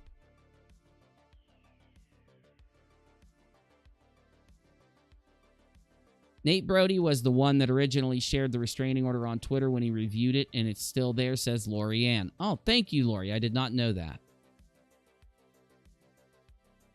Almost to the bottom of the chat. You guys type whatever you want. Whoa, Rick Rude's cool. Rick Rude is cool, so I know that somebody had to... Hold on. I like Rick Rude. I want to see what he said. I'm going to unhide Rick Rude. I think you read that wrong, Dead GPK. Let me tag Rick. Because Rick is cool. He's been cool at least before now. I mean, if he did something super wrong, you can ban him. But if he didn't do something super wrong, what I read him say this. This is what I read him say. I'm going to unblock that. If it was something else, let me know. But I'm going to unblock that. You didn't do anything wrong, Dead GPK. It's all good. Didn't he do that to Sinister Porpoise as well? He literally brought up Sinister Porpoise on a live stream. So Sinister did a live stream talking about it. And now he's claiming that Sinister Porpoise is mentally deranged because of that. And this is why I hold the opinion of Steve that he purposely acts in a very extreme way towards people so that he can get them to defend themselves in any way, like I'm doing right now, like I shouldn't be doing because he's getting attention from me. He just wants attention from me while I'm getting views. If I can have 140 people watch me play Tarkov, it angers him. He wants some of that. For some reason, he thinks he deserves some of my audience. I was on YouTube having more massive streams than I've ever had in the last 2 years for years before I'd even knew who Steve McCrae was. He didn't give me anything on this platform.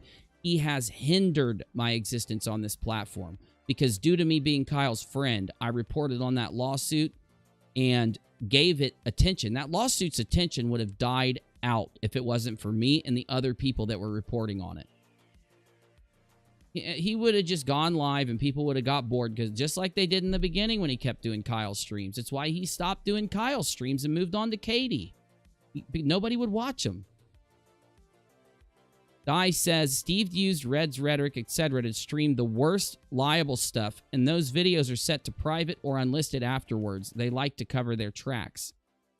They do, but luckily those streams are backed up, and Laura has put out... That's why they're so mad at Laura. They didn't want that video to be public, and Laura grabbed it and made one of the best criticism videos. And I'm going to play some of Laura's video tonight and show everybody what Steve and his buddies said. And hopefully Will Shatner is still watching, or one of the Guardian projects are still watching. In fact, I might make a YouTube video tagging Will Shatner in the Guardian project tomorrow and respond to this. Because it's slander and it's libel and it is harassment that he is lodging towards me. Zach Creation says, I still think that Tati went out on a YouTube Reddit and found Katie haters, and they think that they've hit the jackpot. They're going to be shocked when they discover the poop storm they just jumped in. If that's true, and Tati and her lawyer are doing this because they got in contact with Katie haters, yes, that is correct. They are going to be misled, and it's only going to go bad for the people who are trusting the Katie haters. Because all they do are cherry pick Katie's clips and streams and target Katie over little things. I'm not saying Katie's not mean to people. I'm not saying that she doesn't mess up. I'm not saying that she's perfect. I call Katie out all the time. I just called her out yesterday on UNIRock too. And did Katie get mad at me for doing it? No. I talked to Katie today. She was super cool to me. She was happy that I did that on UNIRock too. I don't know if she was happy, but she acted happy while talking to me about it, at least. I'll verify that. You will verify that you were there? Okay. Yeah, you were in general. She talked to you personally, but she jumps in general, and she jumps in chat all the time. And if she hated you or thought you had done her wrong, she wouldn't be in there. That's true. That is true. Well, there was a couple people there earlier. I don't know who were there when I was talking to her, but there were some people there. Because I don't talk to people in private. I try to do everything in a general room of my Discord. And the problem is Steve McRae knows this because he was in my Discord for like 7 months, and he never stopped saying like how much he loved my Discord server and all the people there. Oh, hold on, Navy. Wait, you were there. Did you ever hear Steve say that about my server? No, nothing. He was actually he interacted with a lot of people that were there. No, that's what I'm asking. He said good things about my Discord server and liked it while he was there, right? Okay. No, he loved the fact that we could get a hold of you, and he come in and ask us for stuff, and we would help him out whatever he wanted. So yeah, he had a really good resource when he was in my Discord server, because he could just come in and ask for a clip, and he did all the time, and it would be delivered straight to him by somebody. He'd come in and ask someone to help him with something, a thumbnail, whatever he needed, he could ask for in my server. And it wouldn't even be me. There would be viewers and moderators in there that would help him and help out the creators. And in fact, in my Discord server, it is a resource to other creators because there are many creators in there. There are some bigger creators in there. And you can meet other creators in my Discord server and find people to do collabs with. I've seen many people collab because they've talked about it in my server first, because we all hang out, and I do not allow anything but video production to be a focus of my Discord server, and privacy is the #1 thing there, and any videos that are made must not be borderline TOS or against TOS. They must be obviously within TOS. Zag says, Laura created the really great stream outing the cult's disgusting behavior towards Kyle and how gleefully they sexually harassed him. Additionally, how much money they made doing it. I didn't even see that part of that video because I haven't watched it all. Sonny says, at 1:44 a.m., you have almost 150 up in this bish. And this channel only has 1,600 subscribers. Why? Because this is how it always is over here, man. We could have a stream and start playing Tarkov at midnight, and we're going to have high numbers going into the late nights. Of course, it's going to, as it gets later, it's going to wind down because a lot of people don't watch video games at 1, 2, and 3 in the morning, but we do. We have a lot of good people, and that's another reason that it's so mad. They convinced themselves for some reason that I wasn't going to get views when I started going live on my channel again. But they, you know why they thought that? Because I've never regularly uploaded to UNIRock 2. I always get too engaged in live streams, and then I sporadically upload content on UNIRock 2. So when I upload there, I only get like 500 to 1,500 views on an upload, typically, the first day. Now, what those people don't do is watch what happens to those videos as time goes on. Because, yeah, some that are demonetized or some that are just really stupid videos that I make only get about 1,000, 2,000 views. But then a lot of my videos stay in the algorithm and keep getting views for a long period of time. So they've convinced themselves by looking at my uploads, Uni's not going to get any views anymore. And the minute I start going live there, the views are just bam, right back to where they were they're right back where they were when I left off. And for some reason, they just have to get my attention. So I'll give it to them. You can have it for the end of this stream. There you go. You're not getting it anymore, though, Steve. The only way Steve McRae's getting my attention is if I make a response video to The Guardian and to William Shatner. And I will do it. I will do it, and I'll actually tag them if he keeps on harassing me. The next harassment he makes towards me, I'm not responding to him. I'm not doing another thing like I'm doing right now. All I'm going to do is put evidence into a video and make a really good response criticism video and upload it and tag William Shatner and the Guardian Project the next time Steve harasses me. Because that way they'll actually get to see everything everything that I've referenced tonight. All the clips, all those really... You know what I should do? I should play them. What I should do is when he starts harassing me like this and trying to tell people I'm a troll, I should go grab the clips of him doing that. Because he can't find clips of me doing it. He won't find any clips of me doing those things. But I have so many clips of him doing that stuff. It's just insane. Twitter is a dumpster fire full of trash pandas, says Scar. What's a trash panda? That's funny. It's a raccoon. Raccoons are trash pandas. Pippa Squeak says, Die, it'll be Uni's fault if Shatner blocks Steve. Oh, yes, it will. And Shatner probably will block Steve. All Shatner has to do is accidentally click on one of the videos that actually criticizes Steve. Like Laura's video, Menace's videos, one of my videos that shows him doing what he did to Katie Joy. All they need to do is see the proof that that actually happened, that Steve is lying and misrepresenting himself, and Shatner is going to block him, yes. And when Shatner does, it will cause him to blame me. He always blames me. Even if I don't have anything to do with it. Look at what happened tonight. He looks so bad for what he did tonight. He looks so bad. Warrior T says, Shatner has been promised a non sequitur co-host. Oh, he guaranteed that Shatner's been... I bet that actor's been promised a non sequitur co-host, too. I bet you money he has. I bet you money he has. I'd have loved to be a fly on the wall and heard his response. Lorianne says... Is that Lorianne? Oh, my God. Good to see you.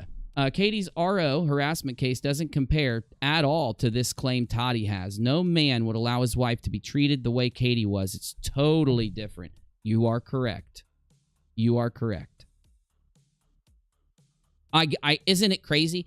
You'd imagine that Katie would sue Steve for what he did to her for a year and a half. That was literally defamation and harassment ruled by a judge.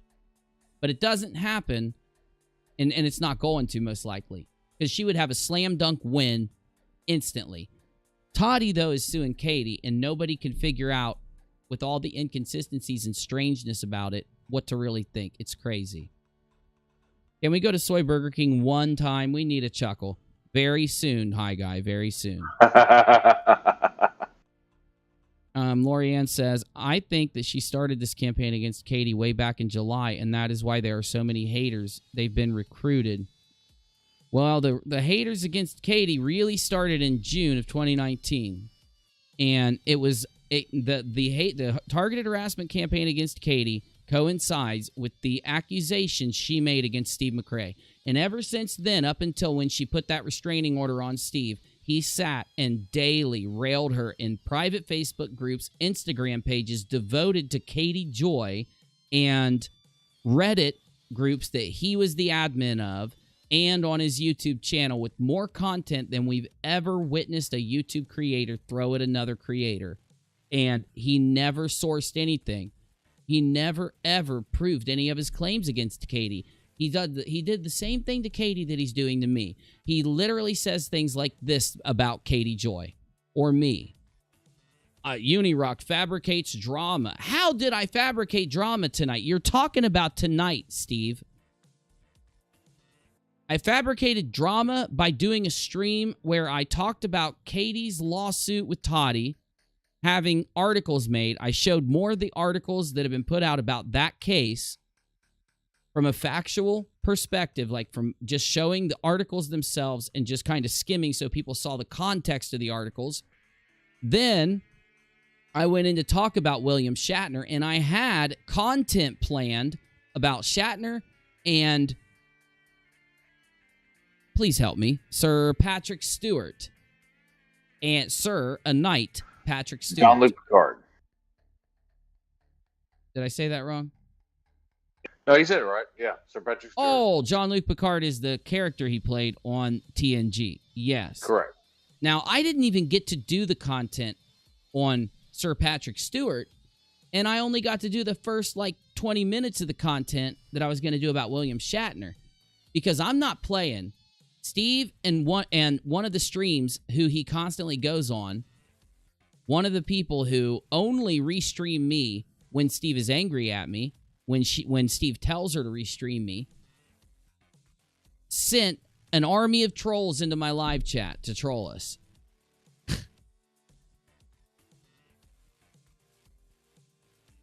Well, Lori, I criticized Katie yesterday, so I feel you. Lori says, I don't agree with the way Katie handled things. For the most part, I don't support her, but I am a human being and I have empathy, something many people are missing. And I can respect you. If you don't like Katie, I respect you. As long as you're not harassing her or lying about her, you know what I'm saying? As long as you're keeping it in the realm of YouTube, what Katie publicly puts out, I'm good with you. I've been good with anybody who does that. I don't support the people that harass Katie. I could name several YouTube creators right now whose content is literally harassing Katie Joy. And those creators are crazy because they have a YouTube partnership. YouTube partnerships don't last when you do that kind of thing. You can criticize Katie all day and you'll never have a problem with your partnership. But if you start doing certain things that are against TOS, they're going to knock you down. And I have seen many of these creators that are daily Katie video creators do exactly that. Especially Steve McRae. I mean, a judge agreed. A judge agreed that what he was doing on YouTube constituted harassment. I don't know how anyone argues with that.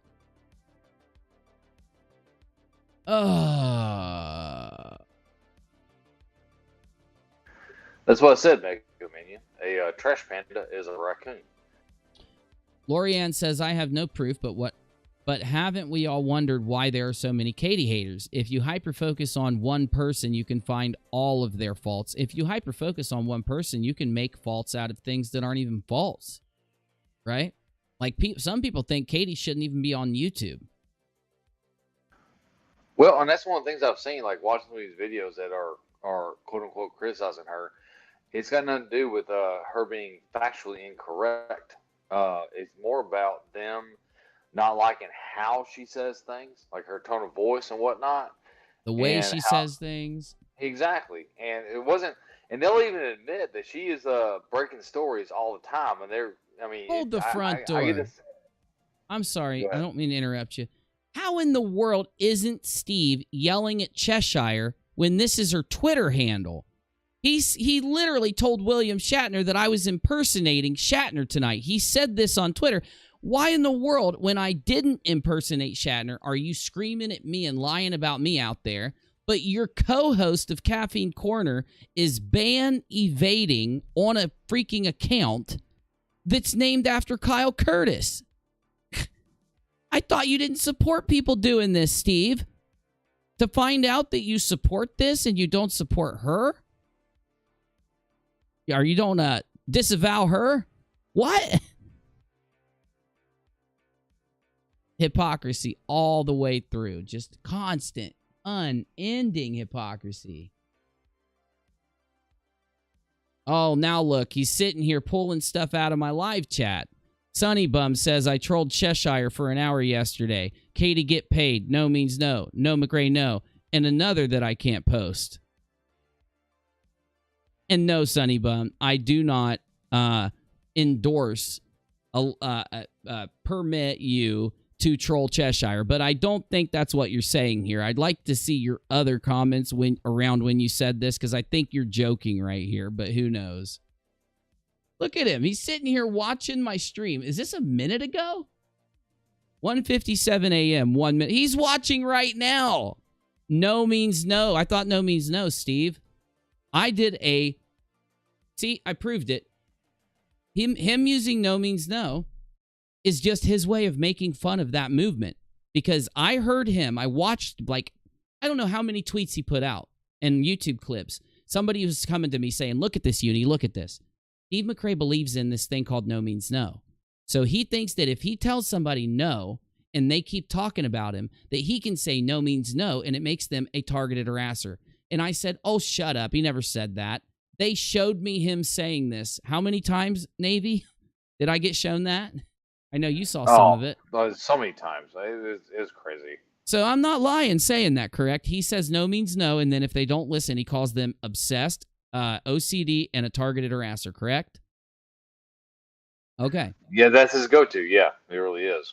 All right. Well, I told him no means no like 3 or 4 days ago, and now look, he's sitting here watching my stream right now, and because he's like so many hours behind, he's in wherever the hell, he's in whatever time zone he's in, so it is from... This was screenshotted at 1:57 a.m., which is 5 minutes ago. Least our trolls are out and proud to be trolls. Makes it easy to spot them. Saves everybody a lot of time. He's literally just trying to get the Guardian Project to believe that he's the target of a harassment campaign by picking on one of my members. He is targeting one of my members here. I would... firmly believe the Guardian did not give him permission to add that to his Twitter handle at all. Oh, yeah. Him, Cheshire, and all of his buddies have added it there so that they can go fool people like William Shatner into thinking that they're working for the Guardian Project if they're not. I mean, you just told me they weren't approved by the Guardian Project. They just donated to the Guardian Project. Well, that's all he did. That's all he did. He got his 5 minutes with the celebrity. Mark... I can't remember his name. I know he said before. The dude that acts on the show Lucifer. Oh, but he was in Supernatural as Lucifer. And Supernatural. Okay. Yeah, Mark Pellegrino. His name is Mark Pellegrino. Yeah. And so the $100 that Steve put forward to the Guardian gave him 5 minutes of a video chat with Mark Pellegrino. Well, I just wonder if the Guardian Project is okay with him being a representative, but acting the way he acted tonight. Doing this to someone.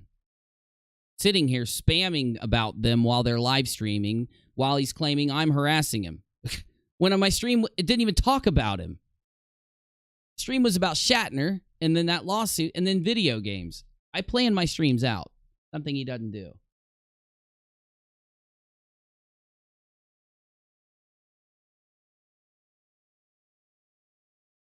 Can you ask Uni if he can post Laura's channel? I want to post Laura's channel because I put it out. I put it out already. Well, because I want to show my ultimate defense. I want to show what Steve McRae and his friends do on live streams, so that people that like Shatner and the Guardian Project can compare his live streams to mine to figure out if I'm the targeted harassing troll like he's lying to everybody saying I am, or if it's really him. I think I'm going to play this here in a few minutes. I don't know. I'm going to think about it. Because he is still doing this right now on Twitter. He's still watching my stream. But now he's targeting my members. I don't believe Sunny Bum was admitting to anything. I think she was, talking. Sunny Bum says, hashtag no means no, McRae. Stop stealing my shit. He's watching you right now, Sunny. He's probably screenshotting it right now.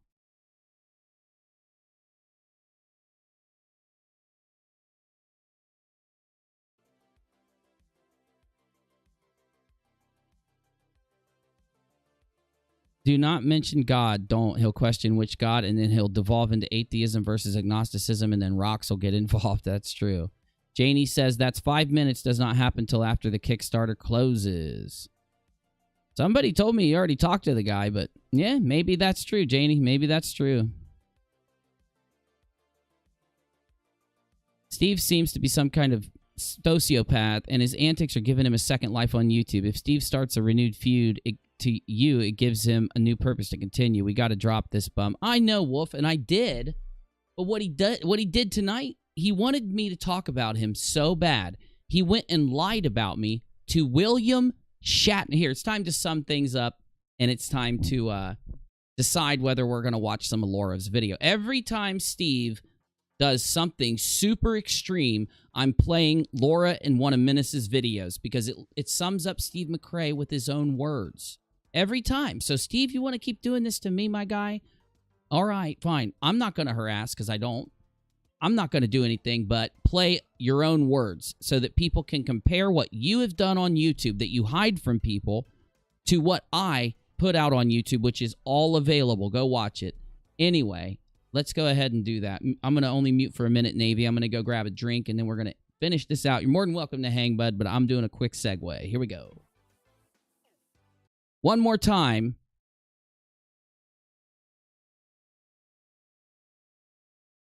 Let's see. I want to put this song next. Let me play this song next. This is a good song. Yeah, we'll put this one next. Oh, yeah, I want to play this, though, because I haven't played this song in a really long time. Okay, and then that song. Yeah. Okay. Sonny and I were talking about them bringing up my name. I said they're pissed because I questioned them so hard. Finn says, you know he's not doing his own stealing. Oh, he's definitely watching right now because this is what he's wanted all night. All night. The Guardian Project is a forum to address internet bullying. Would you believe? You know what I should do? I should reach out to the Guardian Project and give them a video. I'm going to go find the things that could be considered the worst things I've ever said about Steve McRae, and I'm going to clip it. The worst content, the worst things I've ever made that involve Steve McRae. I'm going to go find it, and I'm going to pull a couple clips, and I'm going to put I'm going to address it to the Guardian Project, and I'm going to send it directly to anyone involved with it by email professionally with a typed email. And I'm doing this now. I've made up my mind. This is happening. I'm going to play him doing something online, one of his worst clips. Recent clips, not old. And I'm going to play the worst things I've ever said or done to Steve McRae, which will just be me literally criticizing the man for attacking me or Kyle or Katie and lying about it. And I'm going to put what I said next to what he said. I'm going to put what I said next to what he said. Since he's so intent on doing this, that's what I'm going to do. That's what, instead of me sitting here, he's not getting brought up on my live streams anymore. And when this stuff starts, every time, that's all I'm going to do. The people that he lies about me to, I'm going to make a super cut of all the stuff he's ever said or done, and I'm going to just email it to whoever he lies to me about so that they have with their own eyes the truth. That's what I'm going to do. And I'm doing this first thing when I wake up. First thing when I wake up, and I'm not stopping till it's done. Now, luckily, I've got everything in this nice little folder on my hard drive. It'll take me mere minutes. It won't even waste any of my day. Half an hour at the most. That way I can handle it and know that they'll have the evidence in front of them so that they can make up their own mind. Yeah, but I don't know if it's going to work to tag them on Twitter. I don't want you to tag them. I don't want you to tag anybody. I don't want you to mention anybody. I don't want you to email anybody. I don't instruct you to do anything, and I never do. You do you. Do not ever allow anything I say to cause you to tweet somebody, email somebody, or anything like that. You make your own decision. You are an adult. I would never want to influence what you do. I just want you to come hang out with me at night and have a good time. Go watch my videos on YouTube and have a good time. But we'll be back in about 30 seconds. I'm going to grab a drink so that I can keep talking, and we might watch quick clips. We might watch a few clips. In fact, I might need to tag a couple of my mods so I can get some clips.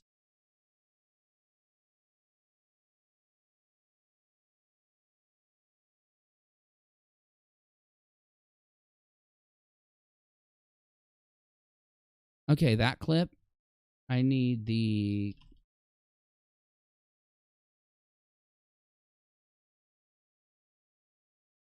Got that one. And...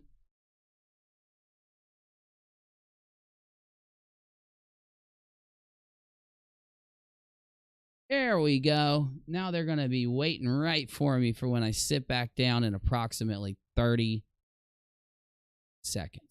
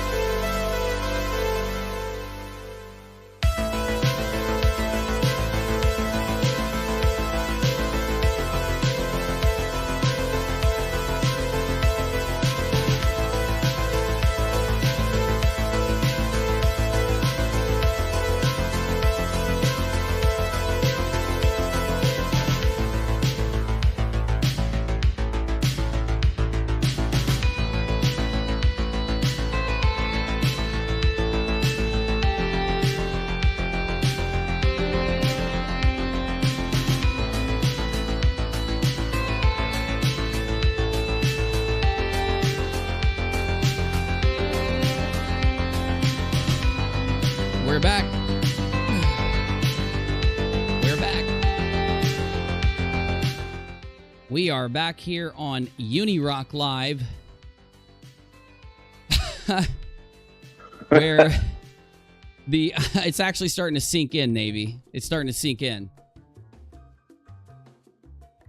What, that you were retweeted by the William Shatner? Yeah, am I dreaming or did this happen? No, it literally happened. I gotta say something really quick. I have the best audience and the best mods that exist. Thank you guys. I couldn't do any of this without you or the Discord members or the people who send things to the Discord mods. I just asked for a clip and I had it in 3 seconds. I can't thank you enough. Now, to be real with you guys, I don't think I can be mad at McCrae as much as I should be like thankful to him. And it's like that with a lot of people that try to do this, because people will do this to you when you start on YouTube. They will talk the most smack you've ever seen. They will spam videos about you. And I'm sorry to say it, but if you're a piece of shit YouTuber and you're sitting there doing dumb stuff, it's bad when they do that. When they criticize you or when they talk smack about you. If you're not good at what you do, yeah, it's bad for you. But if you make good content and you do good live streams, it's good. It is good for you. That's why, typically when people act like Steve, bigger YouTubers just don't care and they just let it happen. So, by the way, Orange Crush is like the best thing I've ever had. It's really good, Navy. I know. I've tasted Orange Crush, but I'll tell you what, I'm a Texan. So my true love is Dr. Pepper. Always will be. Have you ever had this stuff called Fresca? Oh, yeah. No, I've had Fresca, too. I like Fresca, but it's not Dr. Pepper. Dr. Pepper's good, but I'm telling you, man, I haven't had a Fresca in so long, but I used to love Frescas because I could only find them in a vending machine. And I used to drive to that vending machine just to buy a Fresca because I'm like, dude, this Fresca stuff is good. Well, I was very happy when I went on a trip to England, and I was in I guess in English, like a little convenience store, and I found Dr. Pepper because I knew that Dr. Pepper had made it when I found it in England. Mm-hmm. When I was in Iraq, I ate at a Taco Bell. Isn't that crazy? No, I never think so. Isn't that nuts? Okay, we gotta shut up. We gotta shut up. I know. We gotta get back on point. Me and Navy have too much fun together. We're both, military servicemen. I'm out. I'm not in anymore. I'm disabled through the military. I still get all my benefits because I was physically injured in the line of duty and medically evacuated out of Iraq, but Navy is still in serving as we speak. I don't know, dude. It better be a weekend, Navy. How are you up right now, my dude? Don't you got to be a formation? No. I actually work an evening shift. That's why you don't see me coming to Discord till like 8, 9 o'clock at night my time because I work an evening shift. So I'm good. Okay. I'm just making sure that I'm not impeding your service to our country because you have an important role in the military, and I do not want to be one of those guys that affects that by keeping you up late and stuff. Unlike some of the people that hound against you, I'm an adult and I make adult decisions. Oh, I know, bub. I know. Okay. All right. So if you're just now getting here, the most insane thing they could have oh my God. Okay. It's all starting to sink in. So I can factually say now that in the beginning, Steve McRae approached me after I made a video about the non sequitur breakup. He talked me into making more videos about the non sequitur breakup. Then he talked me into covering his feud with Katie Joy. I criticized him because of what he did. Then he started to attack me. So then I started to criticize him, covered the lawsuit because Kyle approached me. Kyle was my friend. Kyle started telling me everything that was going on. All of that has led to William Shatner retweeting me, a picture of my channel brand. I can say that. It's true. I would never have believed that a year and a half ago when all this garbage started. William Shatner. Now, that for me, guys, for people watching that weren't here at the beginning of this stream, that's huge for me. I'm a nerd. I love Star Wars. I love Star Trek. I love Cyberpunk 2077. I love, like, animes and, like, the Cowboy Bebop. And I just love space dramas. I love... Cowboy Bebop is an anime space drama, if you didn't know. I love all of that kind of... I love reading books, comic books, and magazines and everything that have to do with space sci-fi. I love it. And to say that one of the cultural icons of sci-fi retweeted me, even though he was trolled and even though he was mad at me when he did it, oh my God, that is so... And I can go to my friends and say that William Shatner retweeted me.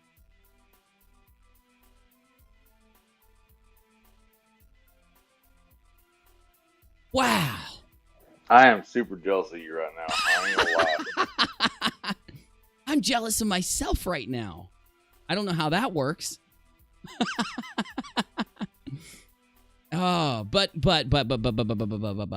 it's not really a good thing because William Shatner was lied to. They told William Shatner that I was like, I don't know. What did they tell Shatner that I know they told Shatner I was impersonating him.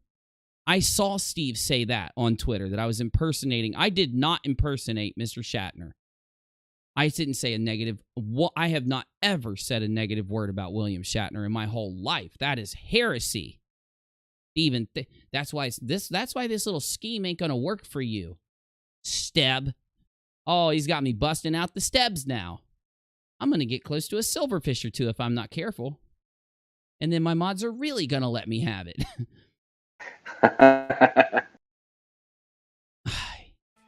If you don't know why Steve's nickname is Steb and Silverfish, it's because he was calling me some of the worst names a human being can call another person. Right? He said when he first got mad at me, before anything even happened, he had said that I lost all of my honor in serving my country and being injured in the line of duty and medevaced out and disabled now. I have the tweets to prove it. I lost all of my military honor because I criticized Steve McRae. And I have the tweets to prove it, and they're in my YouTube videos. So he has said some of the worst insults he could even imagine and thrown them at me. And my response to him is to just be silly, to deal with his ultimate negativity and hatred by saying, whatever, Steb. The most silliest nickname I could imagine for him, calling him Steb. I don't even know. It doesn't even mean anything. I picked nicknames that don't mean anything. Silverfish doesn't mean anything. Steb does not mean anything. That is just me responding to a guy who called me some of the worst names I've ever heard another human being call a human being, and trying to turn it into something. Instead of me spitting back insults at him or yelling at him or getting angry, I just called him Steb and laughed. And then he goes around and tells people that I'm a troll. Who's a troll? The dude who calls someone Steb? Or the dude that said that their military service, which I have an Army Good Conduct Medal, I was honorably separated from the military and still treated by the military through the VA for the rest of my life and paid by the military for the rest of my life due to my injuries. Somehow I lost all my honor. That's an insult that he had to pull together. That's the insult he really had to pull together. Lisa says, you got my attention with Shatner before now. Oh, I know. And Lisa, I'm sorry. Look, I promise I'll get you in. I haven't got anyone in. Spurgy got kicked out, and I haven't got her in either. You could see I've been really busy, I hope. I love you guys. I want you to come into the Discord. I'm sorry. I'm going to work on it. I'm going to take a day off. I'm going to sit down and just do branding. I'm going to clean up, like, memberships and stuff like that, and I'm going to get that stuff fixed up. But Lisa, William Shatner retweeted me because Steb lied to him. Anyway, though, so my response to William Shatner is going to need to be respectful because I respect William Shatner. I'm not being sarcastic in any way. I'm not trolling at all. It's going to be respectful. It's going to look up to my elder. It's going to look up to a man that I think is a role model and somebody who has helped people his whole life, and he's turned his success into something he can help other people with. He's inspired people like me and others throughout his life.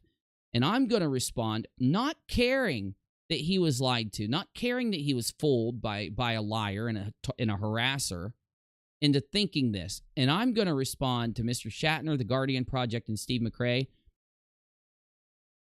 by playing a couple clips for you of Steve McRae talking so that we can figure out who is really behind the harassment that's going on.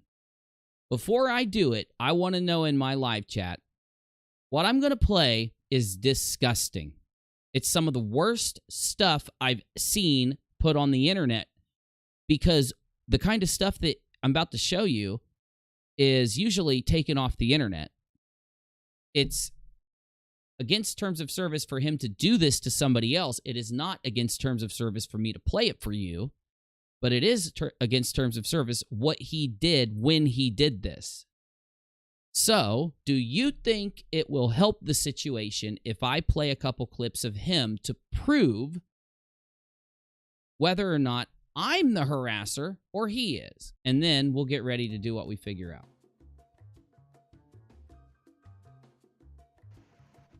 Can I say something rough fast? Please do. While we're Please live. do. Apparently, there has been a person out there who has called into question my service as well as yours. and I welcome this person It's too late. to. There's no Yeah, reason no. to respond. It's too late. I've already proven my service, so I'm not redoing it. I'm not for the 9th time. Exactly. I'm not showing something Well, for the 9th time to prove my service. I've done it 9 times. I don't have to do it again. Sorry, it's not happening. well, I welcome this person, and they know, and you know who's out there, to DM me on Twitter. No one's blocked. I have blocked no one on Twitter. To ask me in person about my service, and if they want to know that I'm still active duty, I will show them I'm still active duty. Well, I've already put out pictures. I've already put out, the documentation and everything. I'm not doing it again. I said last time, when I did it the first time, I said I'd never do it again. When I did it the second time, I said I'd never do it again. When I did it the damn third time, I said I'd never do it again. I'm not doing it again. It's not going to work. My audience has seen everything. So no, not happening. I'm not playing this game. Sorry. Okay. No, exactly. And Yep. now time for the video. Well, of course they're going to question my service. They're harassers. They're harassers. I don't really care. The Army pays me enough money that I don't even give a shit. They want to talk shit, let them. I'm still getting my paycheck. So, I got to read the chat. That's what I'm doing.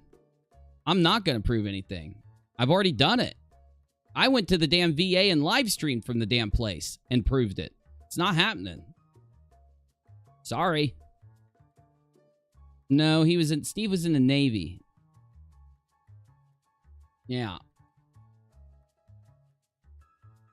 Zag says, I find them questioning your service completely disgusting and horribly unpatriotic. It's vet bashing, is what it is. It's soldier bashing in Navy's example, and it's vet bashing in mine. Now, a vet is someone who is still a soldier, but physically I can't perform my duties due to the injuries I suffered in the line of duty. Therefore, I'm a vet now. I've shown my medals. You know what happened? The last time somebody did this, I had never showed my medals, and I showed a piece of paper that proved I was in the military, but I accidentally didn't think about the fact that it listed all of my service medals, and I showed all of them, so it actually helped me out because everybody found out that everything I've told them is actually true. my air assault medal, my global war on terrorism service medal, my national defense service medal, my Army good conduct medal, which means I was never ever, even for one tiny thing, one tiny infraction. You're late for work once. Tell me that's not true, Navy.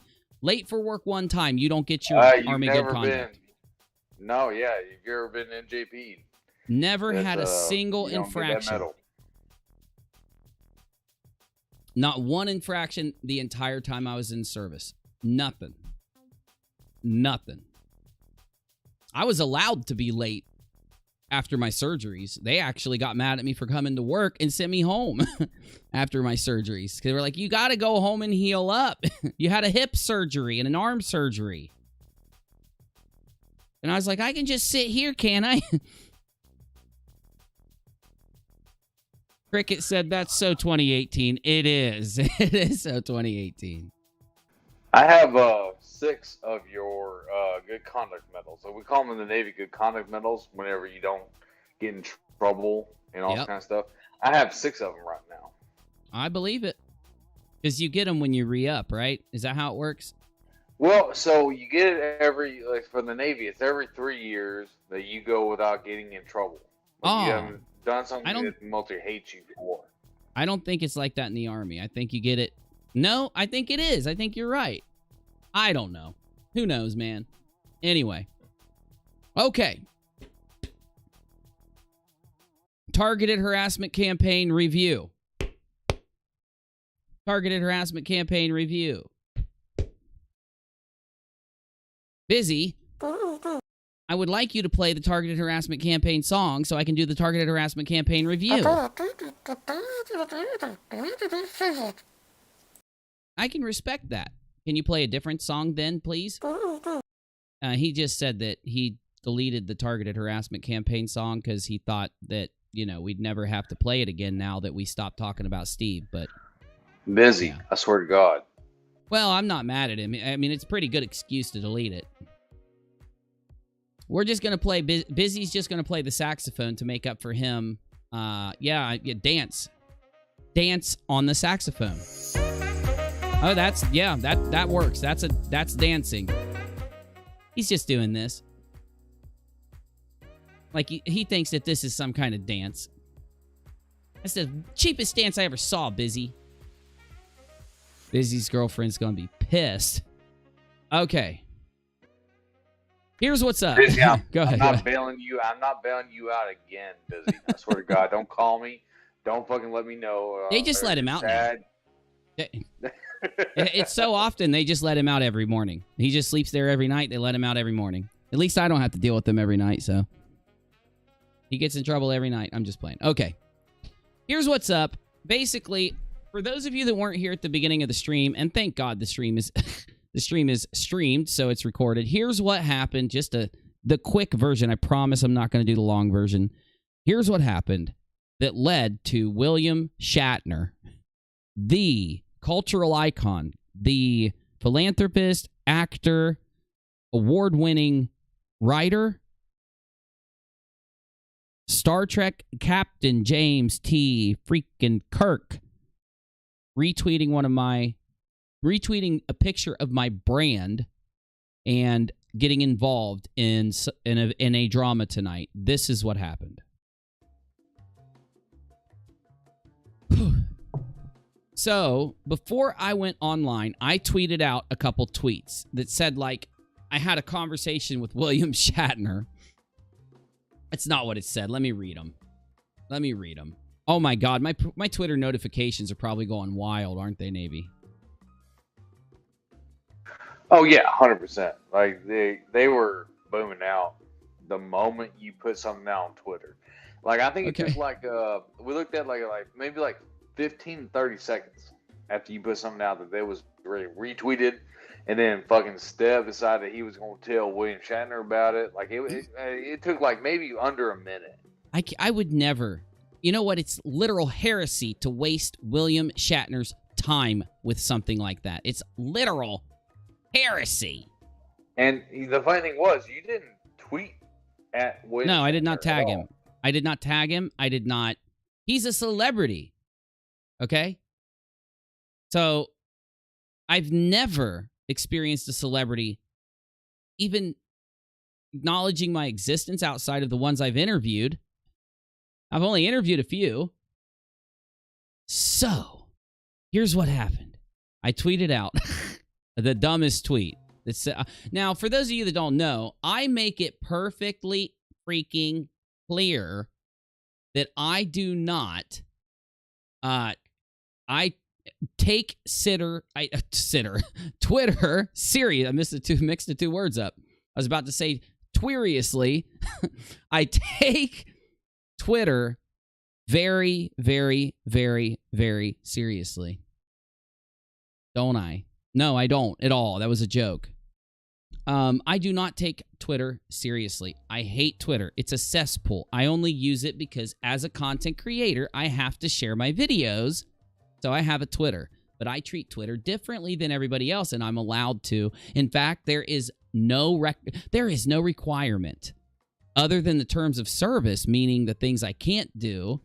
There is no thing out there that tells you what you have to do with your Twitter, and I have been adamant for years that I hate Twitter. I don't like using it, and all I use it for is to joke around, put out links to my stuff, be silly, to take my tweets as me being silly. In fact, at the top of my Twitter, it says, UNIRock Official, YouTube, it gives a link to my YouTube channel, producer, because I produce my videos, host, because I host a live stream, streamer, because I'm a streamer, YouTuber, because I'm a YouTuber, hacker, vet, farmer, periscoper. It says I'm a farmer. Okay. It says escape from Tarkov. Then it says Toady Rock is my new pet. Joined April of 2016. And then it gives a link to my main channel, okay? 4,398 followers. Now listen, it's a joke. The hacker thing is a joke. I put the hacker hashtag there because people were calling me a hacker. They were saying that I hacked them just because they were like mad at me because they were just lying. UNIRock hacked me. So I put hashtag hacker in my bio. Hashtag farmer. Why is farmer there, Navy? I forget. It had something to do with someone trolling me, so I was like, okay.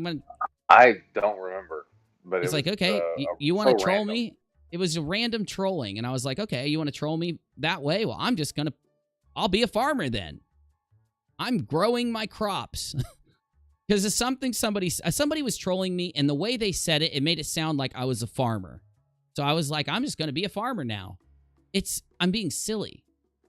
And then hashtag Periscoper. Now, that's me being silly also. I'm verified on Periscope. I'm a silver VIP verified super broadcaster on Periscope, which means I'm a partner or the company.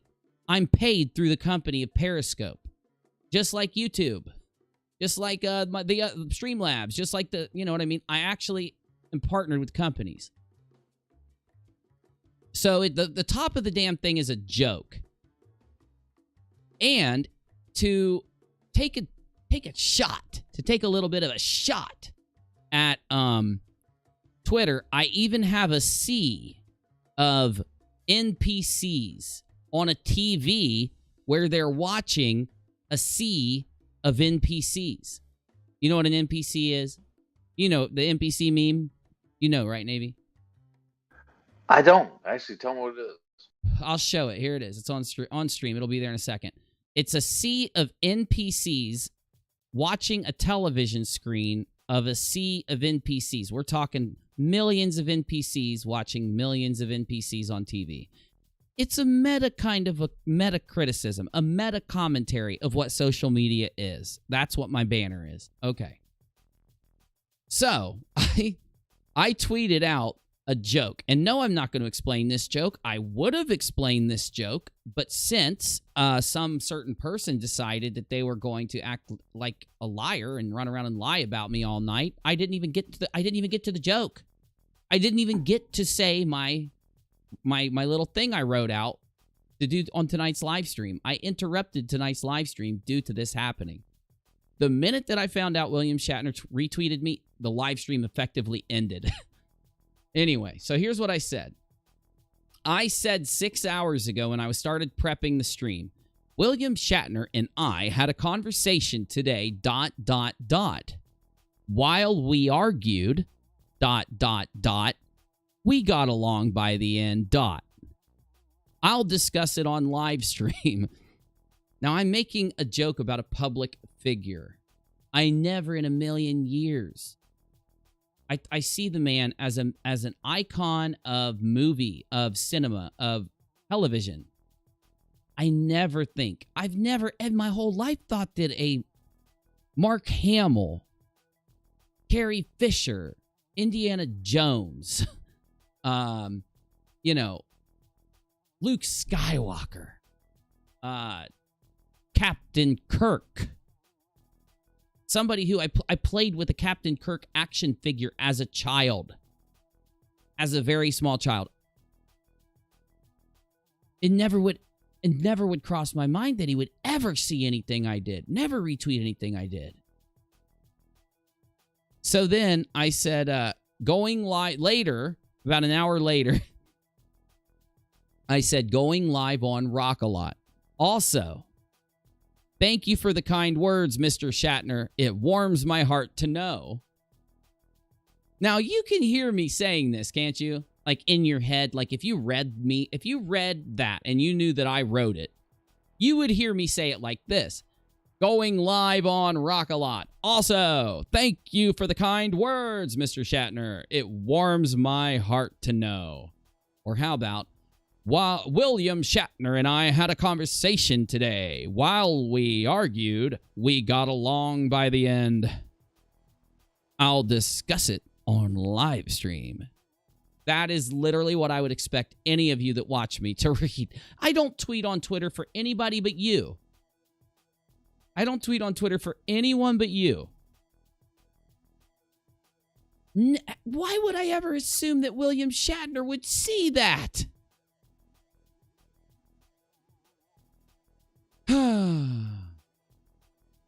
Now, Alias, he's lolling or he's ha-haing at what I wrote. Does anybody even get why I wrote it? Do you have a little bit of a clue?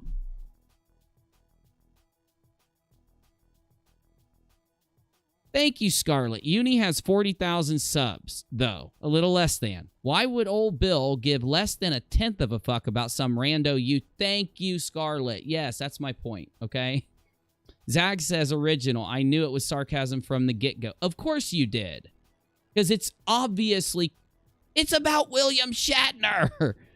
It's like me saying Michael Jackson or someone. If he was still alive. Go ahead, Navy.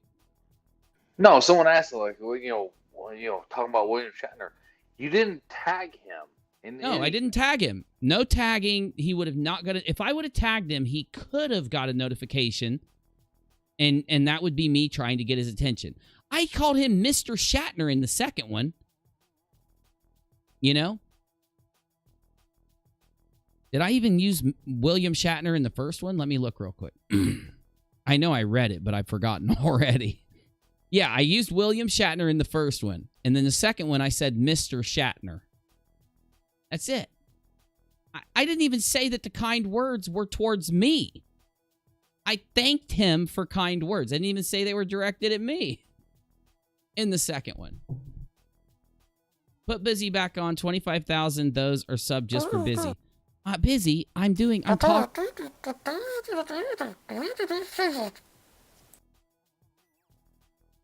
Mr. Shatner hates you, Busy.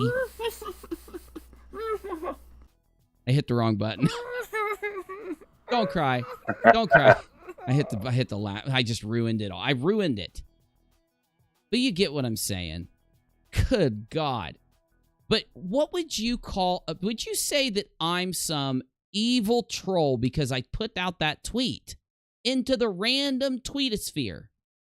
Would you call me a random troll? Would you really think I would expect anybody to believe it or put it out a random troll? I wasn't even trolling. No. I was joking. It's a commentary. It's a commentary. And the thing was, if you understand what's going on with this whole group and all this kind of stuff, you would have understood exactly what your tweet was about. Like, you didn't tweet at William Shatner. You didn't try to get his attention. You made a joke, a satire. Did Bill note you back without getting the... No, yeah, he retweeted me. William Shatner retweeted me. I'm not playing. Hold up, I'll show you. Though, he didn't retweet you until right. These other people went to him. Right? Yeah, let me go ahead. Let me keep going. Okay, so I put out those little commentaries. They're not even really jokes. It is a joke. It's a commentary on on something that was happening out in the community. It was me making fun, not of William Shatner in any way. It would be like me saying Brittany Murphy or something, but I wouldn't use Brittany because she's passed away. It would pick me a celebrity, please, of a William Shatner. Mark Hamill. It would be like me saying, Mark Hamill, thank you for the kind words. Mark Hamill and I had a conversation today. You get me?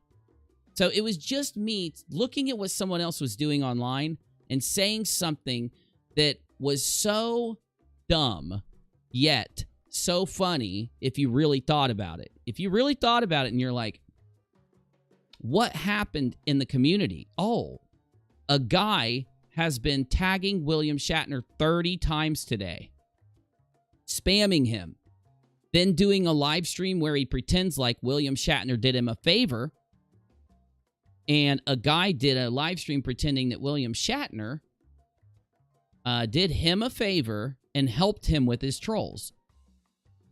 How could I handle talking about that in the funniest way possible that my audience would just be like, oh my God, Uni's being so dumb, and that's kind of funny. Not being disrespectful to Mr. Shatner in any way, shape, or form. How could I say something that would be a commentary on that crazy statement that I just said? A man tweeted him 30 times, and a man then, because he tweeted him 30 times, went and did a stream where he claims that Mr. Shatner is helping him handle his trolls and is acting like he's elated by it. And oh my God, right? But I haven't even gone into how funny this is. And you are going to flip out when I get there. So essentially, though, I do those 2 tweets and then I go live. I don't know anything else. I don't know that people are mad. I don't know that people are having a hissy fit. I think right before I went live, somebody said, oh my God, Steve is flipping out because of what you wrote. And I was like, no way. And I was just live, though, within minutes. I was rushing to go on, okay? So I come on live, and I'm talking about Tati and Katie. And Katie's in my live chat, and I've already got this whole stream planned out. I've already got everything planned out, exactly what I'm going to do. So I'm going to go ahead and cheat, and I'm going to tell you my plan. My plan was to talk about Tati and Katie with the new articles that are put out. Let you hear the tone of those articles and let you hear a few things that other YouTubers were saying. Then, after that, update you on a few of the realizations I've had about the case and let you know what I think those articles are very in danger of being sued because the articles borderline on what KJ said about the entire issue. That's what I planned on doing, right? Then, I had planned on talking about Mr. Shatner's career and how my experience with Mr. Shatner, what I think of Mr. Shatner, and then going into some of his accomplishments and such. And I did that in the stream. I was going to then break down. I had a little skit planned that I'm not going to talk about because I might still do the skit sometime in the future. But 1, the skit is not harassing a single person. 2, it is funny. It's very dumb comedy. If you watch me, you know my comedy is so dumb.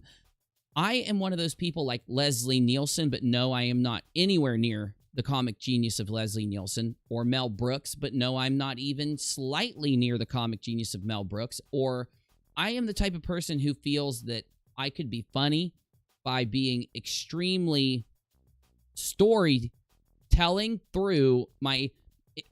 Okay, imagine Whose Line Is It Anyway?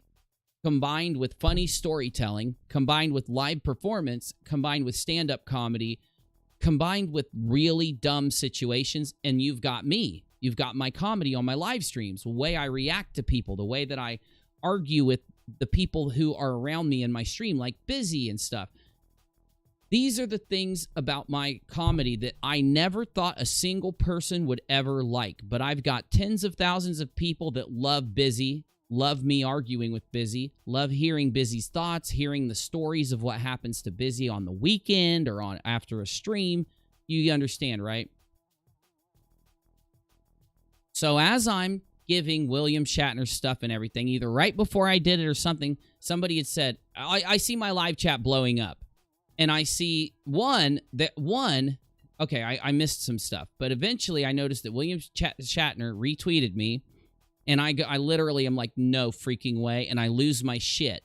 Now, let's rewind. Beep.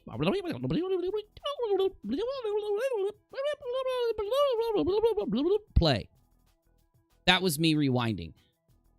I should have said, right after I went live and I was talking about the Katie thing, there weren't that many trolls in the chat or anything. But as time went on, and then somebody had told me, oh, that's what it was. Somebody had told me, you'd have to go back and watch the stream, but somebody told me that Shatner retweeted me. I lost my shit. And then a bunch of trolls started jumping in when I started doing the William Shatner bit. Now, the William Shatner bit didn't even start because I was going to talk about William Shatner and my experience with him before I even started the bit. And you know, if you've seen any of my live shows, I have skits, comedy, sketches, every night, all throughout my stuff. Remember my old Flat Earth shows and I'd have all those little bits and stuff I'd do, Navy? Oh yeah, no, 100%. Like it was, it's all satirical.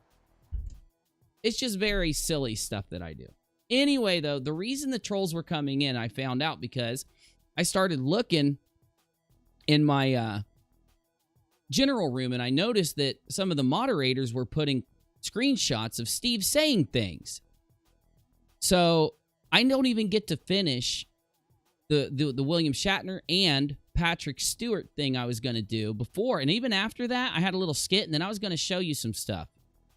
I was going to do some things that I'm not going to talk about because I'm going to do it in a stream coming up. I'm going to take the content that I have written and I'm going to put it in a different stream so that it doesn't get wasted, okay? I'm not going to tell you everything now or there'll be no use in me doing it later, but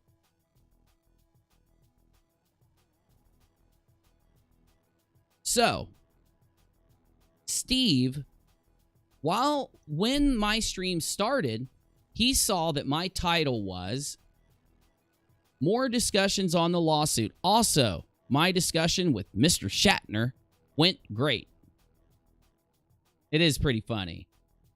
He saw that, so he started blowing up, going absolutely batshit crazy. He started tagging William Shatner. Now, this is why Mr. Shatner retweeted me. Steve tagged Mr. Shatner and told him that I was impersonating him in a way that was against the terms of service of YouTube, lied to Mr. Shatner. So he tweeted at YouTube, "Are you going to do something about this guy?" And he put a link to my stream. Now, I think Mr. Shatner is a smart guy. I'm not being sarcastic at all. This is 100% meanness from the bottom of my heart. Smart, respectful, good guy. I think he was trying to give Steve a middle finger and retweet my link for my live stream, personally. Because he didn't even tag the right YouTube link if he was mad. He tagged the wrong link. Either way, though, if Mr. Shatner, around the time that he tweeted my link, he would have clicked in and saw me doing my Mr. Shatner thing, and I was telling people his accomplishments, what movies he was in, like, I was just telling people all the awards he'd won and how awesome he is and stuff, which was my plan, by the way. So anyway, how was this stream different than any other stream I do? I always have silly titles and silly thumbnails, right? Typically Busy is in them, but tonight I went ahead and just put William Shatner on my thumbnail, you know? I was going to talk eventually, I'll give you a little bit. I eventually was going to talk about the Guardian Project and what had happened, but I wasn't going to mention Steve at all. I was just going to say, at the end of telling you about William Shatner, that the Guardian Project had been retweeted by William Shatner, and, you know, and then I was going to go into a little bit about what the Guardian Project was, and maybe I would have kind of alluded to Steve a little bit, but I wasn't going to talk about him. So, the reason being, because the Guardian Project is being tricked into hosting targeted harassment YouTubers that are actually participating in this. So now I need to give you a meta commentary on tonight. Here is my meta commentary breakdown and hugely comedic observation. One of the funniest observations I'm going to ever make on YouTube. Better than my best joke that Ratbat retweeted. Better than my best joke by Ratbat. So, the meta commentary for tonight is that by Steve, what he did was he lied to William Shatner. And he tried to spam William Shatner with his audience. Now, it 100% provably backfired in his face, because ever since Shatner retweeted Steve McRae, he's been going around celebrating it and acting like he's friends with William Shatner and that he talks to William Shatner and that William Shatner loves him. Oh, now you're getting why I put that on Twitter. It was a joke. It was like a silly thing I was posting, right? I was acting delusional like him. Anyway, so when he started spamming William Shatner, though, now this retweet that Steve's had, it's this thing that he gets to have that nobody else has had. This thing that he gets to go around and celebrate. He, not me, I had nothing to do with it. Remember, I never tagged Shatner. I never tried to get Shatner's attention. I would never think Shatner would ever get my attention or allow me to get his attention for any reason. I think that it backfired astronomically in his face, because now he didn't just get retweeted by William Shatner. UNIRock and Steve got retweeted by William Shatner. That's what everybody's going to be saying out on social media. And everybody's going to say, what? How did Steve get retweeted by William Shatner? Well, Steve was doing this Guardian Project thing, and so William Shatner wanted to retweet the Guardian Project, so he grabbed Steve's thing and retweeted it. But he didn't retweet Steve. He was retweeting the Guardian Project, obviously. Shatner did not know who Steve was. Shatner knew nothing about Steve when he retweeted it. He literally retweeted it because it was part of the Guardian Project thing. Probably saw it on the Guardian Project's page and retweeted it, right? Now here, busy is the best. Why, thank you, Leroy. I would read the rest, but everybody can see it. So here's the deal, though. He can't say that Shatner retweeted Steve's tweet because of Steve. He can't say that it was the intent to share Steve, or that he knows who Steve is, or that he knows something about Steve. But I can tell everybody that William Shatner purposely screenshotted my Twitter and tweeted it. Purposely. So I know he's so angry. He will never stop yelling about this. Steve is going to yell about this until the end of time.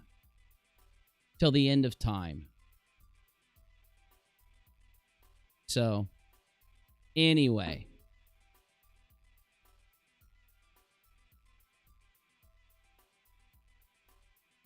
There you go. There's tonight's... There is tonight's stupid happenings. There is tonight's Days of Our Live Stream. Welcome. Hold on, I thought there is tonight's Days of Our Lives. And like with all drama, today we are going to discuss, like soy through an hourglass, these are the days of our live streams.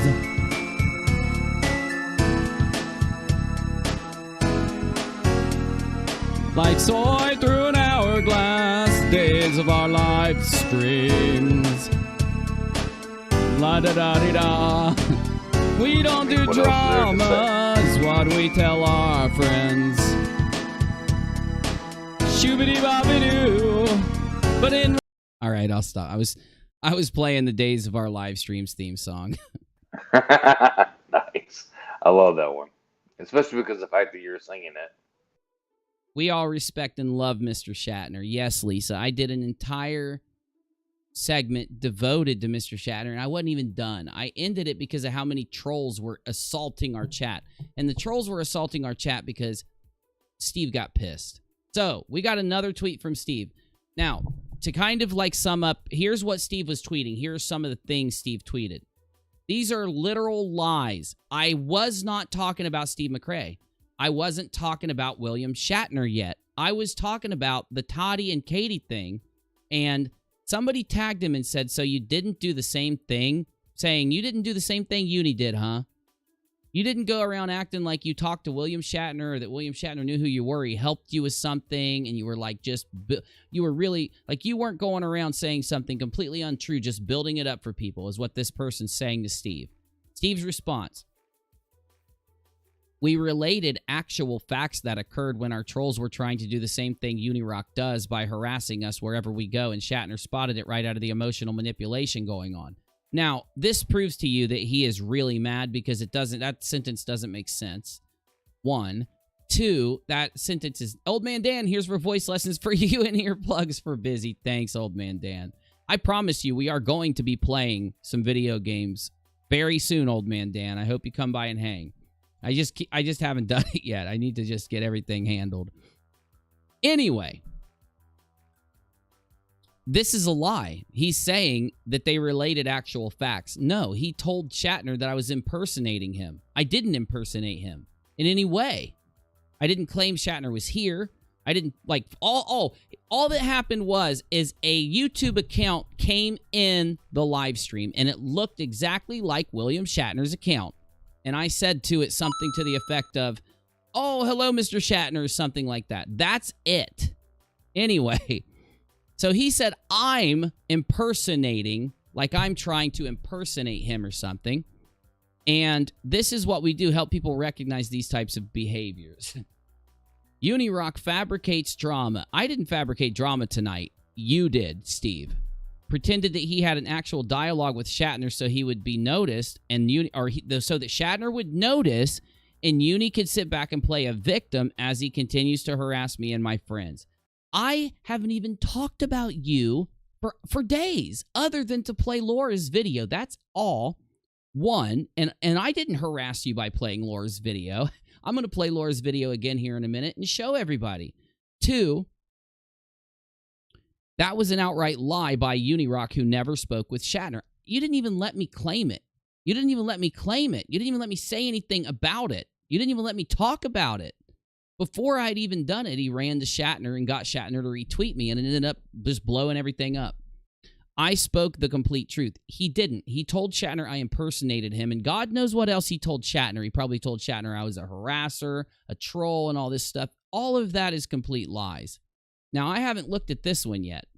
Shatner's no coward. If he had something to say, he would say it, says Mike. No doubt, none of this is for him. Why the hell would he give a flying F about any of this? It isn't anything to do with him, but somebody lying about having a conversation with him for views and money, that is unethical as hell, and that he may care about. Well, you didn't even let me have a chance to lie about doing anything with him. One. And two, that's what you did. Acting like he was swatting down your trolls and helping you with things. You did put that out. It's a good criticism against you. Mike said could also be illegal. Taking money under false pretenses is still a crime. Well, I didn't do anything like that. My God. Now they're accusing me of crimes. Didn't they say that Katie accusing people of crimes is unethical? So you're unethical, whoever you are. He says it's totally against TOS, even if he claims it was just a joke. Well, why didn't Twitter ban me? Why hasn't Twitter banned me then?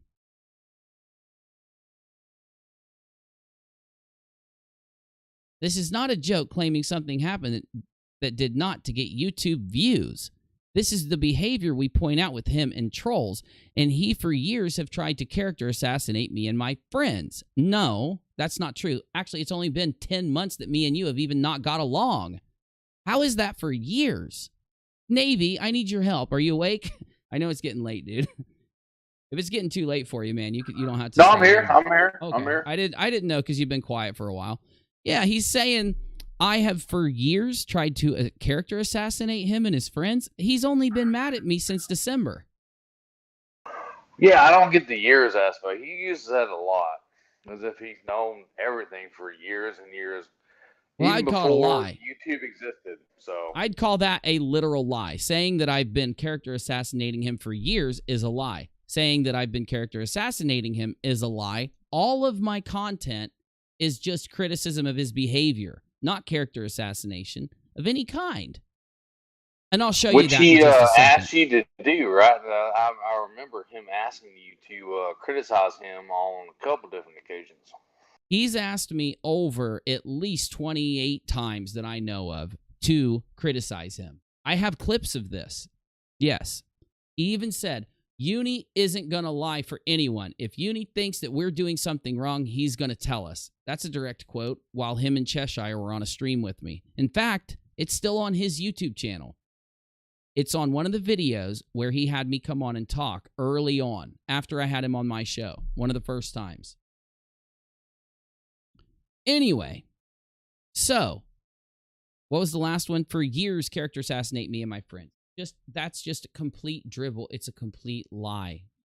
If that's true, where's the clips? Where are the clips of me doing it for years? I want you to go back years. I want you to go back before December when we got along, when I let you come on my show and we get along and hang out and all that. But even after that, you're not going to find any clips of me character assassinating you or any of that. Well, I think he's conflating, and this was brought to me by a member in Discord. I think he's conflating you with the members of the GDC who have been going after him for years because he is, what was the word, dishonest and not true. Well, the thing is, though, he's saying it was me, so he's lying. Even if in his mind he conflated me with someone else, it's still a lie. That's funny, hi, guy. The whole point here is that I've never, just like tonight's stream, all I've done is defend myself against lies that he's actively telling while he's sending trolls into my live chat. That's all. But we've got some video clips. So I've got a clip of Steve on a live stream with a man named David Silverman. And he and David Silverman are talking about a woman that has accused Steve of sexual harassment. One of the reasons I've criticized Steve is for doing this literal stream against Katie Joy Paulson. You will never find a clip like this of me. I don't do any type of sexual content or talk on my streams. I don't do any type of things like this at all. This is what it would be, I think, to harass and character assassinate. How does somebody who has said some of the most vile things heard on YouTube about other people lie about me the way he did? You make up your mind. Let's just hear what happened here. He never once. And my producer called her an outright liar. He said, look, I was in every hangout that you and Steve were with, and none of this happened. And you're just bullshitting people. But anyways, so let's harass her right now. I want to harass her right now, okay? Let's process this first part, and then let's see if Steve laughs. If Steve says no, let's see if he plays along. Take a listen. He never once. And my producer called her an outright liar. He said, look, I was in every hangout that you and Steve were with, and none of this happened. And you're just bullshitting people. That's not what Kyle said. Kyle said it did happen. So Bull, who wasn't even there that day, called her a liar. But Kyle, who was there that day, says that he talked to you and her about it afterwards. Who's telling the truth and who's lying now? But I don't know. Let's just keep hearing this. People. But anyways, so let's harass her right now. I want to harass her right now, okay? He wants to harass Katie Joy Paulson right now, okay? Penis. Penis. I'm so offended. David, you didn't ask my consent. Penis. But you know what? You have my consent for everything. No, but I'm saying it to her, and I didn't give her my consent. Oh. So if she watches this video, now I've assaulted her. Oh, now she's gonna send you a cease and desist and a quote.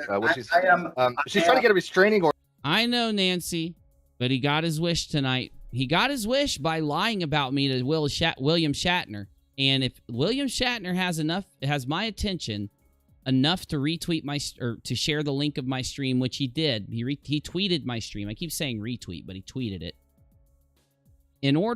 If he's got the attention of William Shatner and he's lying about me to Shatner, Shatner has to ask himself a question.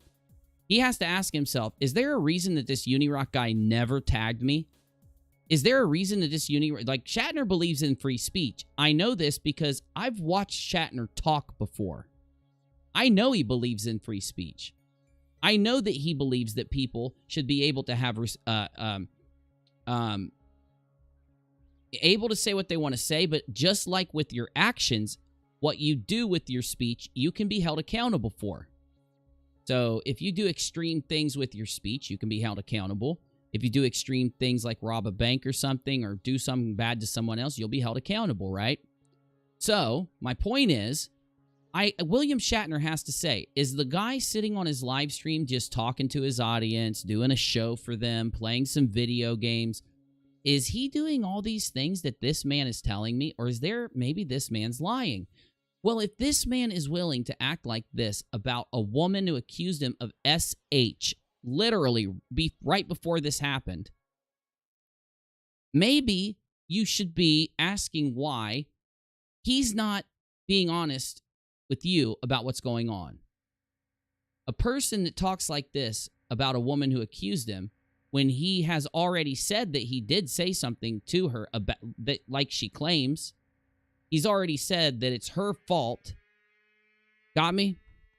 Ordered for me. Well, my question is that not him backing an aspect of cyberbullying at that moment in time?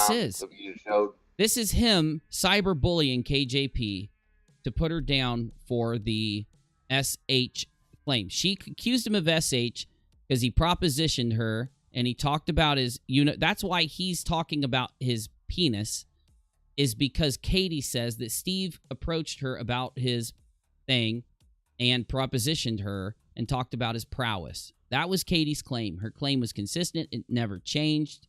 He did nothing but character assassinate her, lie about her, and then on an interview said this, but it's not over. A couple more seconds. Because I call out her bullshit. Yeah, he called it calling out her bullshit. I do not get how this is calling out her bullshit. Trying to get a quote a restraining order. I'm like, I don't think you understand how those work. I've done nothing wrong. He says he didn't do anything wrong. The restraining order went through.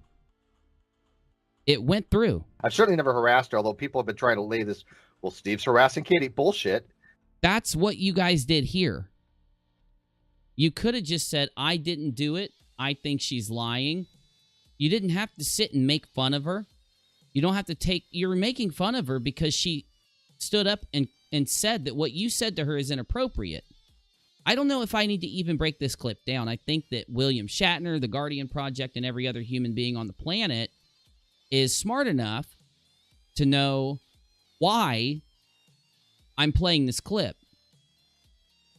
So why is it that when I'm just sitting here talking about KJP, he's telling William Shatner that I'm impersonating him and telling William Shatner that I'm lying and telling William Shatner that I'm breaking TOS using William Shatner? Why is he telling William Shatner I'm using his name to get money when I'm allowed to talk about a public figure, right? Yeah. And the thing is, though, this clip right here, what this clip could have been, ideally, is them talking about the disagreement on the aspect of terms that were used in a pre-stream or whatever show that they had.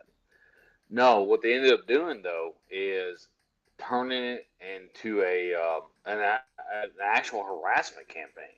Yeah, this was part of the harassment campaign. What David Silverman did was, it wasn't like, I disagree with her understanding of what you said. Yeah, he didn't criticize. No, he didn't criticize. What he said was, I'm going to harass her right now. He's making fun of her. I'm not like, I'm not like, paraphrasing what he said. He literally said, I'm going to harass her right now. That's in this. And they just heard it. So yes, you're right. Yeah. He said penis, penis, penis because he wanted to directly harass her on the internet, which is what I consider, maybe I'm wrong, but it sounds like a little cyberbullying. Well, that's the point. He wanted to say, oh, Katie's going to say that you talked about your penis, PP. Okay, well, I'm going to harass you right now and PP, looking dead in the camera, talking to her. When Steve starts to stop him and say, oh, you don't have my consent, and pretend like David's talking to him, David stops him and says, no, I'm talking directly to Katie. And Steve starts laughing and agrees with him. She falsely accused me of multiple things. He could have said right there, he goes, hey, you know what, David? I see what you're doing. Yeah, stop, David. That's inappropriate. I'm not taking part. That was David said that, not me. No, but hold on. I'm going to keep playing. I'm playing the last little part. One second. Stand up for myself, and that's me harassing her? That's not how it works. No. It is how it works. A judge agreed. That's how it works. No. But then she changed her story again. She never changed her story. That's a lie. She said then it was in a live stream. No, she said that it happened during a pre-stream or an after show. One of the two. She said there were multiple times when you did this. And I'm like, which live stream? And by the way, I've appended my blog. I have that video where she actually makes that accusation. And she says... No, it wasn't made in a video. It was made in the live chat. Paraphrase quote. She just... Now listen... For those of you that don't know, I'm only going to take 2 seconds to do this because I don't even want to hear this. This, though, is a great defense for me against him. He's lying through his teeth here. He can't even accurately tell people what KJP's accusation was. He's disrespecting her. He wants her to seem like a liar. He wants her to seem like she's changed her story because then he can get away with it. He can start to place doubt in people's mind against KJP. It's also why he harassed her for a year. So I'm sorry, Steb. If you want to go lie to William Shatner about me and call me a targeted harasser, I'm going to show clips of you lying and harassing someone so that they know that it's not me. Because a targeted harasser is the kind of guy that would approach a celebrity, try to fool a celebrity into believing him so that he could lie about someone else who criticized him. Though, I want to get this over. So I'm taking that clip and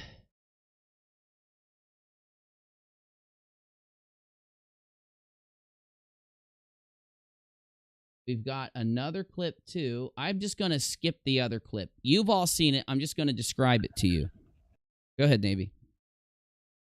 I was gonna say, like, there's some videos I've been watching on YouTube recently. A guy called the targeted citizen, right? And these are people who believe that they are targeted by the government for, like, energy weapons or whatever, right? And what strikes me as funny is that Steve is the targeted YouTube citizen. Yeah. He thinks that everybody out there who disagrees with him or whatever is attacking him, and they're magically able to, affect how he's doing stuff on YouTube, and he needs help and he needs support and all this kind of stuff. And it's the same kind of ridiculousness that you see with the targeted citizen. And that is exactly what he's doing. And you see them act the same way. They're like, oh, I'm the victim. I need help here and here and here or whatever.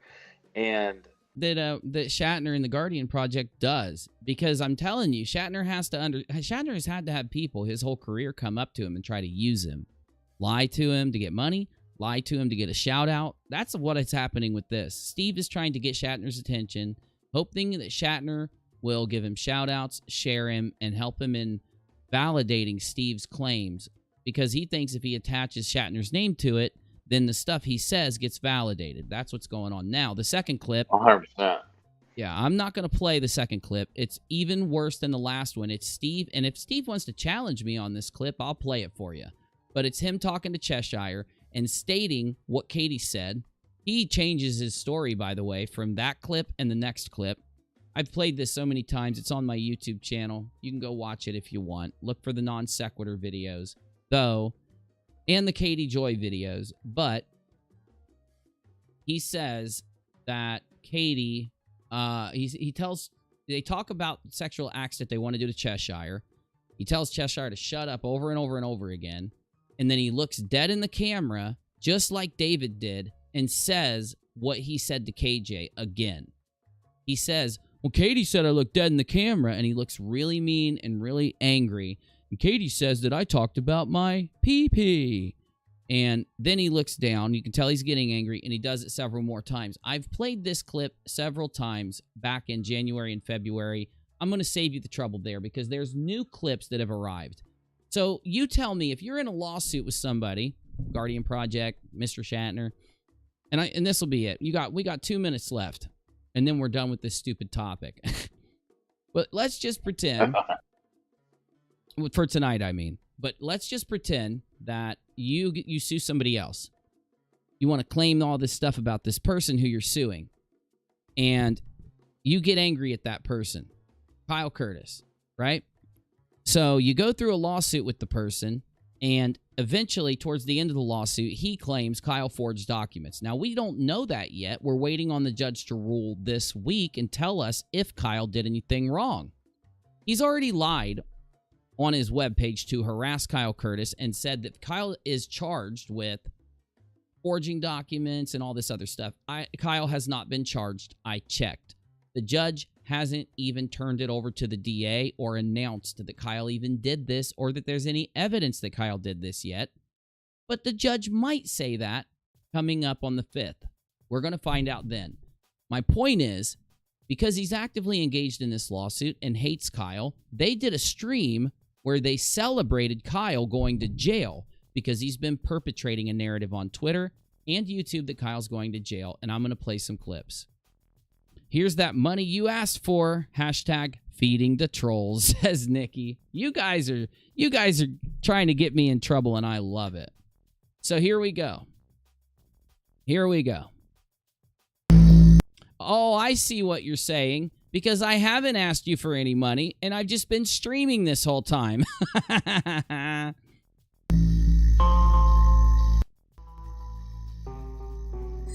haven't incited you guys to spend a dime. Elise for $24.99 said, always is and has been wrong. You had a friend in need. Please pass it along. you got a friend in need, please pass it along. Thanks.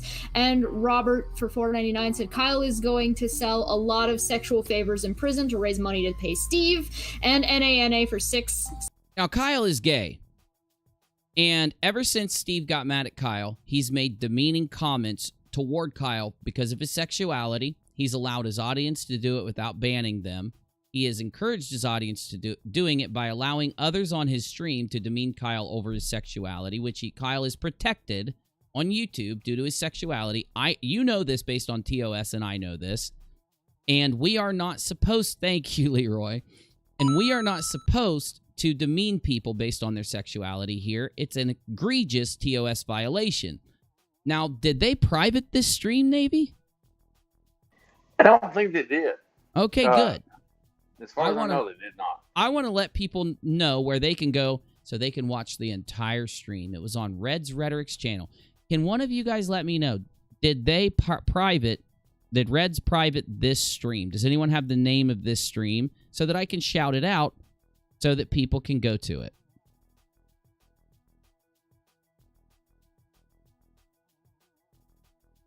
He also allows Cheshire to read them out loud proudly. Exactly. And he's elated by what they say. He encourages the audience to say these things about Kyle, to harass Kyle over his sexuality, when it's not like he's joking with Kyle.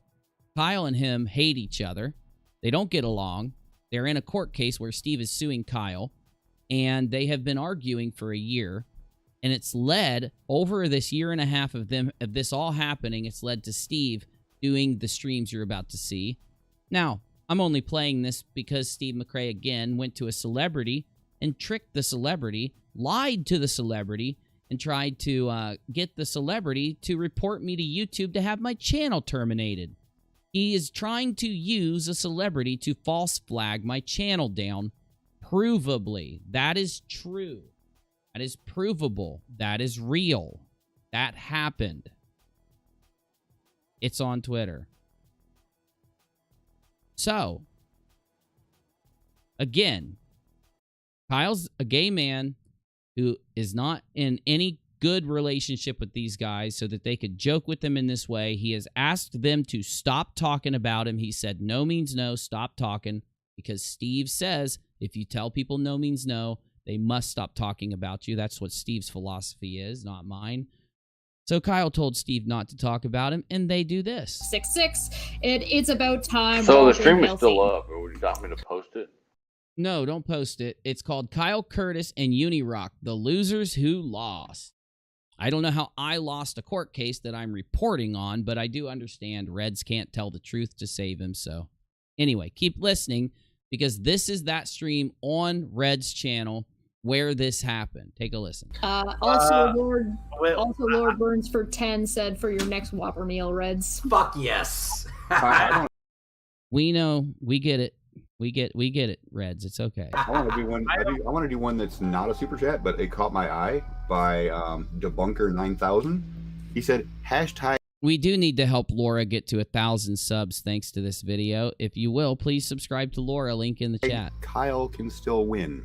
The only thing Kyle can still win right now is a game of hide the sausage.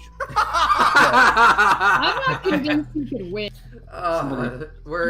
This is gonna be fucked. What gets me isn't that they're laughing and everything. It gets me is that they're about to get really bad, just so you know. It's about to get really bad. But the problem is how ecstatic they are to talk this way about Kyle. They're not friends with him. They're not good with him. Could you imagine they just take a random person off of YouTube or Twitter and who's gay and then say this stuff about him on a stream? This is essentially worse than that, because they're saying it about somebody who they're suing in a lawsuit and who they're trying to send to prison when they haven't even proven that he's done anything wrong yet. Fucking great. I fucking love this shit. It's great, guys. So yeah. Oh, I didn't realize that Red says that he loves this, but we're doing this in celebrations, and thank you all for supporting. Doing this in celebration? Steve McRae. It has been an absolute fucking blast seeing. Yeah, that's their console. Wrecked today. What is it? Yeah, it's their 90th celebration stream. It's like, peace out, bitches. I'm out. Did the the good and professional thing. So, Scotty Forbes Lee, nothing but respect to you, and good luck in your future endeavors. And as for Kyle, bite that pillow. Bite that pillow in prison, Kyle. Oh, it's not going to get any better. This entire stream is nothing but a homophobic celebration. Using their own words. To layer the meta. Since there's no Burger King in prison and the hashtag is no BK in prison, would it be better for people to get everything except Burger King? So now they're trying to start a hashtag involving Kyle going to prison. Now, while there may be... That is, rallying their followers to tweet this kind of stuff about Kyle and act this way about Kyle on Twitter off platform. No Burger King in prison. I'm pretty sure there's going to be a Bubba King. April says, serious question, how come they get to stay on YouTube? Honestly, it's because the people that watch them, we don't report people like they do. They go around, they're so desperate to try to get us taken off of YouTube. That's why they're tagging celebrities, lying to them that we're violating TOS. I'm showing you every one of these statements is a TOS violation that I've seen other YouTubers lose their entire channels for engaging in. Not playing. Right now, I'm commentating on this. Under fair use, transformative to criticize it. They performed this on YouTube, and the stream was done.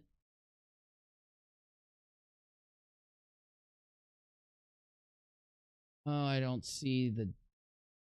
I don't know. October 28th. October 28th. Oh, that's when Laura uploaded it, though. So that's not when they did the stream. Right? They would have done the stream a couple days before, probably. Womp womp. So now that they are instigating the audience to make these R word in prison super chats and R word in prison. Now they're trying to get them to go out and tweet them. You heard them instigate it. Here's what some of the tweets were.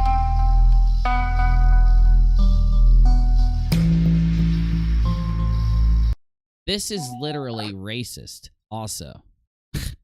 It was done on the 22nd of October. The 22nd of October? Okay. RNGD Gaming for 2 said, for the Vaseline for Kyle's commissary. Commissary. It's called commissary. What do you... Cheshire. And the Athens... So, with that, let's go down... Carson, Carolina, for $5 said, Kyle gonna squeal like piggies that Red's murdered. So, let me ask you something, Mr. Shatner, Guardian Project, Steve. Now, wait a minute. Didn't I just read that what I did is totally against terms of service, even if he claims it's just a joke? This is not a joke claiming something happened that did YouTube to get views. This is the behavior that we point out with him and trolls. Me doing this stream tonight. Now, not including this last part about them. This wasn't planned, and this happened because of him tagging a celebrity who he talked into tagging YouTube to try to get me deleted tonight, falsely deleting me, false striking me. He said this, but somebody lying about having a conversation with William Shatner for views and money is unethical as hell, and that he may care about it. It's against TOS. He continues that is against TOS. Lying about having a conversation with Shatner is against TOS, and I need to be deleted. And he talked Shatner into tagging YouTube to get me deleted. Can I get the Shatner tweet in the bottom of general, please, so that I don't have to scroll around looking for it? Do you mind? From whatever an internet hiccup right now, so I'm going to try to see if we can reconnect to the stream. See if we can get the stream reconnected. We had some internet lag, y'all. Live chat, let me know you can hear me.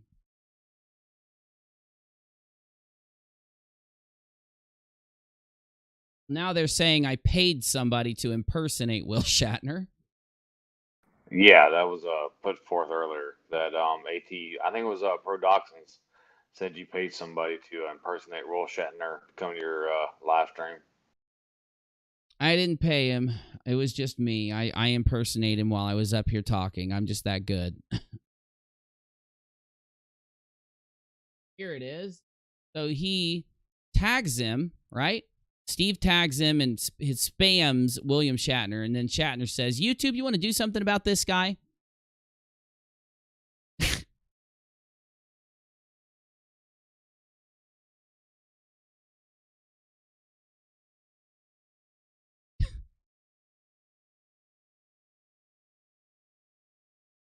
Trying to get me deleted from YouTube. That's crazy. Well, I have to bow out tonight. Me too, bro. It's time for me to go to bed. All right, dude. Me too. Thanks for having me on. And no problem. Love the live chat. Y'all have fun, and I will see y'all tomorrow. All right, dude.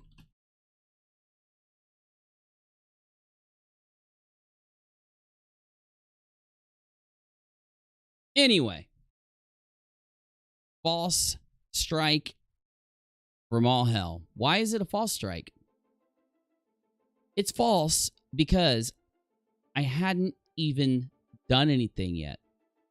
He's claiming I'm lying about talking to William Shatner, right? That's what he's claiming. He doesn't even know what I was going to say, what I was going to do. He doesn't know if what I'm going to say or do is against TOS or not, right? You get me? But I've just shown you an entire video full. Now, who's this right here? Who is this right here? On this stream, he is who the stream is about. This stream is about him and Kyle. That's Steve McRae. Stay here for a second. Who would have fucking sunk it? I think I got something for to Kyle's present. next great live stream is going to be Prison Bitch. I got something to present. Now, Laura shows some other things that are very imperative for anyone to see, okay? And then goes forward to show more of the stream and it shows Steve McRae engaging in trying to dox me live. I'm really appreciative that Laura put this inside this stream. This is Steve McRae's right here. And as this clip goes on, he tries to dox me live. They are talking about doxing me. He tries to tell them how old I am and says, well, the guy I'm looking at is either 26 or 28. Listen to it with your own ears. And you tell me whether Steve McRae chimes in and says this. Start it at the 18:44 minute mark. And then it goes into more of the proof that Steve and his friends called to try to get G-Man's fired from his job, and that Steve and his co-host defended those actions and made excuses for it on their stream until they end out. These actions, Steve, that I've just listed are actually against terms of service. And you wanted to catch me doing something against terms of service, so why didn't you wait until I started into the stream and started to talk about whatever is in my title? I didn't put that in the beginning of my title. Why? Because that was going to be talked about after the first subject that was in my title, like I do with all my streams. I try to order my streams by what we're going to talk about. So if I have multiple things in my title, it'll typically go chronologically, right? Why didn't he just wait until I started talking about it? And if he wanted to actually make an argument that what I was going to say or do is against TOS, he could have tagged William Shatner and then made a real argument and said, Uni is saying this on his live stream. That is against TOS, or this. Me sitting here right now and literally telling you a story, if I wanted to tell you a story about a discussion I had with William Shatner, is not against terms of service. Maybe if I sit here and lie to you about having some conversation with someone else and there is some other thing involved in it, it could be against terms of service. I don't know.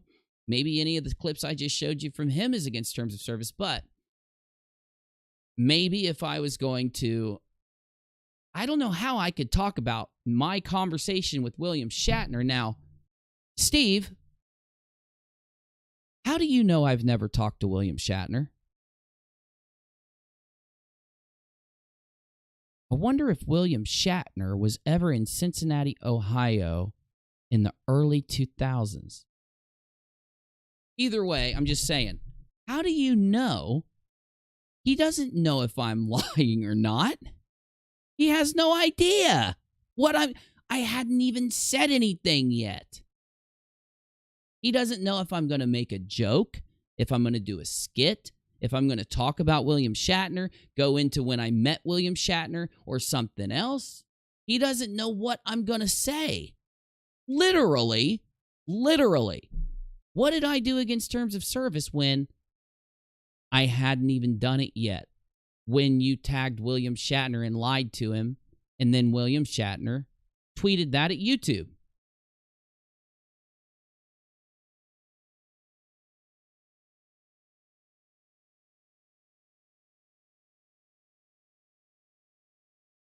Now, you tell me, guys, did I break terms of service at all?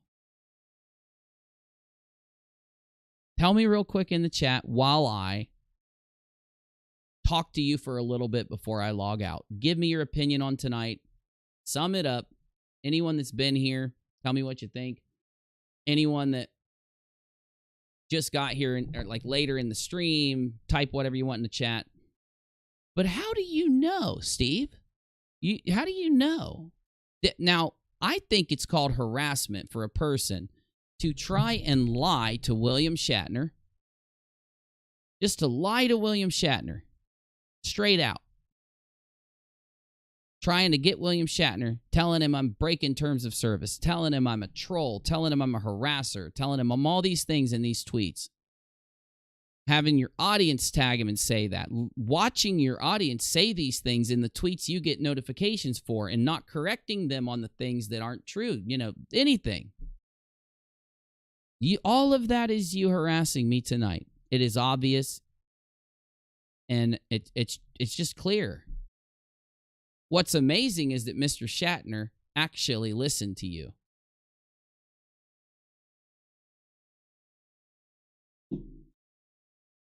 I'm going to have to go find a little thing I got hanging out in a box and show you the signature on it, aren't I? Now, I don't know. That doesn't sound like fun content. Either way, let's go to the live chat.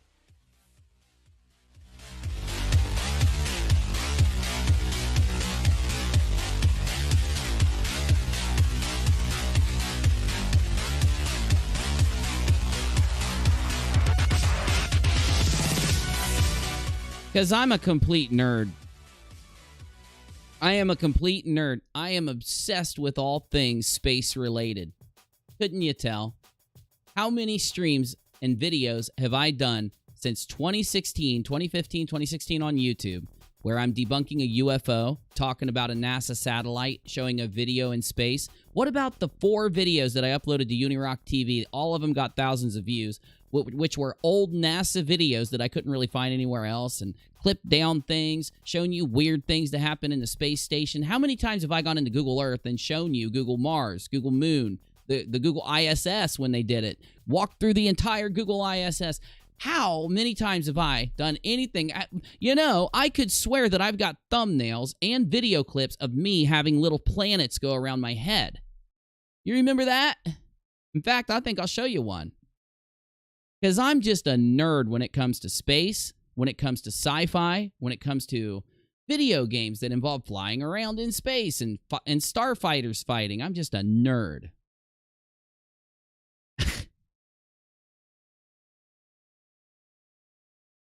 How in the hell does he look at what I said on Twitter and what I said on YouTube and not even consider that I have gone to any meetup, any Star Trek related function or anything like that?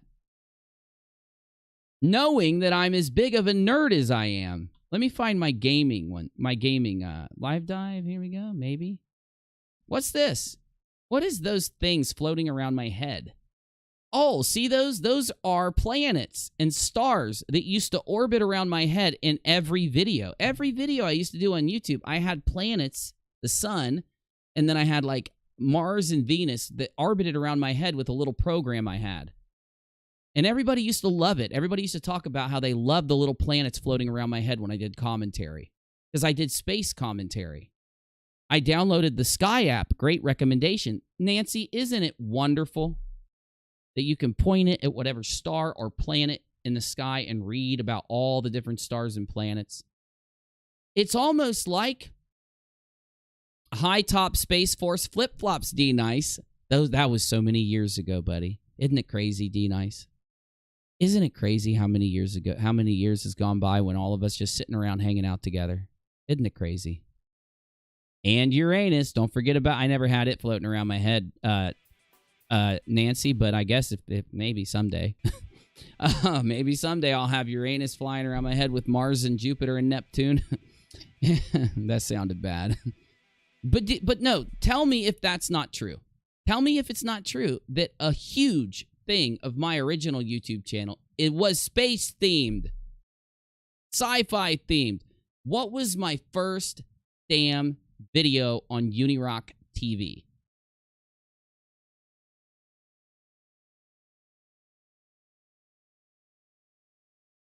What was my first video on UNIRocktv? I wonder if it's still there. Oh my God. What's this? Battlefront, Star Wars Battlefront.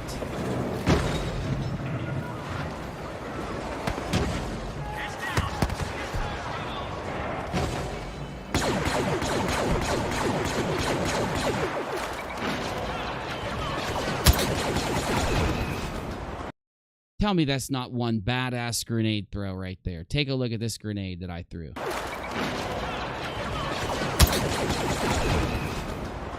You want to see something even better? Take a look at this.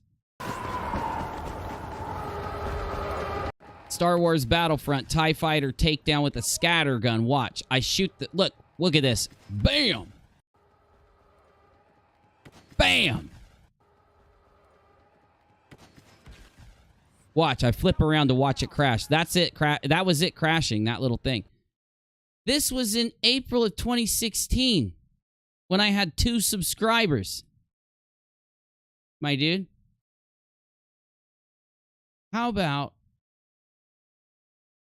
Titanfall 2 Ultimate Takedown? Because I just love these kind of videos.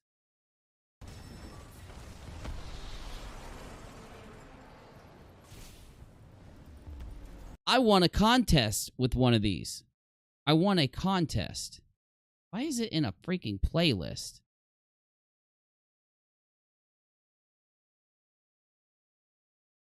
You know, Steve, it's like I'm a nerd for space shit.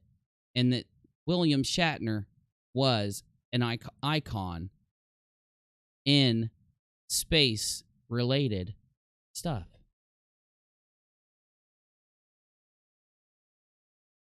It's like William Shatner was an icon in space-related media in the United States history.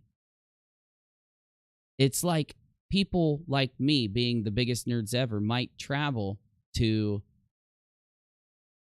these types of gatherings where we dress up like Star Wars characters and meet celebrities. Or we have conversations with our icons that we love. Yeah. Yeah. Weird, right?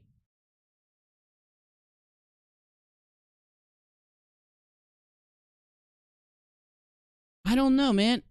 I wonder how I broke TOS. I still can't figure it out. I can't figure out how I don't know how I lied. Wonder if old Mr. Shatner remembers I wonder if he remembers any of those from the 80s and 90s and 2000s. I don't know.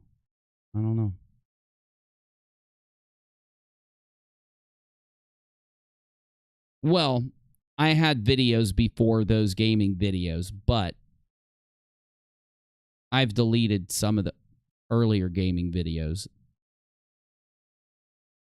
The world needs more nerds and fewer fields, ELO surfers.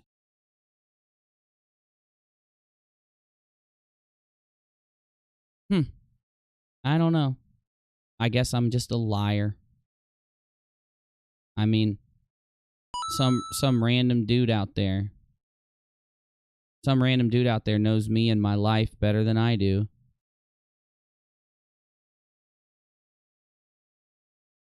Yep. I have to make sure I remember that going forward, that my memories betray me. Though, I really don't think he was, I think I might not have been the one lying. I think he might have been the one lying. Who knows, though? You want to know the craziest part about everything? While I'm trying to do a stream for my subscribers here on this channel and do what I do every night, all of a sudden, out of nowhere, it was like out of nowhere, all of these accounts started rushing in my live chat, calling me names, cursing, shouting out Steve and another creator,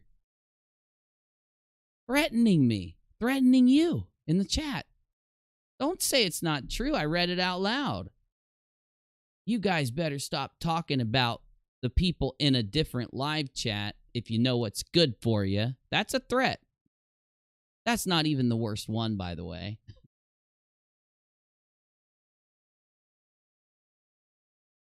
The world will never know, Stuart, because while I'm sitting here bringing up William Shatner, going into another icon named Patrick Stewart,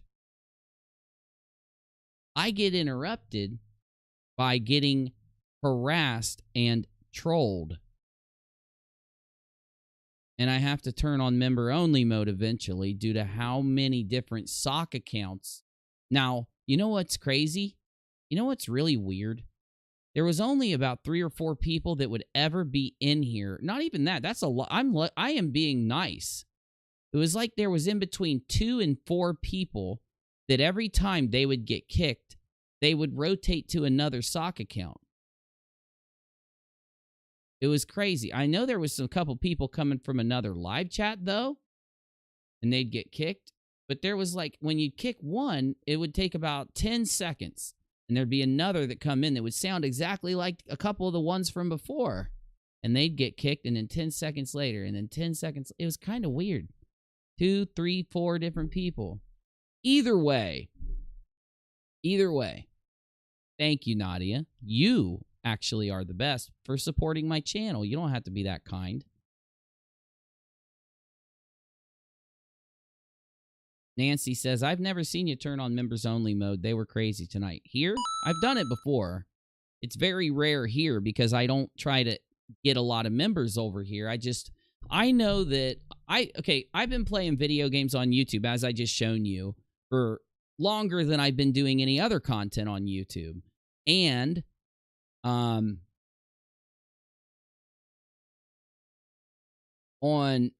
UNIRocktv or rockAlot, whichever is like my gaming channel at the time. UNIRocktv used to be a gaming channel. One of my biggest videos is a gaming video, 200 and some thousand views. And I've always had a lot of views on like tutorial videos and little gaming videos about like how to change your spray paint on your blackout weapon or whatever, right? Damn, I would have loved to tell you about my conversation with William Shatner, though, because it went great. It would have been an awesome piece of content. And I'd love to tell you about my conversation with Patrick Stewart sometime, too, but I don't think I'll ever get to.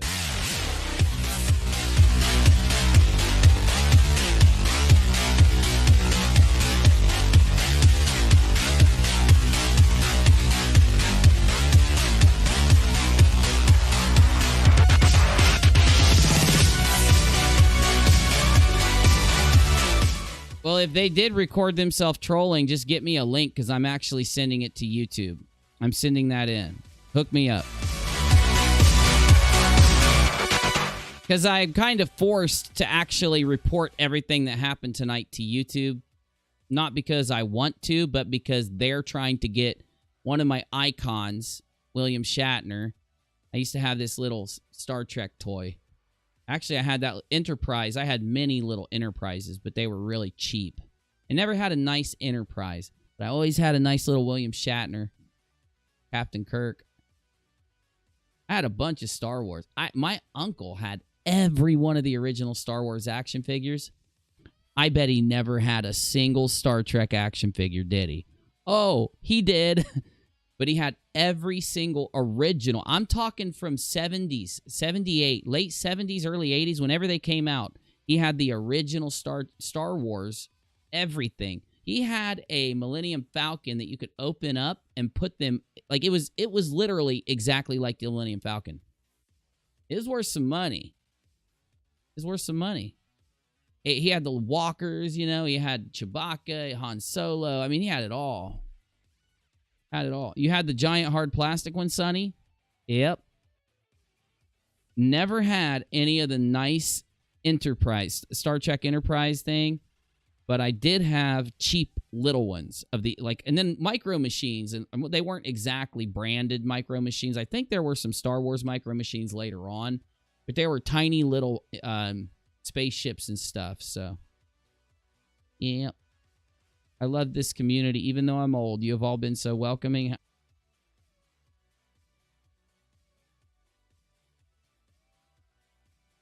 Having some internet hiccups, y'all. Let me see if you guys can hear me here, and then I'll end this out.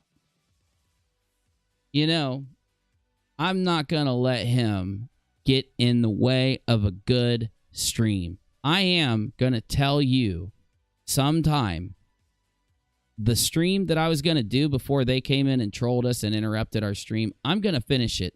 I'm going to finish it sometime. I'm going to finish it sometime. Thank you, Alias. I, though, must bid you adieu to William Shatner.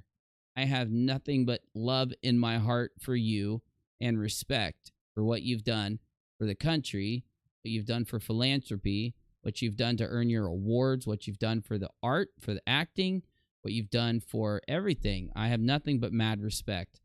I do not appreciate Steve McRae and his trolls doing what they did, but I'm glad they did.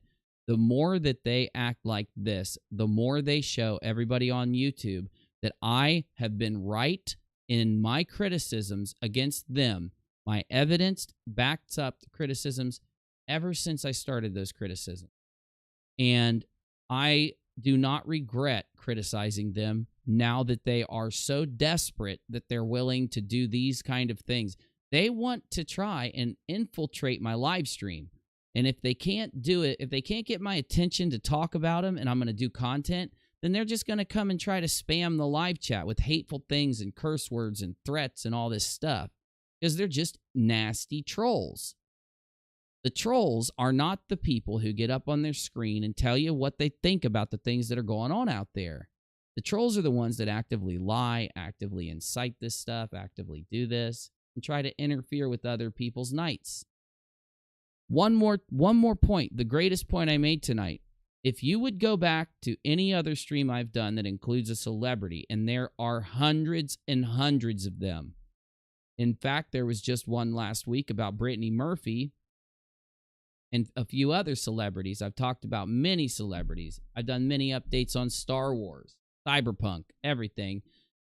Anytime I talk about a celebrity or anytime I talk about anything, any night I have a stream, none of these sock accounts or trollings even happen.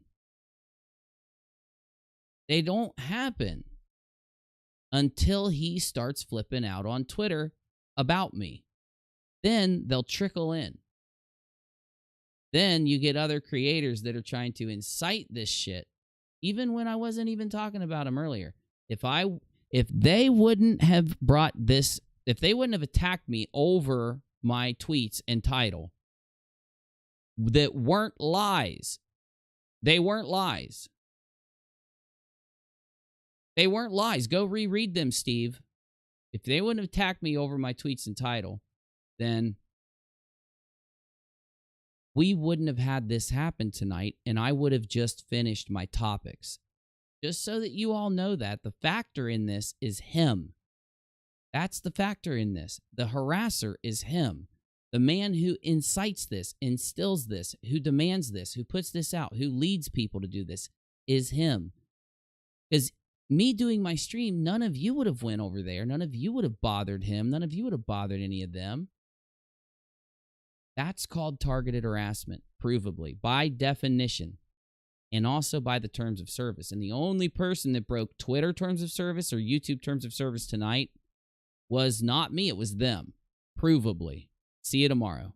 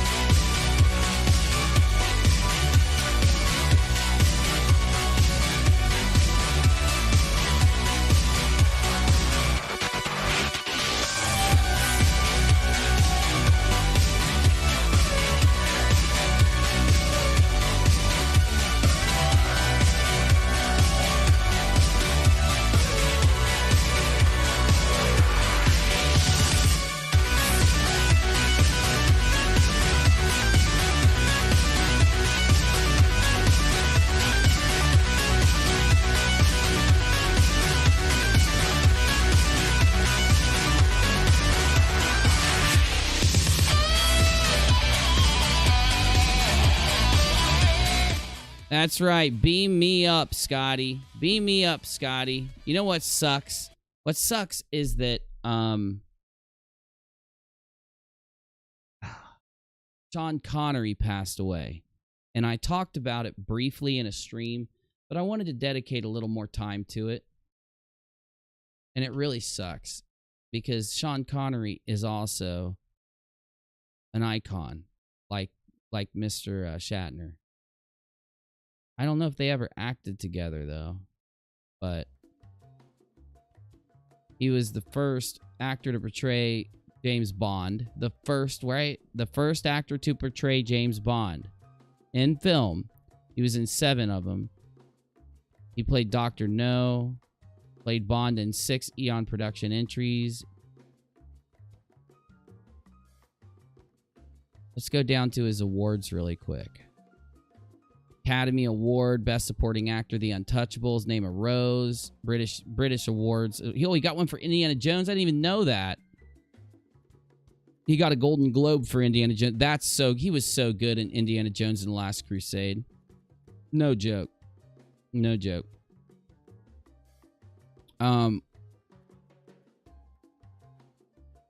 Where's his movies? I just want to see his movies and then I'm out of here. Right? Wait. No, those are the awards. It doesn't list his movies. This is messed up, dude. He was in a lot of movies, though. How can they not list his movies? You know, rest in peace, Sean Connery. He'll be missed. Good guy. Really good guy. Our icons. It sucks when we know our generation is passing when our icons start to pass away, you know? Sean Connery was an icon. Yeah. He's just a good dude. He was a knight. Patrick Stewart. I'm gonna talk about Patrick Stewart. I am. All right, y'all. He was in The Rock also. That's right. But all right, I'll see you tomorrow, guys. Time to end this. Do not tag, tweet, contact, email, anything, any of the people mentioned tonight, including Mr. Shatner, including any of those people. And I will apologize to Mr. Shatner because the William Shatner that I know, I don't know. I don't think he's changed or anything, but I don't think that I don't think he's a bad guy. I don't think he's a mean guy. I just think he was lied to tonight. Anyway, see you later.